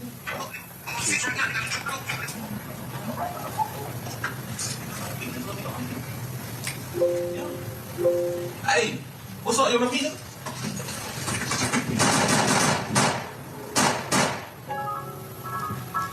STG is a flame. Trying to see you know me, literally talking about all the bitch, I'm biggest. I gotta keep, I gotta dig, let's talk about all, let's talk about drip, let's talk about get off. I gotta listen, one by one, they all got picked. I need y'all to listen, and pay attention, I'm tired of that, and I'm tired of getting out. I got his head, he got the sweat. I speak back and thought it was motherfucking going to school. Going out in the summer, remember that shit in the news. Two nights in the pop, there is that cool. Some never was a fight, but he got lit like a light. Hey, what's up, now, here, boy, I heard the type of thing. Hey, I heard the was like, he died, was like the type of thing. Hey, I did got in, he's in the way I fight. They don't die, I'm so fast, I still die, here, hey, I'm niggas expect, but I'm to the next life. You know, she was down to fight. I'm gonna be home, but I'm still smoking no mic. Now, I don't think say they told me that's a lot. Let's go, got hit, oh, man, go, man, I'm down to the Tuesday. Anyway, so he say, I'm on my own cousin, got them high. Can't get 2, 3, 4, and 4 in the backseat. Hey, ain't no one so much, now you blessed, you ask me if you had it, still trying to be. Remember you out free? Hey, roll down with that man, why the fuck you to the ski? I'm ready, hey, we go late. I'm big 23K. Bust ass, try to talk his ass, still talking to the bank. That's not that cake. Hey, make the bitch get ready. Hey, cause the old boy can leave, try to run, and he got fake. Hey, you see, I got to hey, we trying to do the right. Smoke across, man, take focus, now I don't say no. Go up in the jacket, hey, bitch, I got hit with a drink. They be talking all this murder and all this killing and bragging about the deaths and stuff that has occurred, and they don't got no security, and they make all this money, all this jewelry, ain't got security. They ain't got no security. They ain't got a security team. They don't got a head of security. I just don't know how you getting all this money and don't know how to secure the money. I don't know how you don't know how to secure the money.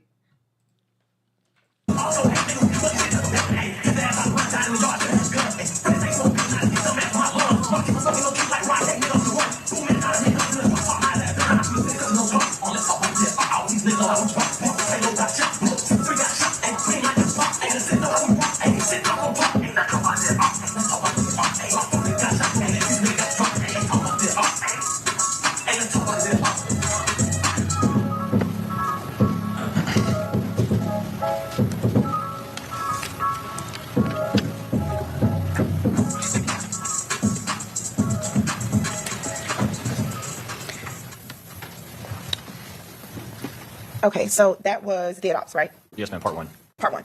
And in the beginning of that video, that's Julio Foolio that's rapping the video, right? Yes, ma'am, that is Okay. Charles Jones. And at the beginning of the video, he gets out of the vehicle and stands over a guy with a gun and kills him in the video. Yes. All right, and what he has is what looks like a 9mm with a drum attached, right? Yeah, I don't know if it's a 9mm, but it's a Okay, handgun. a handgun. Yep. It's better. A handgun with a drum attached. Yes, ma'am. All right, and the drum, the purpose of that is to put more bullets in it, Yes, ma'am. right? So that the handgun will shoot much more than what it would normally shoot if it didn't have that attached to it. Correct. All right. Now he starts at the end of the song and he says he wants to list his dead ops, right? Yes. And then he goes through the entirety of the song listing people that have died from the other gang.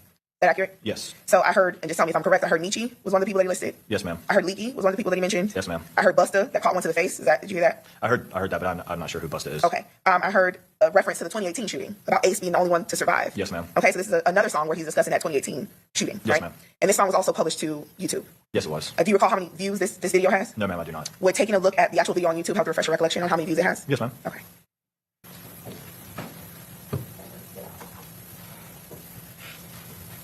Okay, so just take a look. If you can just, sorry, y'all, I didn't ask for permission to approach you with this. I can see it. Yes, Okay. ma'am. Is that refresher? It says 30 million views, and the video was posted 4 years ago. Okay, so that's an additional 30 million views to the other almost 100 million views on When I See You and Who I Smoke, right? Yeah, I'm not sure the exact numbers, but that would be an additional 30 million. Yes, ma'am. Okay, we're taking a look at the views on Who I Smoke and When I See You. Would that refresh your recollection as to how many views? Yes, ma'am. Okay.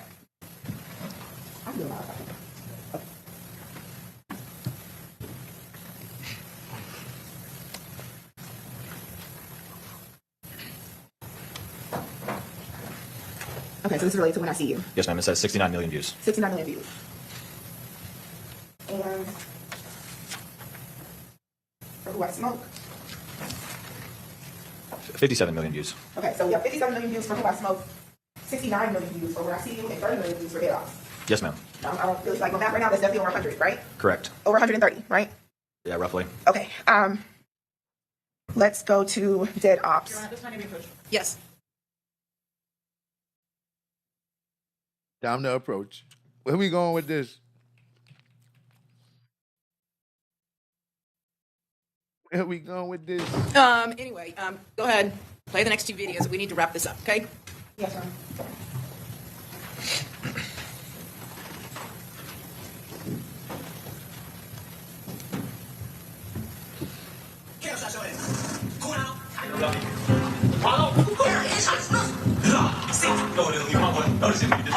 He was dissing in the songs, knock his mans out. Say smoking baby, I'll knock a fan out. Plus start to cut, you know I like to run it down. This song was fire too, man. This track was fire though. Big boss go, we gotta stand out. He was dissing in the songs, what he saying now. Ain't always a 50 round, knock your dread off. 50 on your head, let it back talk. I'm walking down, ain't no stand out. No, this track was fire though. They got shots, then they got dropped, they got popped, they got shot, fast face, hot game, quarterback, and now they found the poles, he was riding for it, beat you up the most, they knocked his ass off, Yeah, he's crazy. they walked his ass down, sack time, been the round, five, Curtis spinning around, quarterback, and now low, got his ass found, ride with an old stick, when I know my bitch, call a rapper at the mall, beat him real quick, turn the lights on, we just hit the kill, know the real you, know you a real bitch, riding in the scat pack, cool down, back splat, this boy the off, Nisha had real stout back, this ain't no regular, we dead, niggas real fat, and the man in Jamar, that's a real random man, and I punch that nigga out, stand on. Yo, they look like they having so much fun. Like, I hate that this is real stuff they talking about. They look like they having so much fun. This is great.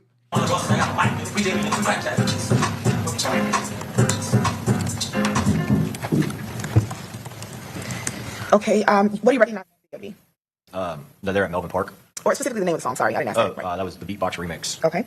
One of the videos that you mentioned that you have viewed in your investigation. Yes, ma'am. Okay. So it wasn't just Julio Foolio on that video. There's someone else rapping as well, right? Correct. You know- Kojak. Kojak. And who was he connected to? He's a 6 block. All right. And there were other people in the video, right? Yes, ma'am. There was even a little boy in the video, right? Yes, ma'am. Do you know who that little boy is? No, ma'am. You haven't identified him as a member of any sort of gang connected to this, right? Objection, Your Honor, relevance. No, go ahead. No, ma'am. I don't know who he is. Okay. All right. And do you know or do you recall how many views that video has? Oh, no, ma'am. Okay. We're taking it. Yes. Okay.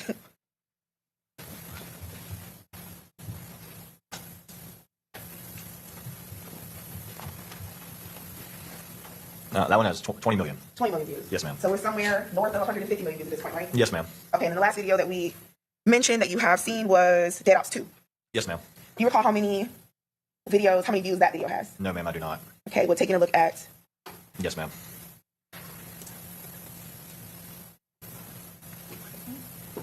Okay. That one's going to be 7.4 million. 7.4. So maybe 160, somewhere around that. Yes, ma'am. Roughly. Okay, and those aren't all the videos, right? There are other music videos as well, right? Yes, ma'am. And those potentially have millions of views as well. Potentially, yes, ma'am. Okay. All right. And any of the videos that the ones that we saw today, and the other ones that you've viewed, Alicia Andrews isn't in any of those videos, right? Not that I've seen. As far as you know, she's not a rapper. Not that I'm aware of. As far as she's not a ghost rapper writing lyrics for any of these people, as far as you know. She The lyric part, she hasn't at least been on where you like Apple Music and stuff like that. You can see written by. Her name has not come across any of those, no ma'am. And that was my next question. First, if you've ever looked to see who was credited for this music. Yes, ma'am. And Alicia Andrews is not credited for any of this music. Not that I've come across. Okay. You also haven't heard her mentioned in any of these songs. No, ma'am, I have not. And I believe you already said you haven't seen her in any of the videos, right? I have not seen her. Okay. In the Who I Smoke video, I'm sorry, in the Game Over video. Yes, ma'am. Despite the fact that Young and Ace is sort of taking credit for the Julio Foolio murder, he hasn't been arrested related to this case. Is that accurate? That's accurate. All right. I want to talk to you about the October 2023 shooting of Mr. Jones in his foot, I believe it was, right? Okay. So, where did that occur? It occurred in Duval County in an area town called Paxton. Okay. And is that one of those towns that has like a separate police department, or? No, ma'am. Jacksonville and Duval County itself is very large, so there is separate neighborhoods that have different names throughout the city. Just for a couple examples, just so you can, like, there's a town center, there's Southside, Mandarin, Paxton, Sherwood. So like, there's different. Each little area of town has its own little nickname. Got it. But all those are under the jurisdiction of JSO. Yes, ma'am. Okay. And as the, I don't believe I asked you this question, so I'm going to ask you. Even though you are assigned to ATK, it's possible that other detectives, other gang detectives, could end up assigned to like a specific investigation for ATK. Yes, but generally how we work within our unit is if you're on call that night or that day and an incident occurs, you will respond and you'll get the preliminary information. And once I come back to work, I will then take over the role of assisting the other units as the main ATK chain of point of contact. Got it. Okay. And in this case, actually, that's exactly what happened. Detective Drabeck was on call, Yes, right? ma'am. So he ended up initially connecting with the Tampa Police Department in this case. Yes, ma'am. Okay. But back to October 2023. So, would you describe yourself as like the lead detective as it relates to that shooting? No, ma'am. Within the sheriff's office, we have different investigative units. We would be more like an intelligence unit, or we have a robbery violent crimes unit that handles robberies and violent crimes. More like shootings where people do not die. And then we have a homicide unit that handles homicides. So we assist them with intelligence and other information that we may have. Okay. So you could end up assisting as far as giving intelligence to on a wide range of different crimes. Yes, ma'am. Right? So you could be helping a robbery detective, homicide detective, maybe even like a grand theft situation. You could be working on any crime as long as it's connected to a gang. Yes, ma'am. Okay. And you were actually working on this crime as well. Yes, ma'am. I responded to that scene. Yes, ma'am. Okay. And so your job and your responsibility is to assist them, to give any information that you might have that could assist is to give to them, right? Yes, ma'am. Okay. And as far as what you know about that crime, you know that he was shot in the foot and that he drove himself to the hospital, right? Yes, ma'am. And you know that it occurred after or within hours of an ATK member being shot. Shot and killed, yes, ma'am. Shot and killed, right? Yes, ma'am. You still have not made an arrest in that case, the October 2023. There's not been an arrest, no, ma'am. All right. And you don't have any evidence to suggest that Alicia Andrews was involved in that shooting? I do not, no, ma'am. No. She obviously, you have not made an arrest, so she was not arrested in relation to that shooting? That would be correct. Okay. You don't have any evidence to suggest that she knew about that shooting? I do not. That she was on the scene of that shooting? I do not. You don't have any evidence to suggest that she was aware or knew any of the people that you suspect were involved in that shooting at the time? No, ma'am, I do not. Okay. Now I want to talk about the evidence in this case specifically. Okay. You didn't draft any reports in this case, right? Related to the homicide in itself, no, ma'am. Okay. Did you draft any other reports? Some Duval County related incidents, yes, ma'am. Connected to this incident? It would be connected to Duval County cases. Okay, not the murder in this case? No, ma'am. Okay.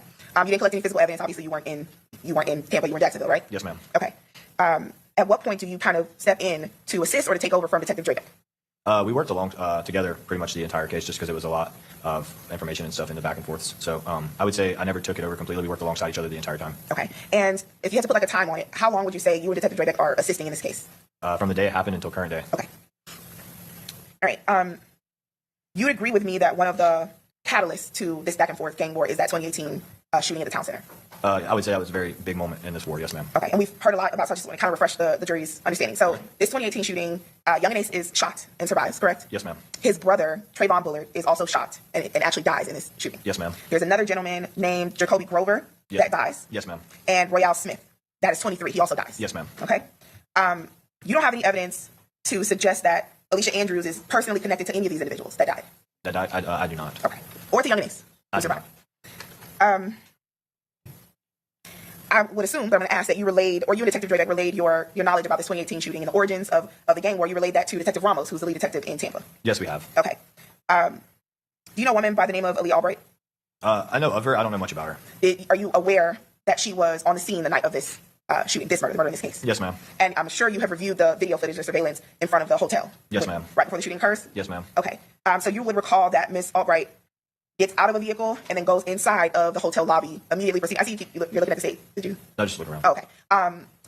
She proceeded inside of the hotel lobby immediately before the shooting happened, right? I would. The last time I saw the video was a good while ago. I would need to refresh my memory on the video. No problem. Colonel, I'm going to check outside this go direct. The lawyer's just working. They supposed to argue. At this point, the lawyers, they supposed to argue. Whether they winning or losing.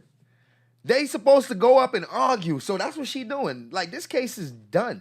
But, because, you forget, The more they bring up all this evidence, you forget why we even here. Like you start forgetting, like, wait, everything could, like, wait. Why we here again? Cause she was in the car with the people setting up the dude to get killed. Oh, okay. Don't worry, we're gonna get right back to that, and then she guilty again. All this other stuff is just, we gotta go through the motion, because once we get to that part, she guilty.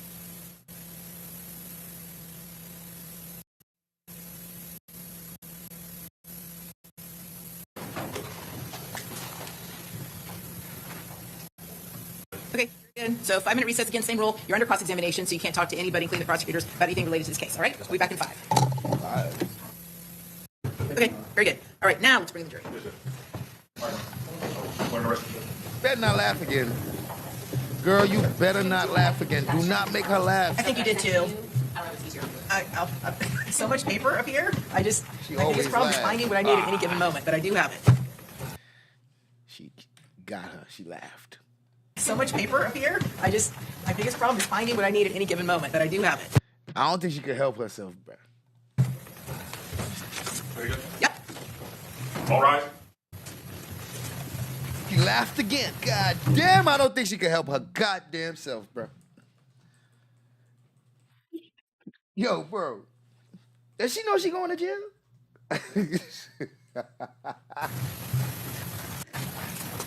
Okay, very good. You may proceed attempting to lay the predicate. Go ahead. Yes. Alrighty, good afternoon again, Detective Peter. Yes, ma'am. So I was asking you before that at some point in your investigation, during this case or in another, you became aware of a woman named Emily Albright. Yes.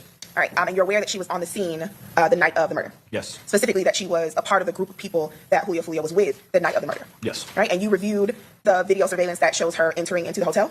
I have. Okay.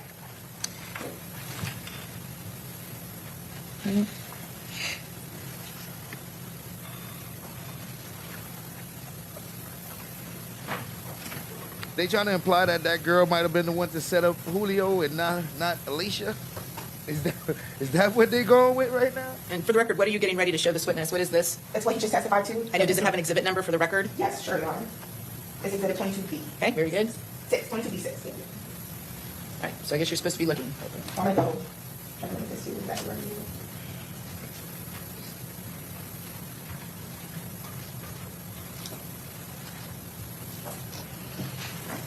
I have a little pointer I'm going to try to use. Okay. If it works. It doesn't. Okay, so I want to direct your attention to the vehicle, the people getting out of the vehicle. Yes. Do you recognize one of those individuals as Miss Lee Albright? I believe that's her in the pink. I'm not 100%, but I believe that is her. All right, and what do you see her doing at this point? She's following a young man named Tampa McCrae into the hotel. And as far as your understanding of this video, this happens prior to the shooting. Yes. All right. And in your recollection of what occurs in this video, I can play it if you need me to. Miss Albright doesn't come back out before the shooting occurs, right? I'm not sure. Okay. You do know that she was not shot in this incident, right?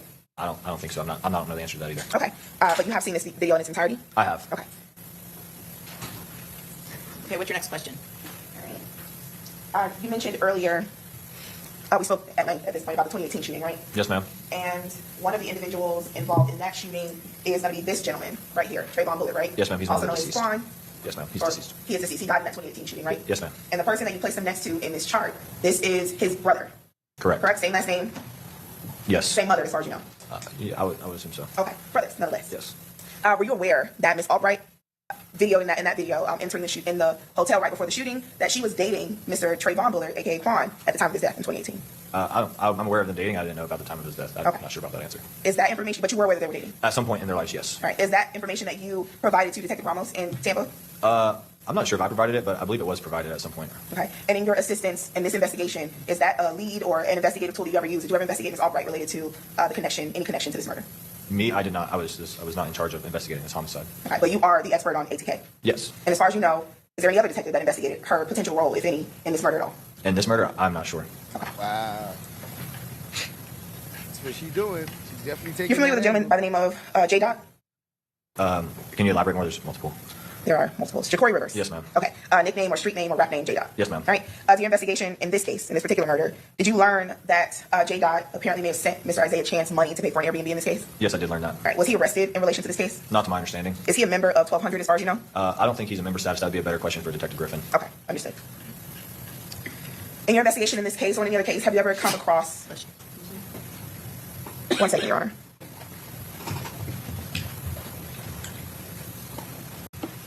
Okay. Um, I believe. have you ever come across a young woman by the name of Kyla Enright?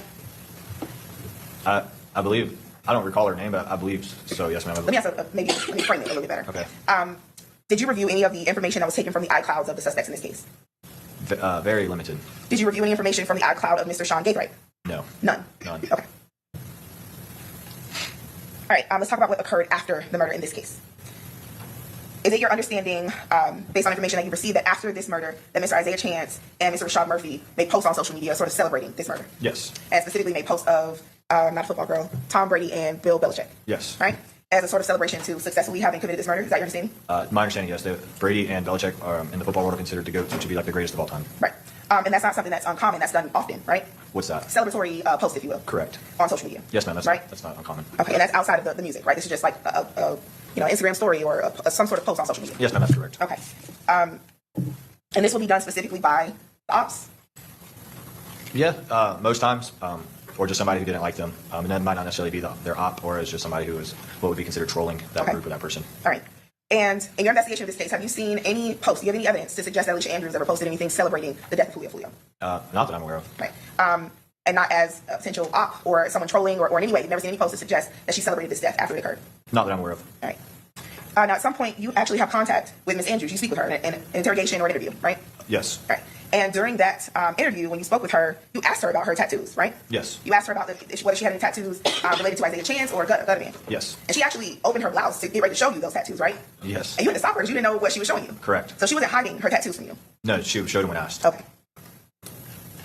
Now I want to talk a little bit about, it's going to sound a little vague, but subliminal language in general in relation to gangs. Okay. Is that something that you see kind of often, that they will use language maybe to try to avoid people knowing what they're talking about?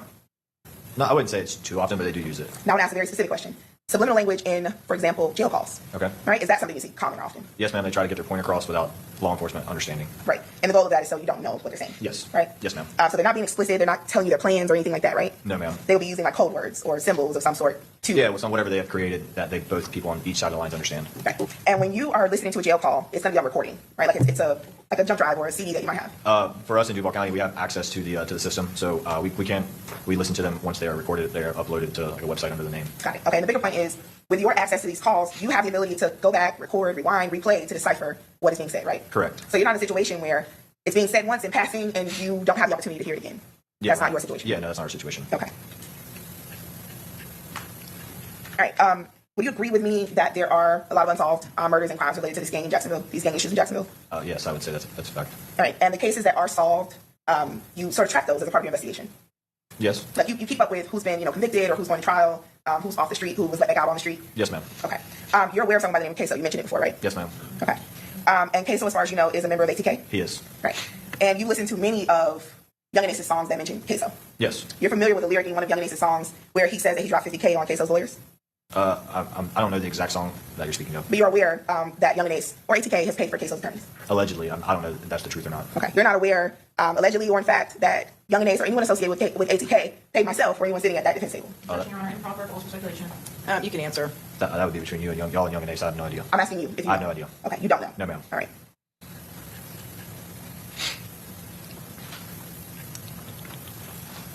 All right. So we talked a lot about the way that the gangs are disrespectful to each other in music and back and forth, right? Yes, ma'am. But there are also some instances where the members of the gangs will communicate in a almost not threatening way on social media. I've seen that. Yes, ma'am. For example, on Twitter Spaces. Yes, ma'am. Which is a new thing where you can kind of like, it's just a room where people It's like a talk. chat room. Right, like a chat room.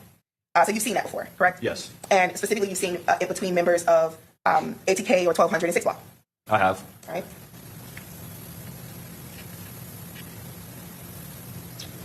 One second, Your Honor. Okay. This case. Okay. Outside of the allegations in this case, you've never investigated Alicia Andrews in connection with any crime connected to ATK. No, ma'am. You've never investigated her in connection to any crime connected to 1200. No, ma'am. You've never investigated her in any crime. Overrule, what's your next question? Well, I guess 2 other gangs that I was going to list, Your Honor. Go ahead. In connection to 6 Block. No, ma'am. In connection to, I guess, what we consider out east. No, ma'am. And in connection to any other gang in Jacksonville. No, ma'am. Right. Outside of the accusations in this case, her name has never come up as a person of interest in relation to any of these gangs or the crimes that are connected to these gangs. I know you should keep looking at the state when I ask you questions. Other than Yeah, so you can answer the question. other than this one, no. Other than this crime, no, I haven't. Okay. You're not aware of any close or intimate relation or connection that Alicia Andrews has to anyone that was murdered in this gang war? Murdered? No, ma'am. Okay. You don't have any evidence that Alicia Andrews had any personal or close connection to any of the people that are mentioned in these music videos that we have watched? Not the ones we've watched, no. Any ones that we haven't watched? Yeah, I would say there's a wide variety of them out there. I would say she has connections to ones we haven't watched. And let me be specific. I don't mean her boyfriend Isaiah Chance. So I'm asking if you're aware of any sort of personal, intimate relationship that Alicia Andrews has to any person that has been murdered and mentioned in any of these videos. No, ma'am, not okay. murdered. All right. Other than the fact that she was dating Isaiah Chance. Strike that question. You don't have any evidence that Mr. Chance has ever given her any sort of information that's not just public knowledge about this gang war? Judgment calls for speculation. If you know what the defendant has ever told Isaiah Chance, go ahead and answer if you know. I do not know.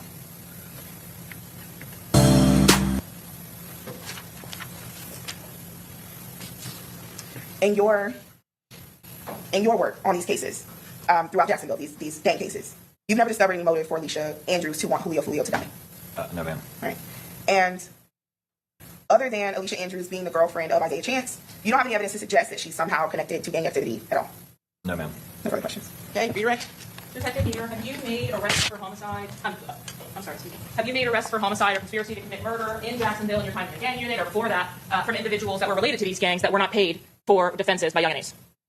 Me personally, I've not been the affiant or like the author of any of homicide reports, but I've been involved in them, yes. And have you had any cases where there was some paid-for defense team by Young and Ace that you can establish proof of? I'm not aware of who pays for defense attorneys. Is that whoever's going to pay for an ultimate defense attorney? Does that even have any part of your consideration regarding your investigation? No, ma'am. You were asked in relation to whether Miss Andrews has a close personal connection or relationship with anyone from these videos that had been murdered. How about people from these videos that have not been murdered and are still alive? Yes. Have you had an opportunity to review the cell phone extractions or the data that's been collected from Miss Andrews' device? Not the thing entirely, but I viewed some of it. So some of the extraction pages or packets of information? Yes, ma'am. Some of the chats that were extracted from her device? Yes, ma'am. Based on the extractions from her device, is it apparent that she has knowledge of who Robert Howard is? Yes, ma'am. Is Robert Howard Kenny Capps? Yes, ma'am. And was Mr. Howard present at the scene of the homicide of Charles Jones in this case? Yes, ma'am. Was Robert Howard convicted for the homicide of the co-defendant's brother, Rashad Murphy, convicted for his homicide, Spaz? Yes, ma'am, he was. When did that homicide occur? What year? I'm not sure the exact year, but I know the facts of that case. How did Spaz die? He was at a Raines High School football game where he was shot and killed by Robert Howard and Adrian Gaynor, which is Bibby. Robert Howard ultimately served 5 years for it and was on probation at the time of this incident. Based on your review of the cell phone extractions from Ms. Andrews' device, or at least a portion of those, are you able to also make a connection that Bibby is mentioned in that device? Yes, ma'am. How about ATK Keese? That's a member of a gang that's different from 1200. Was ATK Keese referenced in that device? Yes, ma'am. Objection to the estimate just referencing that device. Whose device? Was there evidence in Ms. Andrews' phone of her communications with ATK Keese and direct messaging in the Instagram? Yes, ma'am. Was there screenshots of those communications between this defendant and ATK Keese in that device? Yes, ma'am. How about screenshots of messages from that extraction between this defendant and 6 Block member K Shorty? Yes, there was. And is that the same K Shorty that you previously described had some kind of falling out or split off from 6 Block and is now We All We Got, YAWG? WAWG. That is the same case, Shorty. It's no stories. No, the door was open. No. She know everything, man. She know what's going on. No, I've ruled. No, the door's been opened. I'm just not related to where we I just am ruling the door's been opened. Okay? No, you may proceed. You indicated that your involvement in this particular case was attempting to share information about the gangs from Jacksonville to the Tampa officers. Is that accurate? Yes, ma'am. Did you have communications directly with Detective Ramos? Yes, ma'am, I did. Was there another member of your unit that was actually providing or acting as the lead for the Jacksonville portion of assisting Tampa Police Department in this case? That would have been Detective Drabeck. So in your role, did you provide Detective Drabeck some assistance with providing whatever information you could from Jacksonville to Tampa? Yes, ma'am. You indicated that the homicide at the Raines High School was of Spaz. Do you know the real name of Spaz? Joe Rod Adams. And the relationship to Spaz and the co-defendants in this case, Rashad Murphy specifically, what is that relationship? It's either his brother or cousin, I'm not sure. Overruled. What was the answer? It's either brother. It's a close family. It's either brother or cousin. I don't know for sure. Is that the same for Davion Murphy? Yes. Would the lead detective who investigates 1200, Craig Griffin, have a better idea of the relationship between the two? Yes, ma'am. And again, you are providing information as you can as to what posts you believe were relevant from social media, and again, the information is history, as far as history is concerned from these Jacksonville gangs. Is that right? Yes, ma'am. You were asked about whether you had the opportunity to speak with Alicia Andrews in Jacksonville. Is that correct? Yes, ma'am. Did that occur after her initial interview with law enforcement as it relates to her relationship to this homicide with Detective Ramos? I'm not sure when Detective Ramos spoke to her. I can just recall myself and Detective Drabeck speaking with her. And do you have an independent recollection of the interview that you had with her? I wouldn't be able to tell you everything that happened in there. Was it a formal interview? I don't believe so. I'm sorry, but like formal, like I believe we Mirandized her and read her rights and spoke with her as she was under arrest or like being lawfully detained. You were asked whether Alicia Andrews has any relationship to the attempted murder case that happened in 2023 of Charles Jones. Yes, ma'am, I was asked. You specifically were asked whether she had a relationship to anyone who had been linked to that offense. Yes. Objection on mischaracterization of the testimony and the questions asked by defense. Overruled. Go ahead. Did you have an opportunity to review that investigation and ultimately you responded to that scene? I did, yes. Did you develop potential suspects for that offense? We did, based on the evidence that was recovered and tested. And were there ballistics evidence recovered in this case that linked back to the individuals that you suspected had committed that offense? There was. On the scene there, we recovered spent shell casings. Those shell casings were sent off to a lab and were tested through our NIVEN technology. Objection, you second. I'm going to sustain the objection at this point. I don't think the results of the testing have come in, correct? They've not come into evidence, but they were already mentioned by the defense in opening statement, Your Honor. Well, I understand that, but the results of the testing has not come in yet. Yes, Your Honor. Just speaking about your investigation and the links of those persons. I understand it's an unusual question to ask you about who you suspected may have committed those offenses, but based on the questions you were asked by the defense, did you develop a suspect in the attempted murder of Charles Jones from October 2023? Yes. And do go ahead. Do those persons have a specific relationship to this defendant, Alicia Andrews? Yes. Are they her co-defendants? Yes. No further questions, Your Honor. Your Honor, I asked for recalls based on not to argue on my objections, but I need to get it out before it's released. Denied. Okay, may this witness be excused? Subject to recall? Okay, very good. Thank you. All right, you're free to go, subject to being recalled. Yes, ma'am. And I'm sure whoever will let you know. They're going to recall you. Thank you. Okay, who's next? Your Honor, the state's calling Dr. Ryan McCormick.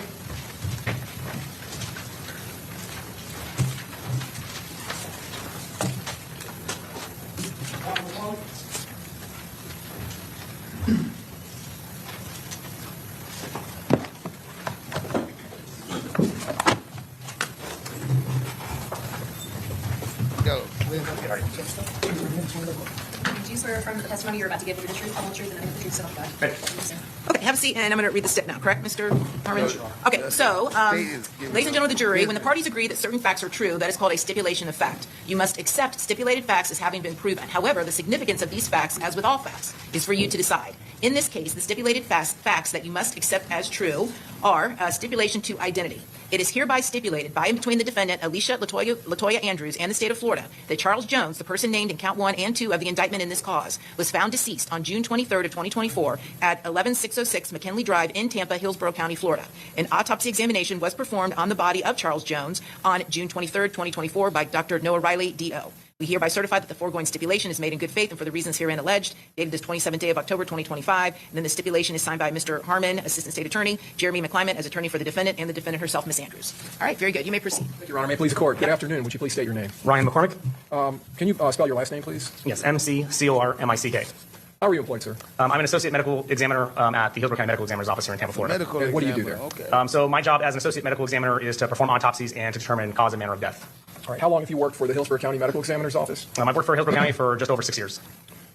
Can you tell the jurors your educational background? Yes, so I received my undergraduate degree in microbiology from the University of California, Davis. I then attended medical school and received my medical doctorate from Temple University in Philadelphia, Pennsylvania.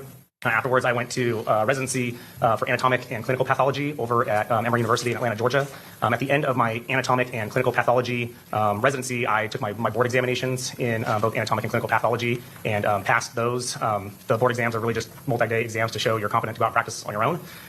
At the end of my residency, I then started a one-year fellowship in forensic pathology at the Fulton County Medical Examiner's Office in Atlanta, Georgia. And at the end of that 1 year, I then went ahead and I took my board exam in forensic pathology and passed that exam as well. So are you now board certified in certain areas of pathology? Yes, I'm board certified in anatomic, clinical, and forensic pathology. Doctor, how many autopsy examinations have you performed in your career? I've performed approximately anywhere from 2,000 to 2,200 autopsies. And have many of those involved gunshot wounds? Yes. Do you have an approximate number out of the more than 2,000 autopsies? I typically do anywhere from 20 to 30 homicides a year, which are typically gunshot wounds. Probably like three quarters of those are gunshot wounds. And then I supervise trainees, essentially, who are doing autopsies on gunshot wounds. And then suicidal gunshot wounds, I've probably done a few hundred in my career. So I've seen quite a bit. Is the medical examiner's office here in Hillsborough County, is it related in some fashion as a teaching institution to the University of South Florida's medical school? Yes. How so? So the medical examiner's office here, we teach resident physicians how to perform autopsies. We also teach fellows who have completed their residency how to be forensic pathologists and how to perform the job duties of a medical examiner. And they get on-the-job training at the medical examiner's office here? Yes, correct. Can you tell the jurors, as far as medicine, the area of forensic pathology, what that deals with? Yes, so forensic pathology is the study of natural disease and trauma and how either the disease or trauma causes or contributes to someone's death. Doctor, have you testified previous to today as an expert in the area of forensic pathology and medicine? Yes, I have. Approximately how many times? Approximately a dozen times. In what jurisdictions? Both here in Hillsborough County and in Fulton County in Georgia. The term cause of death, what does that term mean? So the cause of death is defined as the initial disease process or injury process that starts the chain of events that leads to a person's death. And the term manner of death? So manner of death is a statistical classification scheme that medical examiners use. It's a medical classification scheme that kind of synthesizes all the data that we have from autopsy, from toxicology testing, from circumstances, and we try to fit deaths into these categories for statistical purposes. What are the other manners of death other than homicide? Besides homicide, there are natural manners of death, which are things like cancer or high blood pressure. We have accidental manners of death, which are things like car accidents, drug overdoses. We have suicide as a manner of death, which would be self-inflicted injury that led to a person's death. And then we have an undetermined category where we, after all of our investigation, we can't really determine or place it into one of those categories neatly, so we consider them undetermined. Okay, so I'm going to draw your attention to this case, the case involving a decedent by the name of Charles Jones. Was Mr. Jones' body transported at some point to the medical examiner's office? Yes. Okay. And was there an autopsy performed on his body? Yes, there was. All right. And was that by Associate Medical Examiner Dr. Noah Riley? Yes, correct. Excuse me, okay. And Dr. Riley, is he an Associate Medical Examiner like you are? Yes, he is. At the Hillsborough County Medical Examiner's office? Yes, he is. All right. And due to his unavailability to come in and testify at this trial, were you assigned by the Chief Medical Examiner, or did you agree to review this case? Yes, I did. And I want to talk to you about that, but did you agree to review items in this case to come to your own conclusions as to cause and manner of death? Yes, I did. And is that common practice in forensic pathology and here at the Medical Examiner's office in Hillsborough County? Yes, it is. When fellows that come in from the University of South Florida and they perform autopsies and render cause and manner of death, frequently they will take jobs in other locations throughout the United States? Yes, that's correct. And in those situations, normally do you and other doctors who have permanent positions here at the Medical Examiner's office, do you also substitute testify in those cases? Yes, we do. Okay. Is there ultimately, when a autopsy examination is performed, is there ultimately a report of diagnosis and autopsy on that decedent that is generated by the examining doctor? Yes, there is. And is the examination of the decedent in the autopsy procedure, is it commonly photographed or documented in a photographic manner by the medical examiner's office? Yes, throughout the autopsy process, really throughout from the time the body gets to our office to the time we complete the exam, we're doing digital photography. So in this case, we're dealing with Hillsborough County Medical Examiner Department file number 2405732 involving Charles Jones.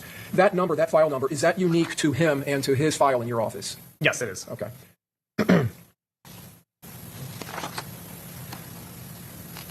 And Dr. Riley did, in fact, generate a diagnosis and autopsy report on Charles Jones? Yes, he did. Does that report follow a certain format that is generally followed at the medical examiner's office? Yes. And have you had an opportunity to review that report? I did. As part of my review, I reviewed the autopsy report, yes. Did the autopsy report include anatomical drawings by Dr. Riley where he was describing, by drawing these and indicating where injuries occurred? Are you referring to like the body diagram? The body diagrams, yes. Yes, so the case file did have the body diagrams within them, yes. And did you review all of the photographs that were taken during the autopsy procedure in this case? Yes, I did.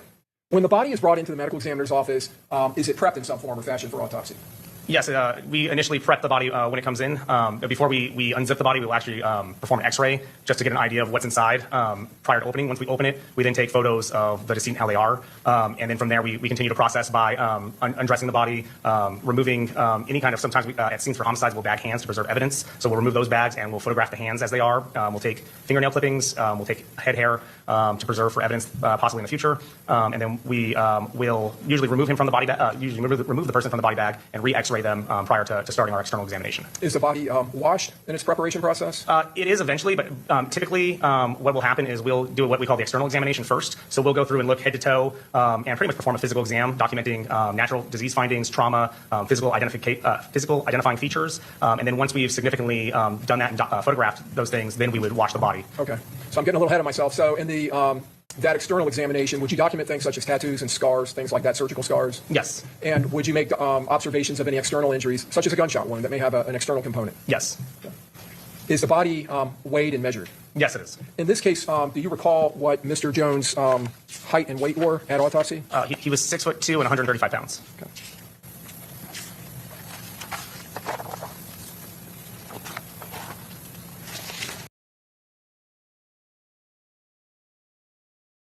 I'm sorry. Did he just describe a crackhead?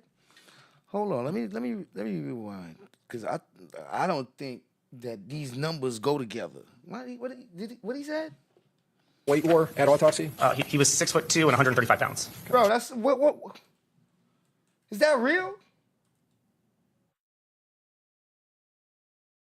Did he say 6'2", 135 pounds? I don't even know how he survived the leg shot the first time. 6'2", like height to weight ratio is boy. That man gotta you gotta be like, bro. My goodness. height and weighed and measured? Yes, it is. In this case, do you recall what Mr. Jones' height and weight were at autopsy? He was 6'2" and 135 pounds. Okay.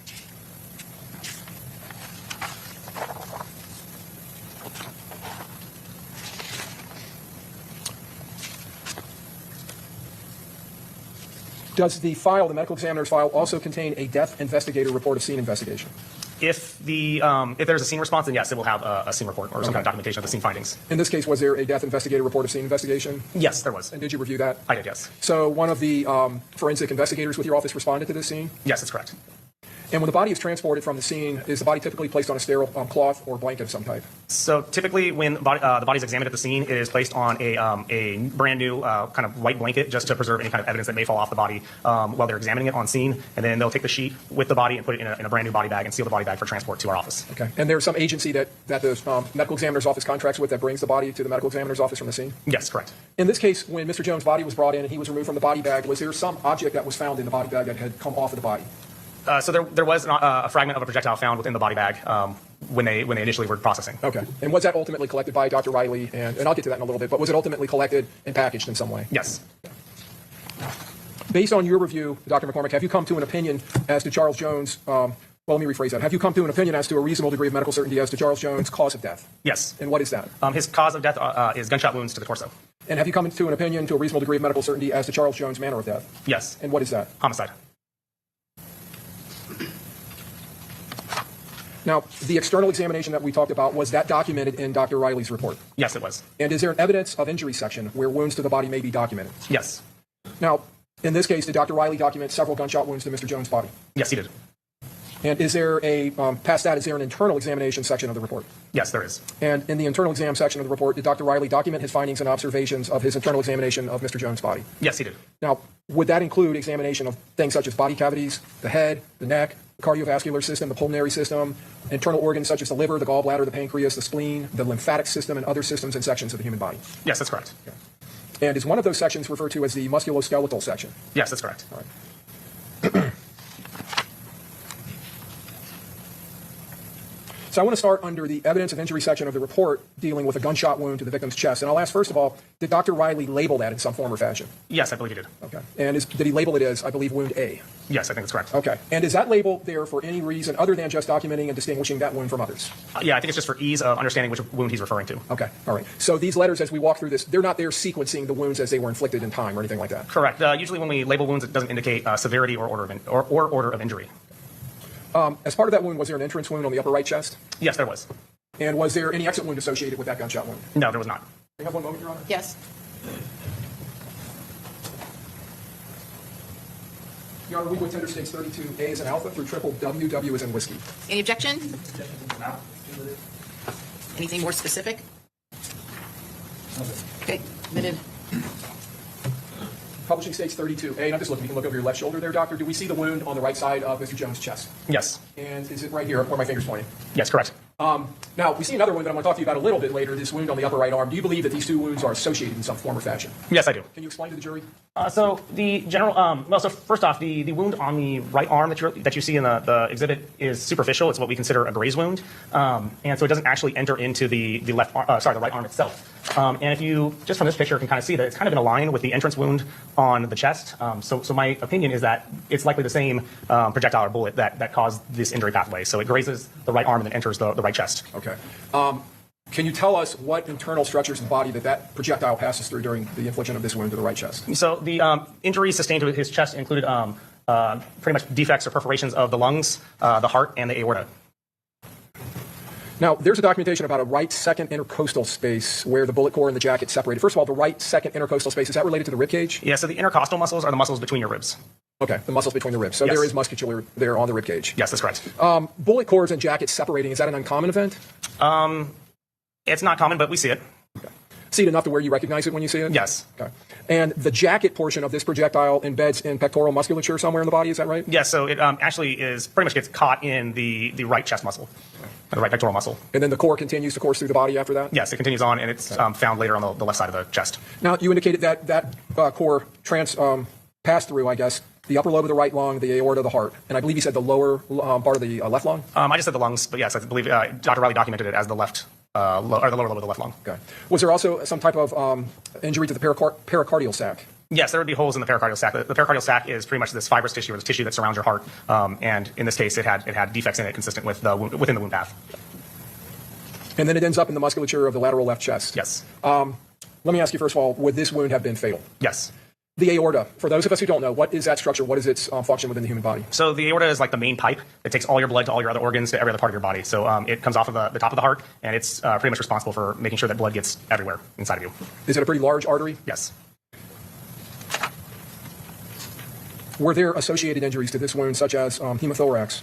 Yes. And hemothorax, what does that term mean? Hemothorax, so hemo just means blood, and obviously thorax is chest. So really it's blood within the chest cavities. So you have some really minuscule space between your lung and the inside of your chest wall, and fluids can accumulate there. So there's a buildup of blood in those spaces.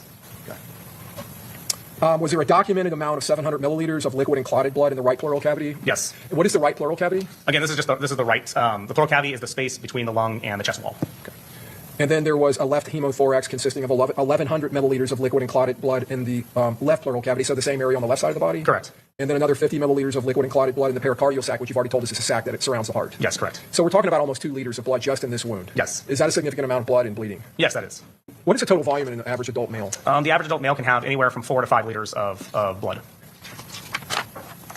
Was the separated jacket and bullet core, were they recovered? Yes, they were. And were they photographed? Yes, they were. And were they sealed into appropriately labeled envelopes? Yes. So those would have been available for law enforcement to come and pick up? Yes, so anytime we collect evidence such as bullet fragments, we tend to photograph them with the package that we label, and then we place them inside, seal them, and then we will turn them over to law enforcement at the completion of the autopsy. So I'm going to publish stage 32C, and this is just another view of this wound, this grazing wound to the upper right arm, and then the wound to the upper right chest. So the grazing wound, is that going to affect any structures other than the skin and the subcutaneous tissue underneath the skin? No. Okay, so that's just kind of going straight across the skin? Yes. All right. And, all right, let me move on then. Oh, with this wound, the way it entered the body and its direction, were you able to determine or, based on your review, the direction of that wound track? Yes, I was. And what was the direction of the wound track? So when we give trajectories, just to understand this, is we don't know what position the person is in when they have these wounds inflicted, right? We move around a lot, we're flexible, and since we can't tell based off the wound track, we have to go by what we call the standard anatomic position. So standard anatomic position is standing upright with your arms extended by your side, your palms forward. So in relation to the standard anatomic position, this bullet path was right to left, front to back, and downwards. Moving on to a wound that is labeled as B, as in Bravo. Was this a gunshot wound now on the opposite side of the body, the thoracic lower left back? Yes, this was a gunshot wound to the back. All right. On the left side of the back. Publishing stage 32E. Is that wound reflected here in this photograph, at least the external portion of the wound? Yes. Okay. And we have these 2 wounds that I'm pointing out on the lower left back. Were both of those gunshot wounds? Yes, the wounds that are labeled 3 and 4 were both entrance gunshot wounds. Okay. And one of these is the B wound that we're talking about? I believe it was number 3 was the B wound, okay. Or what Dr. Riley had distinguished as B. All right, so the one that is, for lack of a better way of describing it, above the number 4 wound. Yes. That is an entrance wound. Is there an exit wound component to that gunshot wound? No. Were there any exit wounds in any of these wounds? No. So this wound, what part of the body, what anatomic structures did the projectile pass through? So this wound passes through the left kidney. It passes through the diaphragm, which is your muscle that helps you breathe, and it passes through the left lung. Is this a fatal wound? Yes, it can be. Now, the diaphragm, is that an important structure as far as its function and it being injured? Does it have an effect on the body when it's injured like this? Yes, it would compromise to some degree your ability to breathe. Does the diaphragm, does it assist or does it work with the lungs in breathing? Yeah, so the purpose of the diaphragm is as it's a muscle, and as it contracts and relaxes, it actually allows air to enter your lungs and then pushes air out.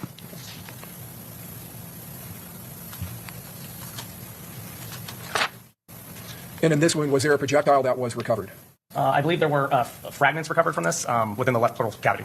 A deformed jacketed bullet and a bullet core fragment were recovered? Yes, okay. That sounds correct, yes. And that would have been in the left pleural cavity, which you've already described, the space between the lung and the chest wall? Yes, correct. And the left kidney, respectively, I believe.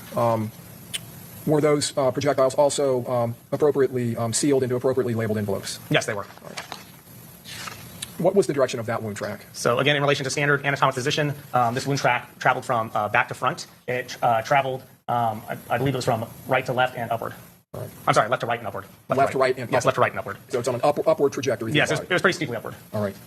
And let's move on to the wound below that, number 4, which is labeled C in the report. Is that also an entrance gunshot wound we're looking at? Yes, that is. And is there, well, you've already told us there's no exit wounds in this autopsy. Okay. Did this wound, was the wound track similar to the one in the B wound or the number 3 wound? Similar. As far as its direction? Yes, in terms of directionality, it was the same. Okay. What internal structures were affected by that wound? It only struck the left kidney.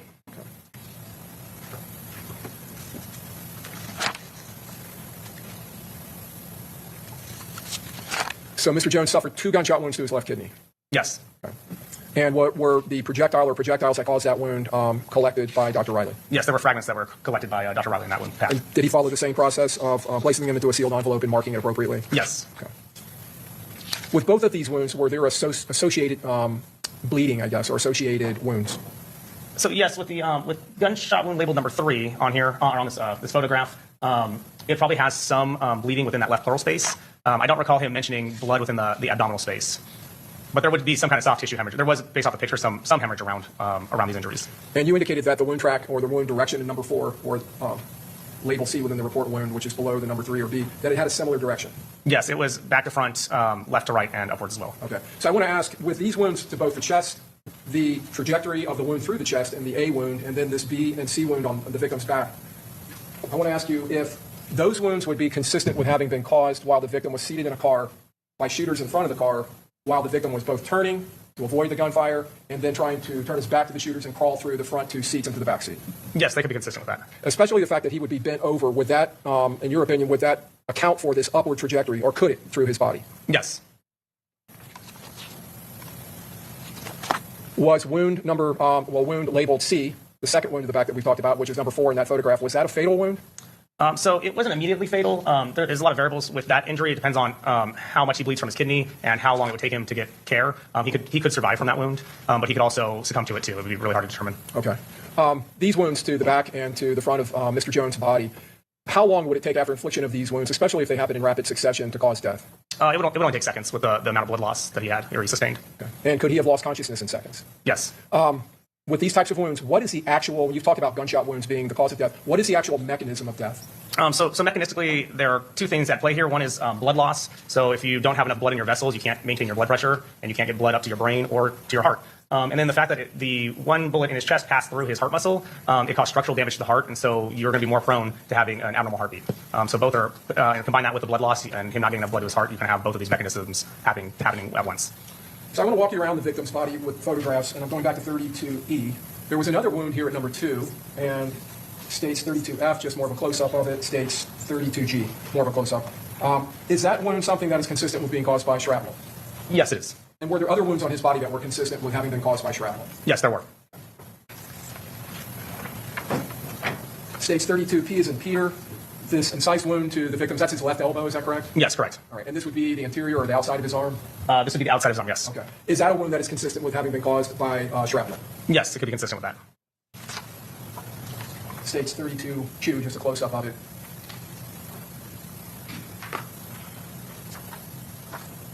States 32S. What are we looking at here, doctor? This is the this photograph shows the outside of his Mr. Jones' right ankle. Okay. Or lower leg. What kind of wounds are those? These are what we would consider as abrasions or superficial defects, possible lacerations. They would be consistent with shrapnel as well, or some kind of projectile fragment hitting his body. 32T, just a close-up. Back out. And then above those 2 wounds, we see this little wound up here. Is that another injury that would be consistent with shrapnel? Yes. And that's seen in 32V in close-up. V as in Victor. Yes. States 32X. There was an injury to the victim's right hand, right here, the palm side of the hand. What type of injury is that? This again looks like an abrasion to his hand. Okay, 32Y, just a close-up of that. Something else that could have been caused by shrapnel? Yes.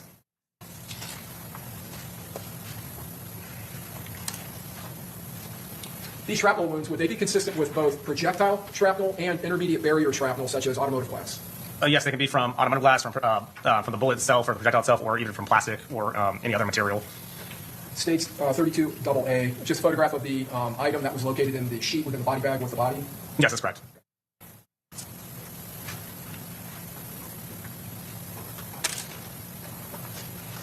I'm going to show you some photographs of Mr. Jones' clothing. 32K is in kilo, double K. Sock from his leg. Would this be consistent with those 2 abrasions on his lower right ankle? The shrapnel coming through the cloth and causing those injuries? Yes, so these could be consistent with those injuries. When a person suffers either shrapnel or gunshot wounds in their clothes, is it not uncommon to find defects in their clothing? No, it's not uncommon. States 32 double B We see a hole here with the blue background and another one up here. Again, defects in the clothing where the bullet may have passed through the clothing. Correct.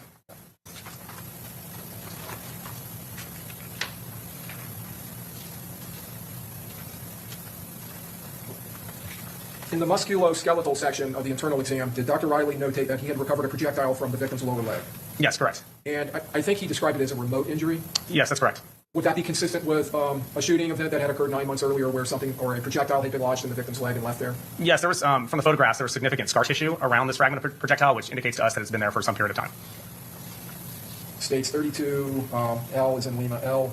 You see the victim's lower leg having been injured during the autopsy. We see this grayish area here. Is that the projectile? Yes, correct.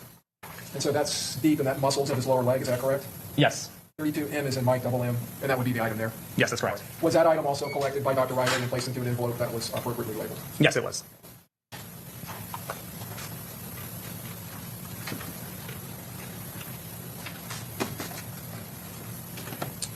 So when we were talking about the appropriate labeling, states 32 double P, as in Paul, we have here an envelope that's labeled right leg, and we have a sticker on here that has the victim's name, the medical examiner's case file number. I can rephrase, Judge. Thank you. Is this label that's on the envelope, does it contain the medical examiner's case file number? Yes, it does. Does it contain the decedent's name? Yes, it does. Does it contain Dr. Riley's name? Yes, it does. And the date of autopsy? Yes. And is it labeled with an agency's name there? Yes, that's correct. And that's your office's designation? Overall, you can answer that one. Yes, that's our office, address and name of our office. Does the labeling have a place for the doctor to indicate the position of the body that the item was recovered from? Yes, it does. And is it indicated on this envelope? Yes, it is. And that's from the right leg? Yes, correct. And does it indicate whether it's a bullet or a pellet or a jacket or a fragment? Yes, it indicates that it's a fragment. States 32Q, double Q, photograph. Now, would this be the fragment from the lower right leg that we were just looking at, the remote injury? I don't recall. Usually we take a picture with the envelope and the projectile that will indicate what piece went into which envelope. It actually might be. Actually, the remote injury, I think, is from the left leg. These would have been fragments in the right leg. I guess we were looking at the right leg, those abrasions. So the initial image you showed with the muscle being incised, that was the left leg. That was the remote injury. There was additional shrapnel that was recovered from the right leg as well, though. And in this photograph, we do see down here the item that was recovered? Yes, correct. Okay. And is that what you were talking about, usually photograph together? Yes. Okay. So with the remote gunshot wound to the left leg, we're going to look at that photograph. And there appears to be an item down here. Would that be the item that was recovered? From the left leg, yes.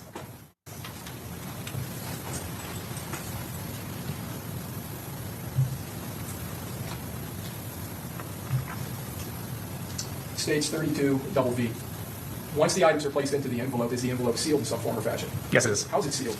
We use red evidence tape, and we'll seal along the seams on the back of the envelope, and then we'll sign and date our initials on the back, overlying the red evidence tape. This is 32 WW, W's in whiskey. Does that show the evidence tape and Dr. Riley's signature in the date? Yes. And is he following your standard operating procedure as far as sealing those envelopes? Yes.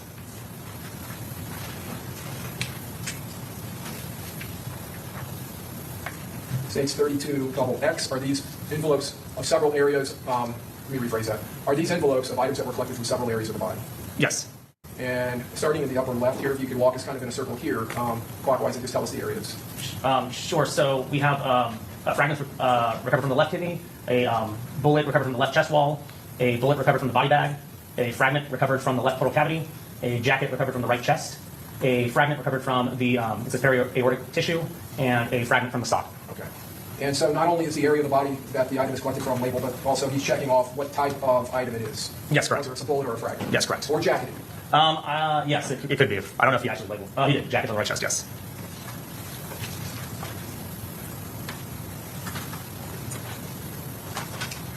Yeah, approach the witness, Your Honor. Yes. All right, I'm going to show you what's been labeled as 32.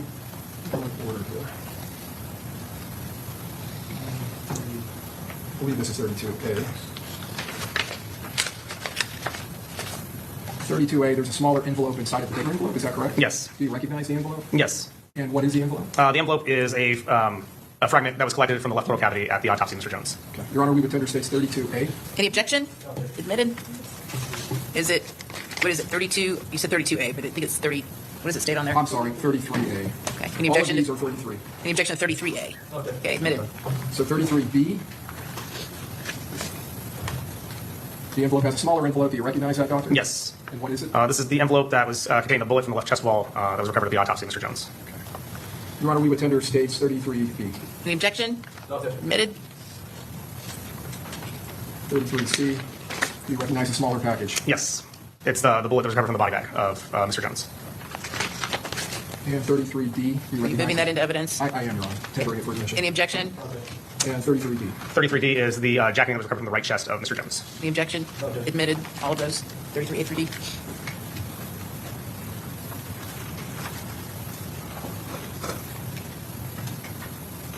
Move to publish 33D as in Delta.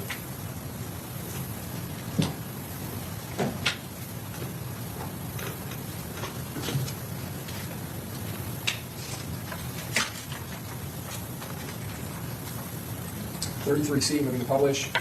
And this is the item that came from the body bag? Yes. And it's described as a bullet by Dr. Riley? Yes, correct.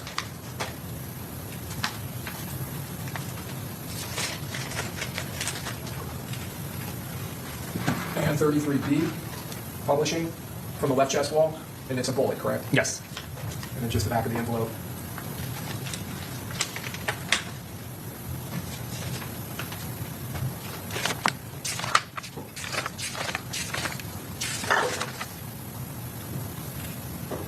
The autopsy in this case actually occurred on June 23rd of 2024, is that correct? Yes. All right, I think I had said the 24th. I think one of these may be dated the 24th.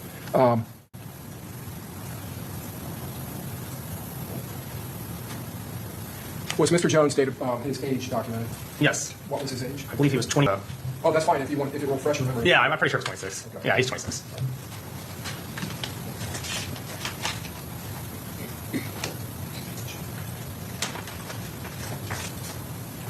And stage 33A, from the left oral cavity, a fragment or fragments? Yes. And the back. Thank you, Doctor. I don't have any further questions, Your Honor. Okay, cross-examination.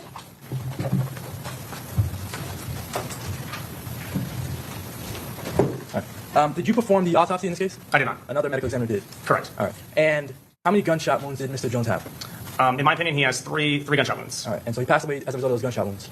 I'm sorry? He passed away as a result of the gunshot wounds? Yes, correct. That's what the core of your testimony is about today, correct? Yes, correct. All right. But you're not here to say who shot Mr. Jones? That's correct. All right. And so you don't know which person that was involved actually pulled the trigger that the gun that was used to kill Mr. Jones? Yes, that's beyond the scope of my job. My job is just to determine cause and manner of death. All right. No further questions. Okay, thank you. Redirect. No, Your Honor, he may be released. Okay, thank you. You're free to go. All right, state card next witness. State Police Detective Craig Griffin. There's the other gang detective right here. I think was this the 1200 block detective? Or 8 pounds? I think 1200 blocks. Let's see what this guy got. Hey girl, you better not laugh again. Cause you know that's what they waiting to see how much time she laugh in the court. I'm waiting. Please swear affirm that the testimony you're about to give will be the truth, the whole truth, and nothing but the truth, so help you God. Yes, ma'am. Thank you, sir. Okay, you may proceed. Good afternoon, sir. Would you state your name, please? It's Craig Griffin, And where are you employed? Jacksonville Sheriff's Office. Do you have a particular assignment with the Sheriff's Office? Yes, ma'am. I'm currently assigned to the Jacksonville Sheriff's Office Gang Investigative Unit. What is your title in that unit? Gang detective. How long have you been in the gang unit? Currently, a little over 4 years. And what was your prior assignment in advance of the gang assignment? Prior to the gang unit, I was assigned to patrol on the north side of Jacksonville. Also assigned to the narcotics unit or internal affairs unit. I didn't know this before, but you know, now that he's there, I can see every light in the whole ceiling, like on the ceiling. I could see it seemed like there's a lot of different lights in the ceiling, but because of him, I can see all the different lights on the ceiling. Interesting. Unit, and I was also in the jail prior to going to the street. And during your time on patrol, did you have an opportunity to work the areas related to specific gangs that are tracked by your unit? Yes, ma'am. Are you specifically assigned to a particular unit out of the Sheriff's Office? Yes, ma'am, I currently am. And what is the unit to which you're assigned? The gang or the unit? I'm sorry, the gang. The gang, 1200 out east. And that would be inside of the gang unit. I'm sorry about that. Yes. Have you had an opportunity to review what has been previously admitted as State's Exhibit 84B, the gang chart that was created to represent the members or some of the members of 1200? Yes, ma'am. If you'll look to the screen and publishing 84B, have you had a chance to see that? Yes, ma'am. And in your role with the gang unit, did you help or assist to create this chart, at least as it relates to the relevant members of 1200 as related to this investigation? Yes, ma'am, I did. We have depicted on the chart a Rashad Murphy and a Davion Murphy. Over the course of your investigation, have you been able to assess what, if any, nickname was provided to you or that you learned to be assigned or associated to Rashad Murphy? Yes, ma'am. And what was that? Ghost 187. What, if any, relationship is there between Rashad Murphy and Davion Murphy? I believe they're blood cousins. And what, if any, relationship is there between both Mr. Rashad Murphy and Davion Murphy to Joe Rod Adams? If I stand correct, I believe Joe Rod and Rashad are brothers, and then Davion and Joe Rod are cousins. Is this information that you often collect from social media or videos? Yes, ma'am. Do you oftentimes also have the ability to reference, for example, obituaries that are posted? Yes, ma'am. And in this particular case, was there an obituary for Joe Rod Adams, aka Spaz? Yes, ma'am, there would have been one. And is Spaz the individual that was killed at the Rains High School football game? That's correct.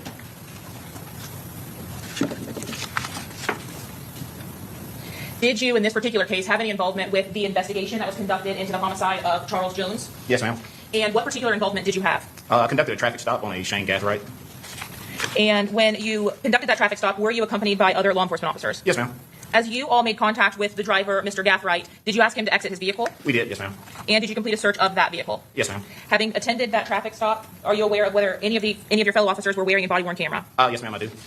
I'm showing you what's been marked as State's Exhibit 102 through 104. Go take a look at that and let me know if you recognize those images. Yes, ma'am, these are from the traffic stop. Do they fairly and accurately represent the beginning of the contact that you had with Sean Gathright on at this vehicle stop? Excuse me. Yes, ma'am. Your Honor, at this time, State seeks to admit State's Exhibits 102, 103, and 104. Any objection? Admitted. In publishing States 102, are you able to see the screen okay? Yes, ma'am. And what date did the traffic stop of Sean Gathright actually occur? Looks like June 26th. Of what year? Of 2024.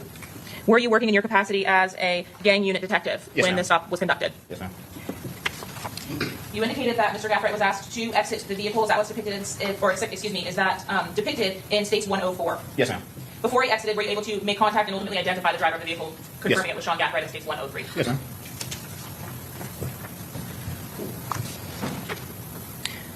Specifically, as it relates to your work with, is that the only actual involvement that you had, roadside or otherwise, with the Tampa Police Department case, other than providing background or historical information about the 1200 gang?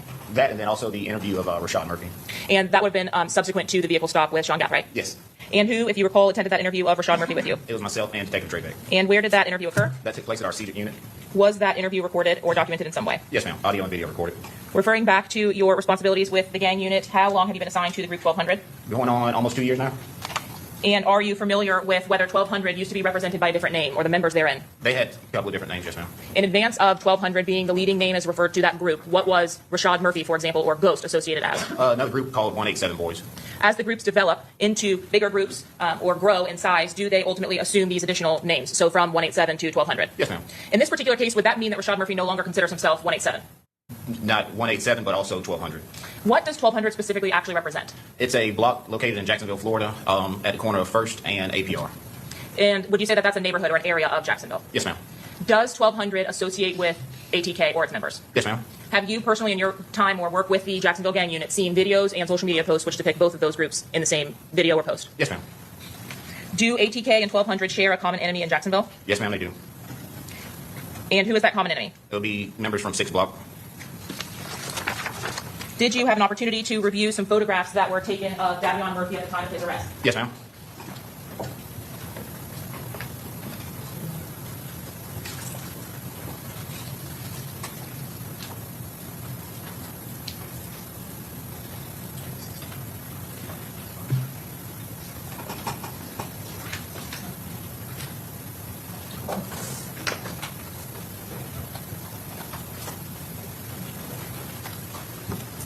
I may have one moment. Yes.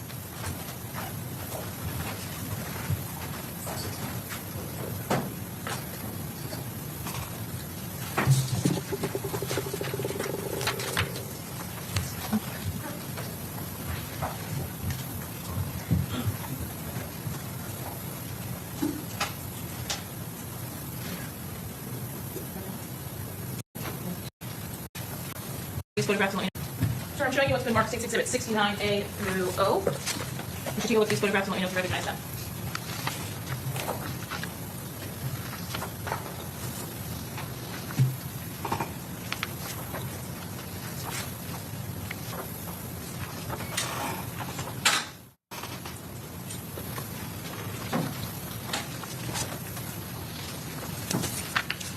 Yes, ma'am. They're from the interview room inside the seated unit. And Davion Murphy is a member of which particular group? He's a person of interest, not exactly a member just yet of 1200. Are you familiar with the statutory criteria for gang membership? Yes, ma'am. And does Davion Murphy meet the statutory criteria for that gang membership? Yes, ma'am. What elements of that criteria does Davion Murphy meet? He has hand signs. He also has tattoos and then associations. So essentially, he meets the criteria to be a gang member by statute? To be documented as a gang member. Overruled. Go ahead. Answer the question. Does he or doesn't he? He does, yes. To be documented? Yes, ma'am. But has that documentation actually occurred? No, ma'am. As it relates specifically to the footage from the interview room or the documentation from the interview room, State seeks to admit, actually State 69. Any objection? Okay, admitted. Publishing 69A. You mentioned that he would meet that criteria based on hand signs. Can you tell me what it is about the hand sign that's depicted in this particular image that would meet that criteria? So his right hand, he's holding up the 1200 hand sign. So the single finger showing the 1, and then the 2 over here to represent 12. So 1 and 2, so 12. Yes, ma'am. And how did that relate back to 1200 as you provided or described that to us? Well, 1200 is the group itself, and so being without adding the 2 zeros, 12. And 69B, was this screenshot actually taken from the interview room after Mr. Murphy's arrest? Yes, ma'am. Are interviews like these, photos like these, documented in your day-to-day activity as a gang detective? Yes, ma'am. And in the chart that was previously presented, 84B, is it common for the members of 1200 to utilize that same hand symbol when posting on social media or in music videos? Yes, ma'am. Is there any specific relation as to when they do that? No, ma'am. Just when they're on camera or taking a photo of any sort. In your activity and based on your training and experience, if you see this hand sign, is the individual throwing it related to 1200? Yes, majority of the time, yes, ma'am. Are there times in which the opposing gangs will throw their rivals' hand signs? In a disrespectful way, yes, ma'am. So do you view those items or posts in context? Yes. To determine the nature of that? Yes, ma'am. Would it be common for a rival gang member to switch to the direct opposition? So from 6 block, for example, to 1200? If he knows, go ahead. You said it's common? Yes. No, it's not common.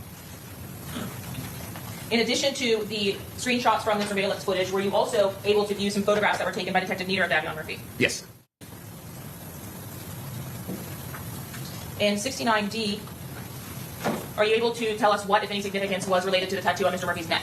It says rest up Avery McKnight.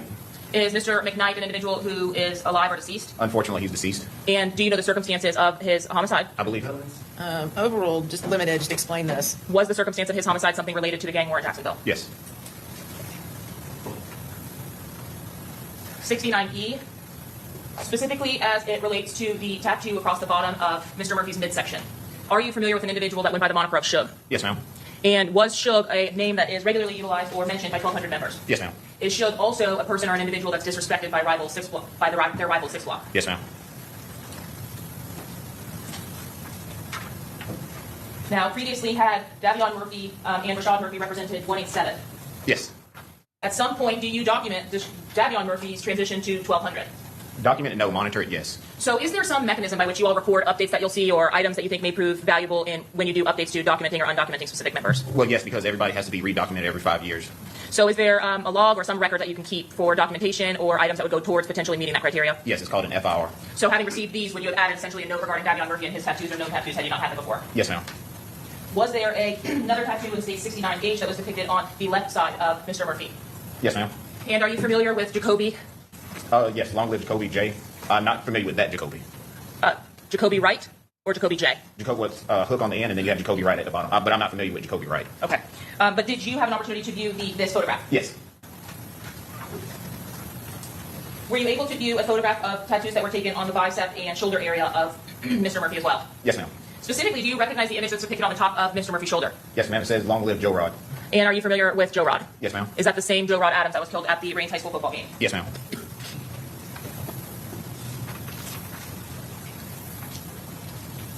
Were there several Suge tattoos across Mr. Murphy's body? Yes, ma'am. And lastly, do you recognize the name Corbin from your investigations? Yes, ma'am. And who is Corbin? Corbin is a deceased member, Corbin Johnson. We heard some music videos earlier today referencing Corbin's kidnapping. Was there some kind of relationship between the gang rivalry and the death of Corbin Johnson? What do you mean? Meaning, was it related to this gang beef or gang war? As far as I know, his homicide is... If he knows. His homicide is unresolved. Correct. Has Corbin Johnson's homicide been the subject of drill raps back and forth between ATK and 6 Block? Yes, ma'am. That's my fault. That was not a clear question.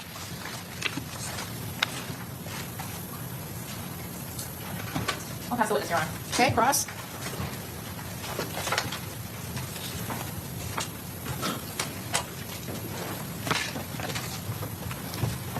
Alicia Andrews, she's not a gang member, correct? No, sir, not that I know of. She's not a gang associate either? Not that I'm aware of. All right, and that's according to the Florida statutes? Not that I'm aware of. Not on my radar. All right. These 1200, when did it start? Early 2000s. Early 2000s? Yes. So this is going back, you're saying more than 20 years? Roughly, yes, sir. All right, so when was it the 187 boys? 187 would have came around probably 2010, 2015. Okay, so earlier when you said that, I guess it was Ghost, Rashad Murphy, he was Yes. part of 187 boys? Yes. So, you know what time frame he was a part of 187 boys? I don't, not offhand. All right, so he was a part of 187 boys and then he switched over to 1200? How does that work? So 1200 as a whole, it's a neighborhood. It's a gang. It's a documented gang. And then within there, they have select groups. Okay, so you have 187 boys. You also had another group referred to as A-Team, and then you had another group referred to as Cut Circle. They're all from 1200. So it's not that he switched from 187 to 1200. He was always a part of 1200? Correct. And I guess in 1200 there may be even more specific groups. Yes. All right. And those groups are based off of what, streets? Streets, maybe just something that they come up with. Okay. All right. And not all of these people, they're not all born gang members, right? No, sir. All right. They become gang members at some point in their lives? Being documented according to Florida state statute. Okay.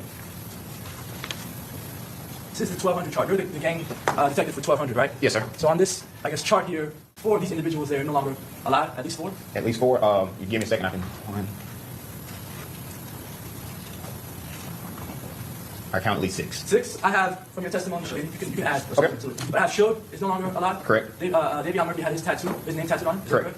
I saw Corbin, right? He's no longer alive. That's correct. That's the unsolved murder you were discussing? Correct. And that's the one that Charles Jones, Julio Foolio was rapping about in his songs? Yes. Saying that Corbin got kidnapped? Yes. All right, and found in a field, his bones were found in a field? That's correct. All right, and Spaz was killed at a football game, is that correct? Yes, sir. At Rains? Yes, sir. That's the school where Alicia Andrews went? If you say so. Okay. Well, Spaz went to Rains. Okay. I'm asking. That I don't know. I believe he did. Him along with Kenny Katz, or I'm sorry, Robert Howard. Robert Howard, okay.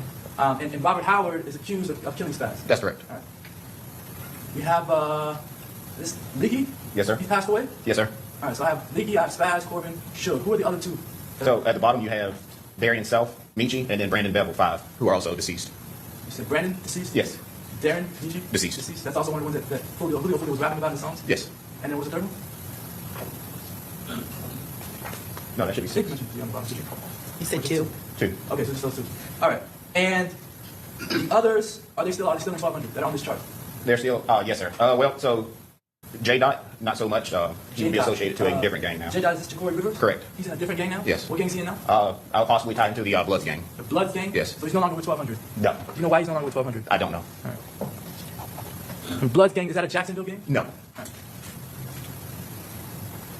These are young men, right? Yes, sir. Like early 20s? Early to late 20s. Early to late 20s. Mixture of. All right. And there are other individuals on here who went to Rains High School, correct? I believe so. I'm not 100% sure on that one. If I told you that Alicia Andrews went to Rains High School, would you have any reason to doubt that? No, sir. In high school, were all of these individuals, were they gang members in high school? Not that I recall. So at some point down the road, maybe they become gang members after they leave high school or when they drop out. Is that possible? Or during high school, because Sometimes. you have Instagram, you have social media. So sometimes they become gang members in high school, right? Yes. Sometimes after high school? Yes, sir. All right.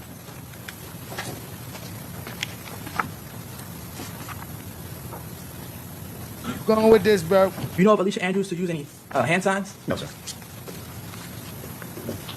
You know of Alicia Andrews to be in any music videos? I've never seen one or in one, no, sir. And did you know of Alicia Andrews prior to this case? No, sir. But you know of these other individuals in 1200 prior to this case, right? Yes, sir. All right. I don't have any further questions. Thank you. Okay, redirect. Did this witness be excused? Yes. Thank you. I have Ready to no go. questions to begin All right. with. Who's your next witness? Detective Christopher Draven. You should have just told him to. Nah, you should have just passed the witness. Sure. Quick one. Okay. Yep. We'll take just a quick 2-minute break. Okay. All rise. 2-minute break.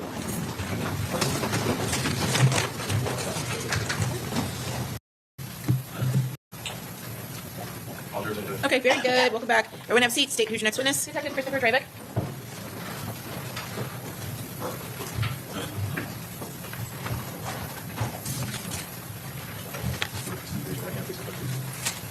You swear to affirm that the testimony you're about to give will be the truth, the whole truth, and nothing but the truth, so help you God. I do. Thank you, sir. Okay. You may proceed. Good afternoon, sir. Please state your full name for the jury. My name is Chris Drebeck. And where are you employed? I work for the Jacksonville Sheriff's Office. Are you also a member of the Jacksonville Sheriff's Office Gang Unit? I am. How long have you been employed with JSO? Going on 9 years, since May of 2017. And are you also assigned a specific gang or gangs in the unit? Yes. Who are you assigned? I'm currently assigned a criminal gang called 21st Street and another criminal gang called Rat Chasing Family. So not any of the ATK, 1200, or 6 block gangs that were referenced specifically in this case? No. Are you familiar with those gangs?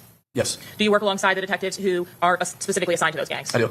And were you familiar enough with those gangs and in your workings with those detectives to create the charts that we previously admitted as State's Exhibit 89 in this case for the gangs? Yes, we facilitated the charts together. Did you maintain a relationship with the lead detective from the homicide investigation from Tampa? I did. And was that Juan Ramos? Yes, ma'am. From what point at learning about the death of Charles Jones did you begin working with the Tampa Police Department? The morning they called me on June 23rd. And what was the nature of that call? So originally my supervisor reached out to me because he was notified first, and my sergeant provided me with information of contact info for a Tampa Police Department detective. And I reached out to that detective, and they supplied us with information relating to the death of Charles Jones, and they were inquiring about why this may have occurred. Did you have any knowledge that Charles Jones was going to be in the Tampa area before you received a call about his death? Yes, we did observe post on his social media where he was advertising his trip down to Tampa prior to him going in reference to him celebrating his birthday. How do some of these rappers or even gang members actually tell people about their events or their appearances? Social media. And in this particular case, did you have an opportunity to see some flyers that were posted to Mr. Charles Jones' account? I did. What is the screen name for the account itself? Did he use his legal name or the moniker of Julio Foolio? He used his rap name, Julio Foolio. I'm showing you what's been marked as 95B, 1 through 10, and 95C, 1 through 4.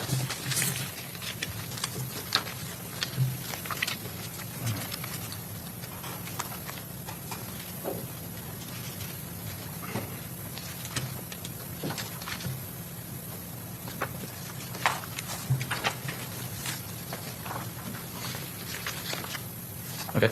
Did you have an opportunity to view Charles Jones's Julio Foolio Instagram account in advance of him coming down to Tampa? Yes, I routinely would monitor Julio Foolio's Instagram account prior to this. Even though he was not one of your assigned gang members, you would be monitoring his account? Yes. Why is that? Just, I think it's imperative for detectives assigned to the gang unit to have information and knowledge about gangs, especially a person as prominent as Julio Foolio was. Even though I'm not assigned to 6 Block Gang, it is important to have working knowledge outside of my assigned gang, so I am able to assist in the event that I was called upon, for example, this instance. So. And in this particular case, after you were notified of the death of Charles Jones, did you have an opportunity to visit his Instagram page as well? Yes. And is what was depicted in States 95B indicative of the recordings or screenshots that were taken from that account after the homicide? Yes. Was Mr. Charles Jones' Instagram account public? It was. So you were able to access it by just searching the name, essentially? Yes, sir. At this time, Your Honor, the state seeks to admit States Exhibits 95B and 95C. Any objection? Okay, 95B and 95C are admitted. As it relates to the flyers that went out for Mr. Jones' birthday, I'm showing you 95C. Is this the flyer that you mentioned was posted that notified you, at least, that there was going to be some kind of club appearance in the Tampa area? Yes. Do you recall when this post made it to social media? I know sometime prior to June 23rd. I believe it was a week or so before. And did you have an opportunity to see from the flyers at least the location, exact location of where Mr. Jones is expected to appear? He's advertising the club teasers.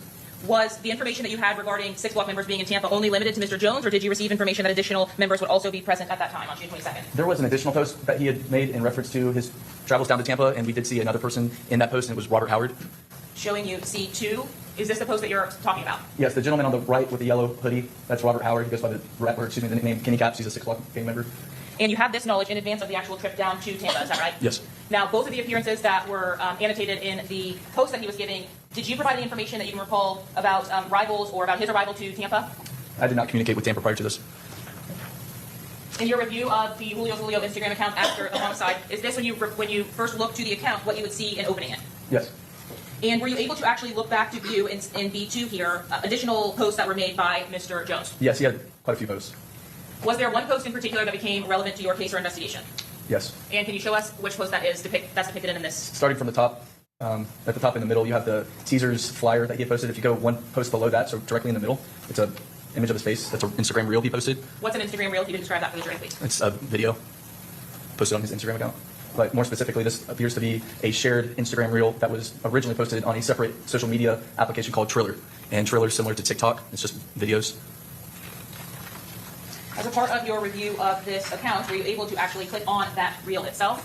Yes. What information does the reel give you when you actually select it or click on it?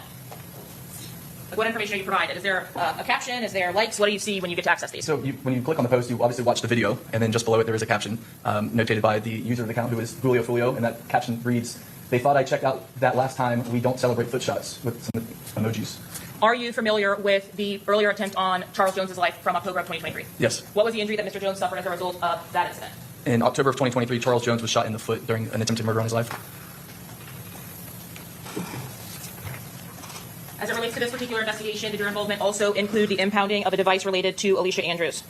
There was a cell phone device seized from her, yes. Did you have an opportunity to review some of the contents of that device upon its impound and extraction? I did conduct what I would describe as a preliminary review of the cell phone device. So I wouldn't suggest it was a full review of the download, but I did look at it. Does the Sheriff's Office also have digital forensics analysts that will actually help to go through that data with you or for you? We do, yes. And do those individuals provide you tips or information about items of potential evidentiary value that can be found on these devices? Yes.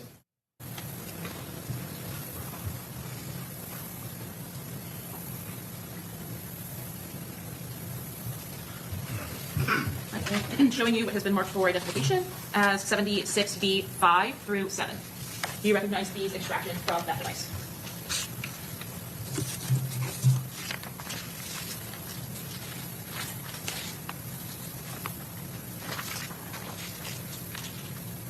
Yes, I do. Your Honor, at this time, the state seeks to admit states 76B5 through B7. Any objection? As to which one? It's 5 through 7.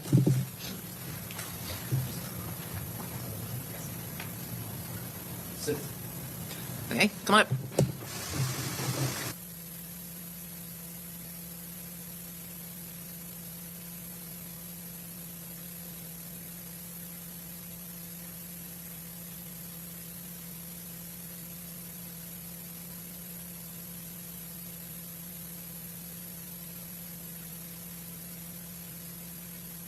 Okay, so 76B 5 through 7 will be admitted.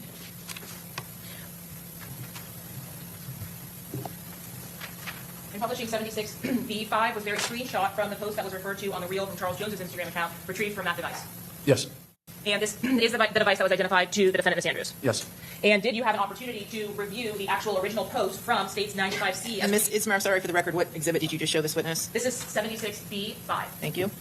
Did you have an opportunity to review both the images that were retrieved from Mr. Jones's social media account, meaning the reel that was posted to his account, against the screenshot that was retrieved from Ms. Andrews' device? Yes. And did you have an opportunity to compare them against each other? Yes.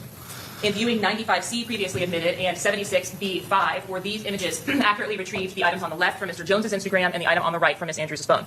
Yes. Was the content as it relates to Ms. Andrews' device limited to the 2 days that you had, or that device had been active? Yes. And were you able to ascertain the device setup date for that new device? I believe it was June 26th. On June 27th, did you seize that device from Ms. Andrews? Yes. Shorty. What you? Oh, yeah. Go ahead, y'all. Yeah, you going to jail, you know. You going to jail.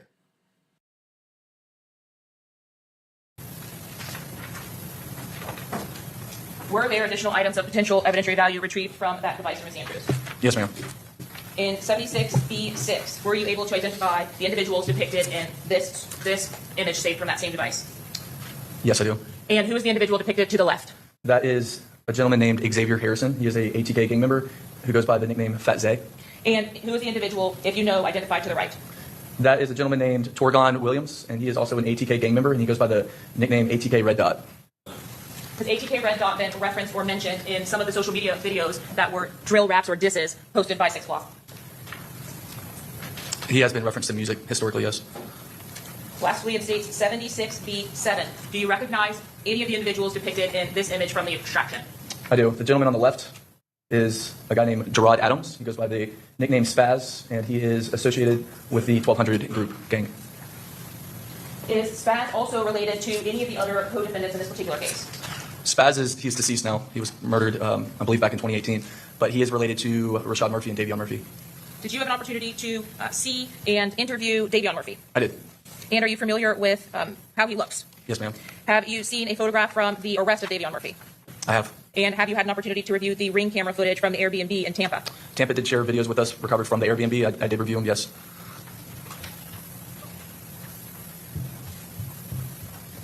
I'm showing you states 38A and B as well as 90C. Do you recognize those images? I do. And do they fairly accurately represent the individual that you know to be Davion Murphy? Yes, ma'am. At this time, state seeks to admit states 38A and B as well as 90C. Any objection? Okay, admitted. You said 38A through B and then 90C. Okay, thank you. It's admitted as well. Publishing 90C, sir, is this the image that you were referring to when you mentioned the arrest photo? Yes. And sometime after Mr. Murphy's arrest, did you have an opportunity to interview him? I did. I interviewed him shortly after this picture. And was that interview audio and video recorded? Yes. We've seen some images from an interrogation room with Mr. Murphy here.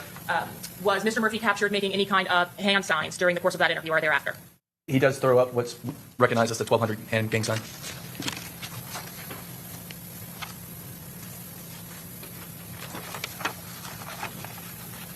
Are you familiar with Rashad Murphy? Yes. And does Rashad Murphy have any nickname that you are aware of? He goes by the nickname Ghost.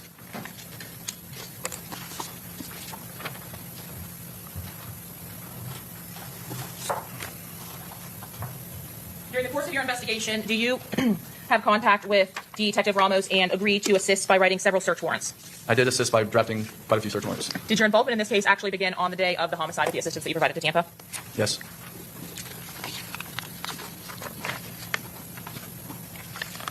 When you saw or received the notification that Mr. Jones had died, did you do any follow-up work in reviewing the social media accounts of members of 1200 or ATK? Yes. And after it was relayed to you that Mr. Jones had died, were there members of both groups taking responsibility for this homicide?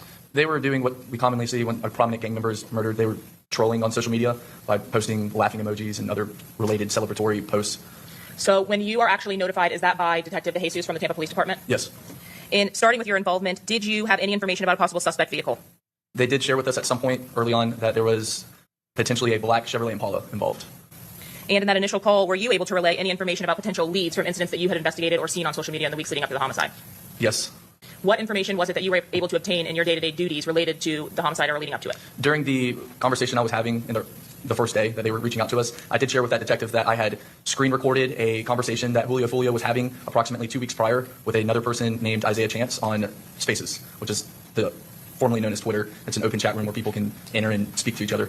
Is it a video of the person speaking when you're in Spaces, or do you just hear voices? It's just their voice. So they log into Spaces, which is previously Twitter. They'll log in with their account and join these open chat rooms and just communicate. So you're only hearing their voice as they talk to each other. Did you actually document that Spaces communication between Isaiah Chance and Charles Jones? I screen recorded it and preserved it, yes. And would that have been on June 6th of 2024? Yes, it would have. Do you got it? I want to hear. Without telling me the contents of it, were you ultimately made aware of a communication between Sean Gathright and Rashad Murphy on the same date regarding the Spaces conversation? I was made aware of that, yes. In the hours after Charles Jones' death, did you see posts made to social media by Isaiah Chance? Yes. Are you familiar with the handle associated to Isaiah Chance's Instagram account? Yes, it's Gutazay with a bunch of G's.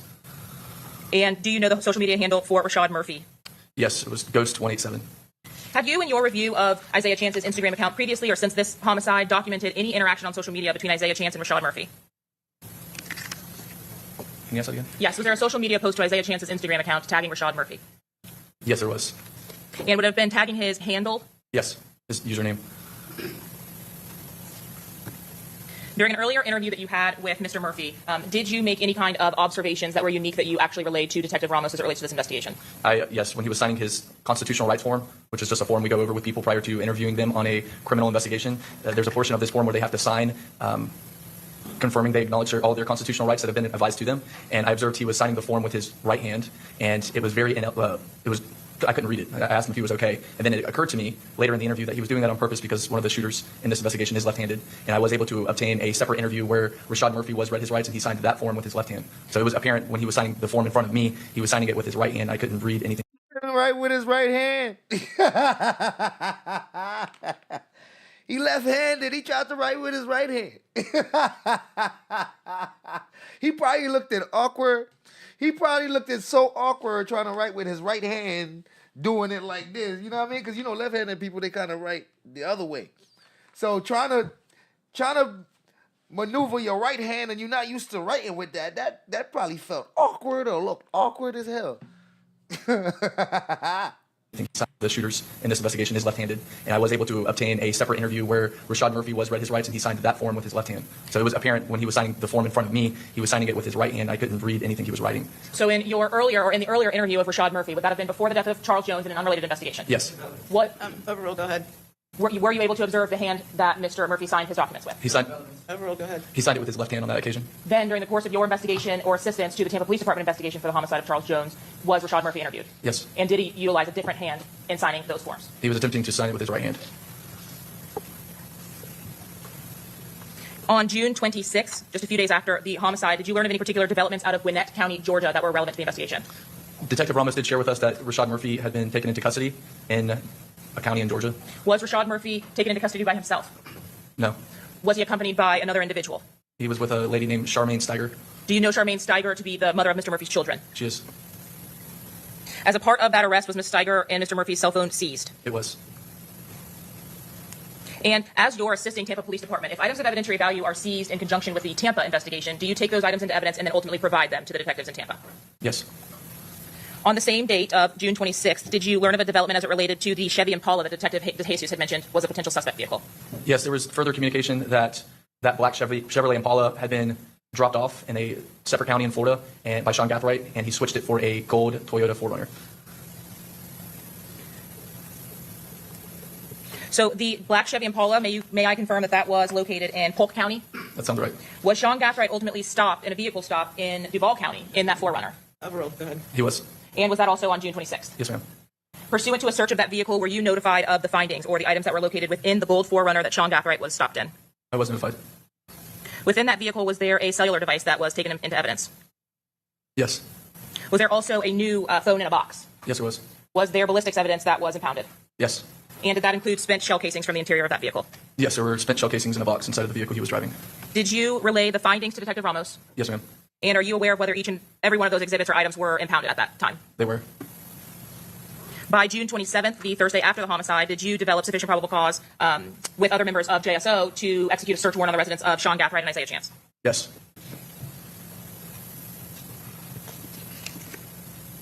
Was there any evidence of potential or any potential items that you were specifically searching for based on a lack of evidence at the original homicide scene? So Tampa did share with us through the video surveillance at the incident scene, as well as their information regarding the crime scene, that there appeared to be a lack of shell casings from where the shooters were shooting. In their opinion, based off that fact and the video evidence, they believe that the shooters were equipped with brass catchers on their rifles. Were you notified at the execution of those search warrants that brass catchers had been discovered inside of the safe in SeanGathright's residence? Yes. Were you also notified that several items of spent and live ammunition were located? Yes. What about firearms specifically? Were there firearms located inside that residence? There were multiple firearms. As it relates to the 2 rifles that were obtained or seized, did you transfer custody of those rifles to the Tampa Police Department? A detective within the Crime Gun Intelligence Center did, but that was done. Upon the execution of these search warrants, was it organized that the warrants would be executed simultaneous with each other? That was the goal. To have them executed at the same time? Yes. Is that a tactic that is typically enacted? Overall, go ahead. That was a plan decided by our commanding officer, our lieutenant. He wanted both search warrants executed at the same time. Are you familiar with the circumstances of the warrant execution at the Isaiah Chance residence? Yes. Was the goal of having both warrants executed simultaneously actually accomplished? It was. Was there any delay at the Chance residence before the warrant could be executed? Overall. Overall, go ahead. There was a significant delay for the occupants of Isaiah Chance's house to come out. Who were the occupants of Isaiah Chance's residence? Overall, go ahead. Isaiah Chance and Alicia Andrews. Upon the execution of the search warrant, once they actually exited the residence, upon the execution of the search warrant, is this the day in which the device from Ms. Andrews, from which we've seen the extraction reports, came? Yes.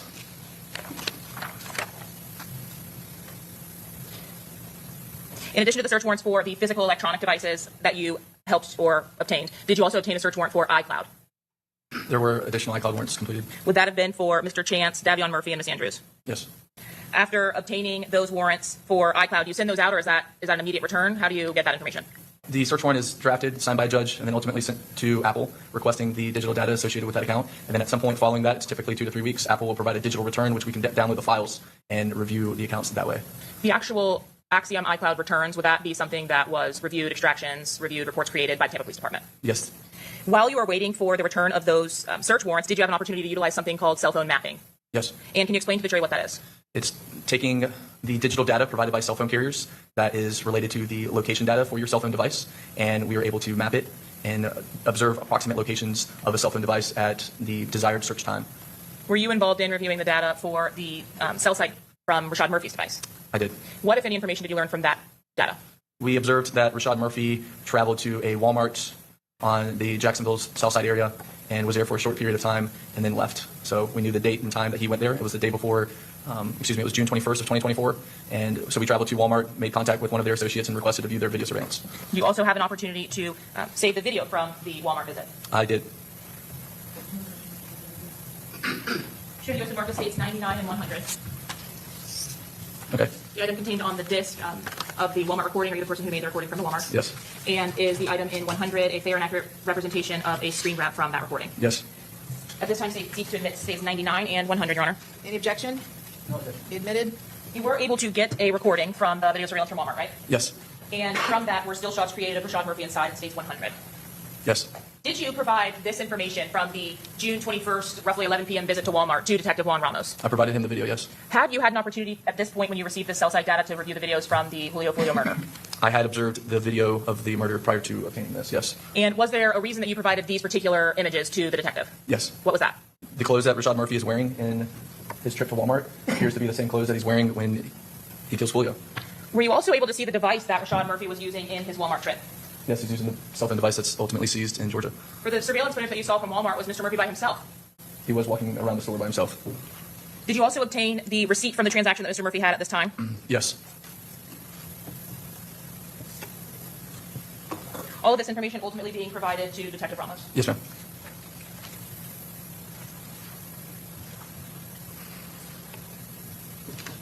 Lastly, was it confirmed by you that arrest warrants have been obtained for all 5 of the defendants by July 27th of 2024? Yes. I'll pass the witness, Your Honor. Okay, cross.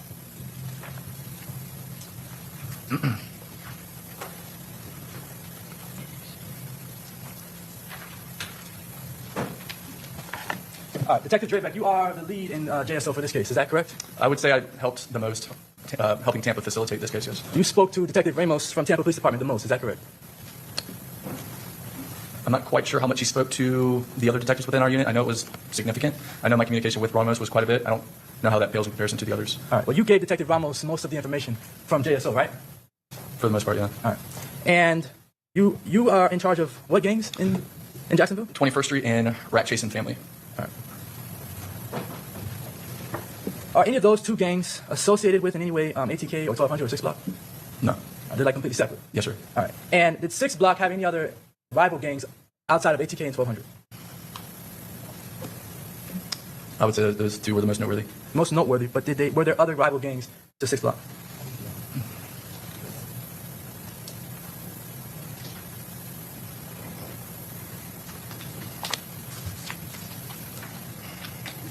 Not that I can think of. All right.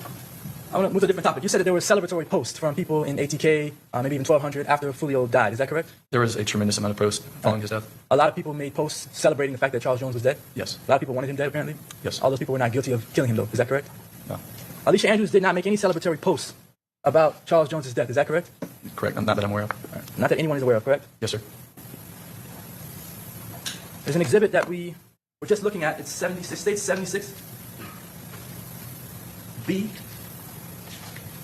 5 through 7. I'm going to show you these one by one, starting with 5. This is a document. It says, you see at the top it says Cellbrite? Oh, hold on. You see the top it says Cellbrite? I see that, yes. All right, and Cellbrite is a cell phone reader software. Is that correct? Yeah, Cellbrite's an application investigators use to review cell phone extractions. All right. And so this Cellbrite report here is an extraction of, or at least a portion of an extraction of Alicia's phone. Is that correct? Yes. Right. And this little photo here, that's a photo of Julio, Charles Jones? Yeah, so that's a thumbnail of what the data to the left is referencing. All right. And this thumbnail, that thumbnail was created on June 26th? I can't say yes or no to that. Is that what the extraction says? It was created on June 26th? That's what the extraction. But you're not sure if that's how, if that's the way to correctly read that or interpret that extraction? Sure. The best way to describe this is that this is, from what we know, because the device was activated on June 26th, it appeared that the user of the cell phone device was backing up their prior iCloud. So if you were to buy a new phone, you would transfer your data through your iCloud download. So it's transferring your contacts, a lot of your old media files. So I can't say for certain when this post or this image was captured originally, but due to the transfer of data on June 26th, that's why it's timestamped that way. So I can't say when it was captured. All right. So essentially, someone who had this device downloaded, I guess, their iCloud onto the device. Yes. And then potentially this thumbnail that you see of Julio Foolio came from that download. Yes. Potentially. Yes. So we don't know when this picture of Julio Foolio was actually viewed and downloaded to the device or to the iCloud. That's fair. Right. And this is I'll say that the girl who says she don't like him and she want him to die would not be having his picture in her phone because she liked the picture. I'll tell you that much. Thumbnail with a bigger picture of it? Yeah. Do you know if Alicia Andrews, let me tell you, you don't know if Alicia Andrews accessed this photograph? I can say that the device she possessed, the iCloud that is downloaded onto that device and where this image came from was from her iCloud, but specifically, did she personally view it? I can't say that. You're aware that her boyfriend used to use her phone, is that correct? Yes, sir. Another extraction, another thumbnail, you see that? This is 76B6? Yep. Same sort of thing, June 26th is the creation date. You see that? Yes, sir. All right. And this is the picture of, you said, Red Dot, right? The gentleman to the right in that image is actually Torgon, ATK Red Dot. Okay. And the fact that this photograph is in Alicia's phone, what relevance does that have to this case? Well, Fat Zay to the left, he was in music videos with one of the defendants. He was in a music video with one of the defendants? Yeah, Isaiah Chance. Oh, was he in a music video with Alicia Andrews? No, you're just asking the significance. And then also, ATK Red Dot, he just plays a role in a lot of the historical Jacksonville gang war. All right. Do you have any communication between Red Dot and Alicia Andrews? Not that I'm aware of. Do you know if she even knows him? I don't know that. Do you know if she knows the bigger individual in the photograph, Alicia Andrews? I don't know that.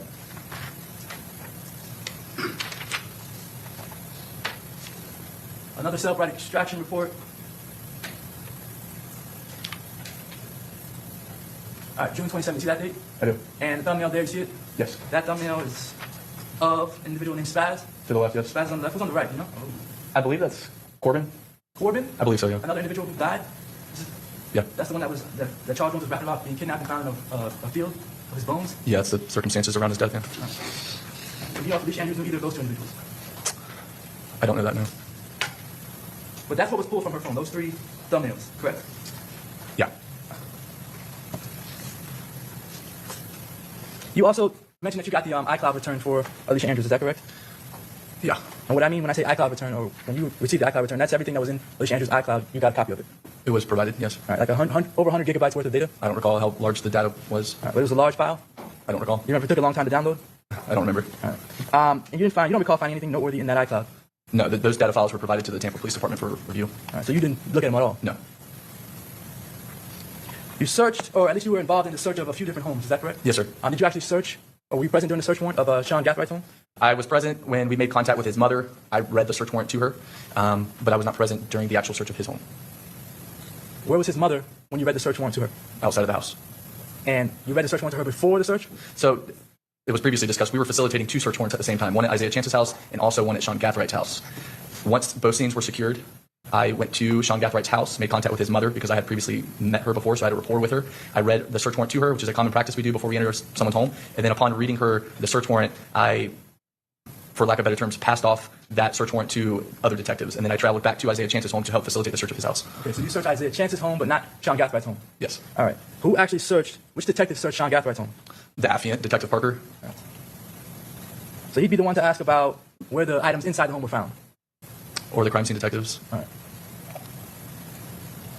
Do you know if the firearms in Sean Gathwright's house, the ones that were in the rifle, that were in the safe, do you know if those were found in his mother's room? I was informed that the safe was his mother's room. So the rifles and the shotgun, those were in his mother's room? Correct, in the safe. His mother is former military. Hey, finally, we got a secure answer about that. Because remember, the state was like relevance, Your Honor. And I'm like, well, who room was it? All right, the mother's room. It was found in the mother's room. That's where the safe is. That's, so. Military. She is. She also had access to a bunch of ammunition, is that correct? I did learn that there was an abundance of ammunition inside of their home. All right, so the arsenal of weapons and ammunition that were found in Sean Gathwright's home, were you ever able to determine what actually belonged to Sean Gathwright and what belongs to his mother? No. But surely, out of all the pictures, you've seen the pictures from the search warrant, correct? Yes, sir, I have. So out of all the pictures, you're not able to say what actually belonged to Sean Gathwright? No. And what belonged to his mother? Correct. And Alicia Andrews' home, that was never searched, correct? Correct. All right. Why not? Well, law enforcement is held to a standard of having probable cause in order to search a home. Absent having probable cause to apply for a search warrant that would then be signed by a judge, you would simply ask for consent to search a home. I do not believe that probable cause ever existed to search the residence of Alicia Andrews. So there was never even probable cause to search Alicia Andrews' home? As far as I'm aware, no. Not even to this day? Correct. You mentioned on direct in October 2023 shooting of Charles Jones, correct? Yes. An attempt at his life? Correct. And that crime has gone unsolved? Yes, there's been no arrest on that case. All right. And there's also no probable cause to arrest anyone for that case at this point? Correct. 2 years later? Yep. Certainly, Alicia Andrews is not a suspect in that shooting, correct? Not that I'm aware of. Do you have any indication that she even knows about that shooting? I don't. Do you know of a woman named Aaliyah Albritton? Yes. One second.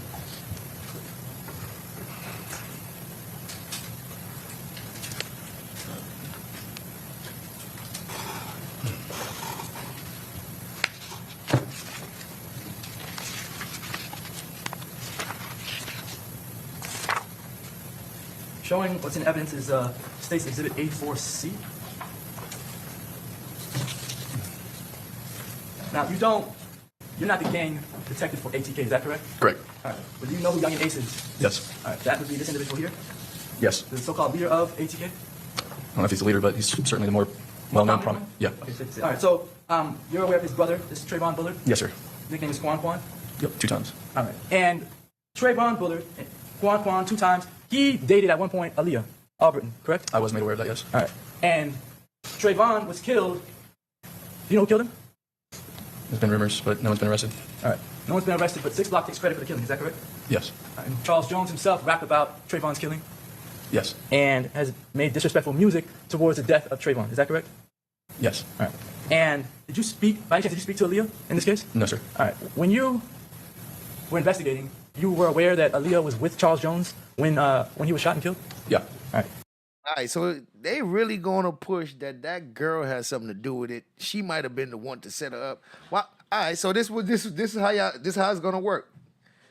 That girl is Alicia Andrews' friend, and they was communicating back and forth. Cause anyhow you look at it, Alicia Andrews guilty too, bruh. Alicia guilty, bruh. And that was despite the fact that Aaliyah dated someone that Charles Jones rapped about killing. Okay. You aware of that? Yeah. All right. Did you investigate Aaliyah for any potential motive for killing Charles Jones in this case? That is a fair question. You're using the term investigating. This homicide occurred in Hillsborough County, right? So the duties of the Jacksonville Sheriff's Office gang unit specifically was to assist Tampa Police Department in their investigation. At no point, were we referencing Aaliyah Albritton for an interview. So no, she was not talked to on our behalf. So fair question, fair answer. You are in Jacksonville. This murder happened in Tampa, right? Yes. So you're not responsible for any investigation really in Tampa, is what you're saying? The legal jurisdiction of a homicide occurring in Hillsborough County has no implications for law enforcement in Duval County. But just in the simple terms, you're not responsible for the investigation in Tampa. No. That's Detective Ramos. Correct. Another individual, he's the lead. Right, and he's employed in Hillsborough County. Understood. All right, so yo, I can't wait till Ramos hit the stand because I know that the defense is waiting for Ramos. That's who they've been waiting for since they opening statement. Alicia has an iCloud and a phone. Andrews. Two different things. Miss Andrews. Sorry, Miss Andrews has an iCloud and a phone. Two different devices that would provide two different extractions. Is that correct? Yes. All right. And you also, in addition to the iCloud, you reviewed Alicia Andrews' phone, correct? Portions of it. Portions. All right. In the portions that you reviewed, there's no agreement in the phone that shows Alicia Andrews agreed to kill Charles Jones? No. No message showing that she's involved in some conspiracy to kill Charles Jones? No. No indication that Alicia Andrews knew Davion or Rashad Murphy prior to the killing of Charles Jones? Not from her device. And nothing in her device that would show or indicate that she had any sort of relationship with Sean Gathright prior to the murder of Charles Jones, correct? Correct. You listened to several jail calls in this case, right? I spent a large amount of my time on jail calls. How many jail calls do you think you listened to? Over the course of my career? No, just in this case. I would estimate 50 to 100. All right. And you began listening to those jail calls in the early stages of the investigation, correct? Yes, sir. To try to figure out maybe if there's someone in jail talking about who killed Charles Jones. Yes. You did get some information pertinent to this case through listening to the jail calls, correct? Yes. All right. That information led you to Isaiah Chance. It was just another piece of evidence. I don't know if that led me to him, but... Well, there was some evidence from the jail calls that you uncovered that made you believe that Isaiah Chance might be a suspect, correct? Yes. All right. But never anything in the jail calls that led you to believe that Alicia Andrews was a suspect, right? Correct. No mention of Alicia Andrews in any of the calls? None.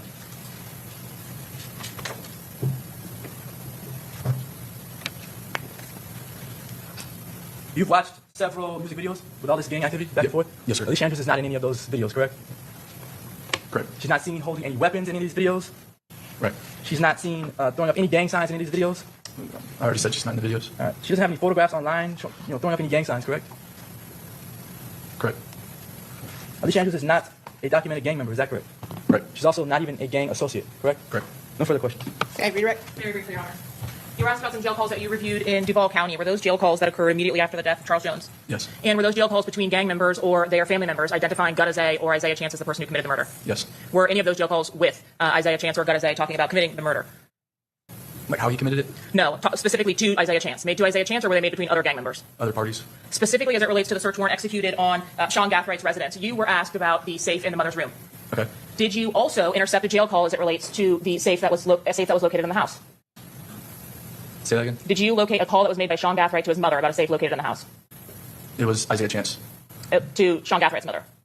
There was a jail call following a search warrant between Isaiah Chance and his mother. And what was the nature of the call? What were they talking about? He was inquiring if the law enforcement had found something, and she told them on the phone that we had not. So we went back out there to search again. And pursuant to the details of that call, was the item that was described located in that location still? No. You were asked about the contents of Miss Andrews' physical device. That is the download for which you had access and could review. Is that correct? Yes. Is it also correct that that device was active for less than 24 hours? Yes. So from the time that that device was turned on for the first time and the time that it was seized by law enforcement was less than 24-hour period? Yes. And that would have been between June 26th and June 27th? Correct. Now, you are not able to date, based on the impound of the items that were collected and the upload of the iCloud, you are not able to date most of those photos because they would just reflect the date that the iCloud was downloaded to that device, correct? That's correct. Are you at least able to date state the image that depicted the reel from Mr. Jones's Instagram account based on the records from Instagram and publishing states 95C. 3. So we do know that that post was made to his account in February of 2024. So at some time between February of 2024 and when that phone was impounded in June of 2024, that item was preserved or saved to the device. Yes. You were asked about probable cause to search the residences associated to this case. Was there sufficient evidence by way of cell site data that put the devices at both Sean Gathright and Isaiah Chance's residence, as well as video footage that put all of the suspects or some of the suspects at those locations? Yes. Did that assist in allowing you to get probable cause for those locations? Yes. Was there direct evidence that the defendants in this case had been to Ms. Andrews' residence for you to apply for a search warrant of that residence? No. And when you specifically indicate that you had been to SeanGathright's residence and you had an opportunity to review the surveillance footage, which is depicted in State's Exhibit number 98 from the security footage at SeanGathright's residence. I've seen those videos, yes. Are you familiar with the security cameras that are affixed to the outside of his residence? Yes, ma'am. And are you familiar with that Victoria Lakes address at his home? Yes. Is that residence located within Duval County? Yes. One moment, Your Honor.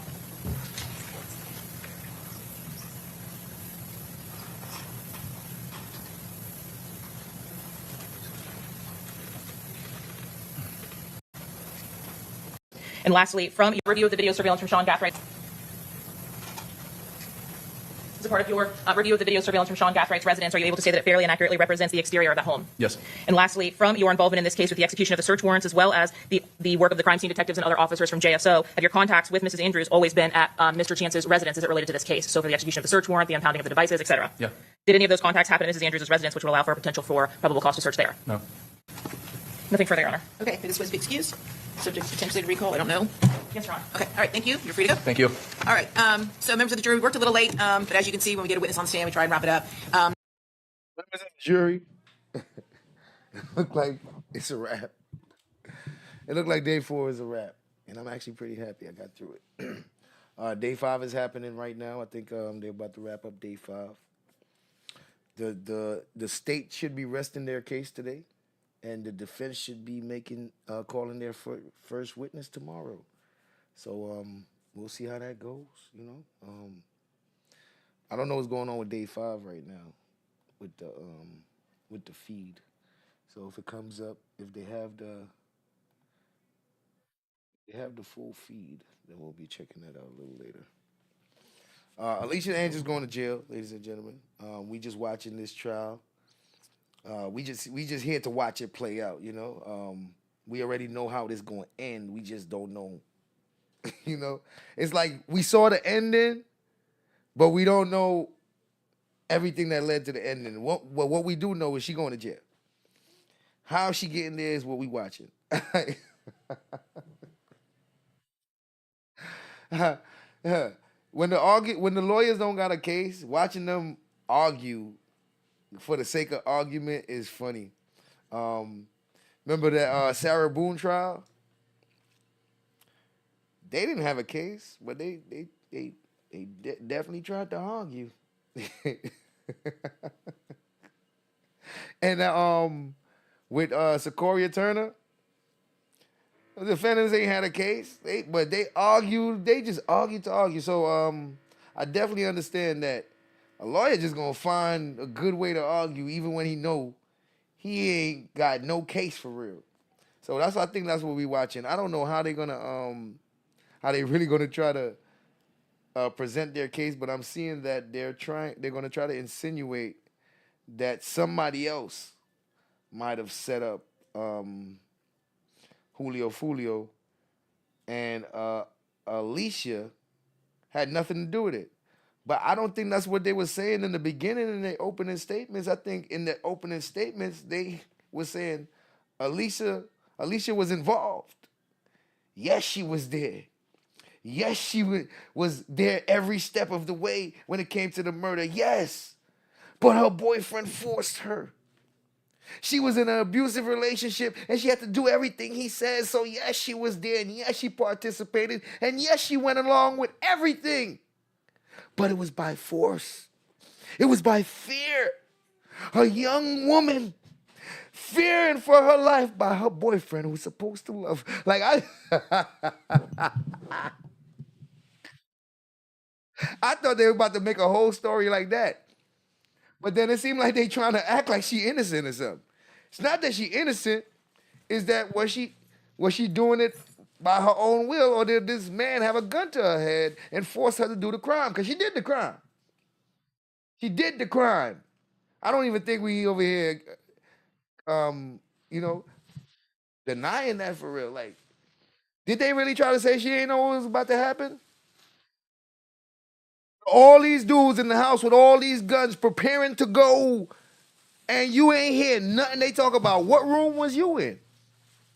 When they was discussing who going where and who doing what, and then they all leave the same house with the weapons to go do it, and you left too. Where were you when they was discussing it? You was in the other room? You was playing video games while they was in the bedroom? Like, what?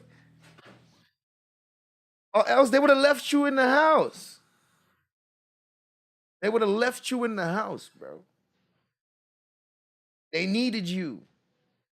You know what I'm saying? They needed you. So you played your part. You played your part. It wouldn't have been as easy to do without you. Because a dude and his girl in the parking lot, walking around. If it was just him, somebody might have, like, yo, who dude over there walking by them cars with a mask on? You know him? People would notice you. They got beef. But you walking with your girl, it's you and your girl, it's you and your girl, it's you and your girl everywhere. It's you and your girl, you and your girl. People gonna overlook that. People gonna overlook that. You got a mask on, they not looking at your face like that. They not looking to wonder who you is. You with your girl. But if it's you by yourself moving around, going, walking around, somebody gonna notice you, like, yo, who that? You and your girl was able to move all around. They got up close and right around them dudes. And it wouldn't have been possible by itself. It would have been possible, but it would have been real obvious. It would have been it would have been a cause for alarm. You know, like I just, when you got beef, any dude that you don't know moving around you like that catches your attention, like, yo. And these dudes got all kind of beef. So it's because he was moving with his girl. He was like, they needed her to do what they was doing, to get as close and all that, drive up and all that, because that type of stuff would have threw somebody off. Like, yo, you just seen that dude that just drove in that car? That car just passed by. You know what I mean? Like, they follow these people so much different places. Like, they were so close to them that they wouldn't have been able to do it if she wasn't with them, man. She helped throw a lot of that off. A lot of the suspicious activity got ignored because she was with him. It didn't look so suspicious.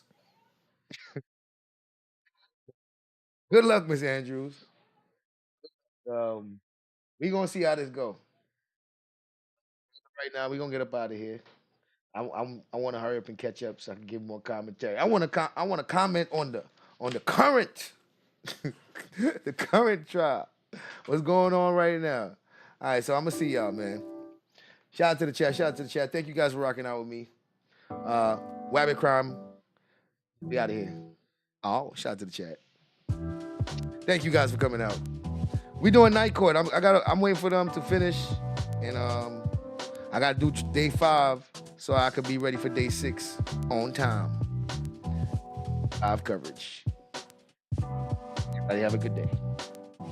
See you in the next live.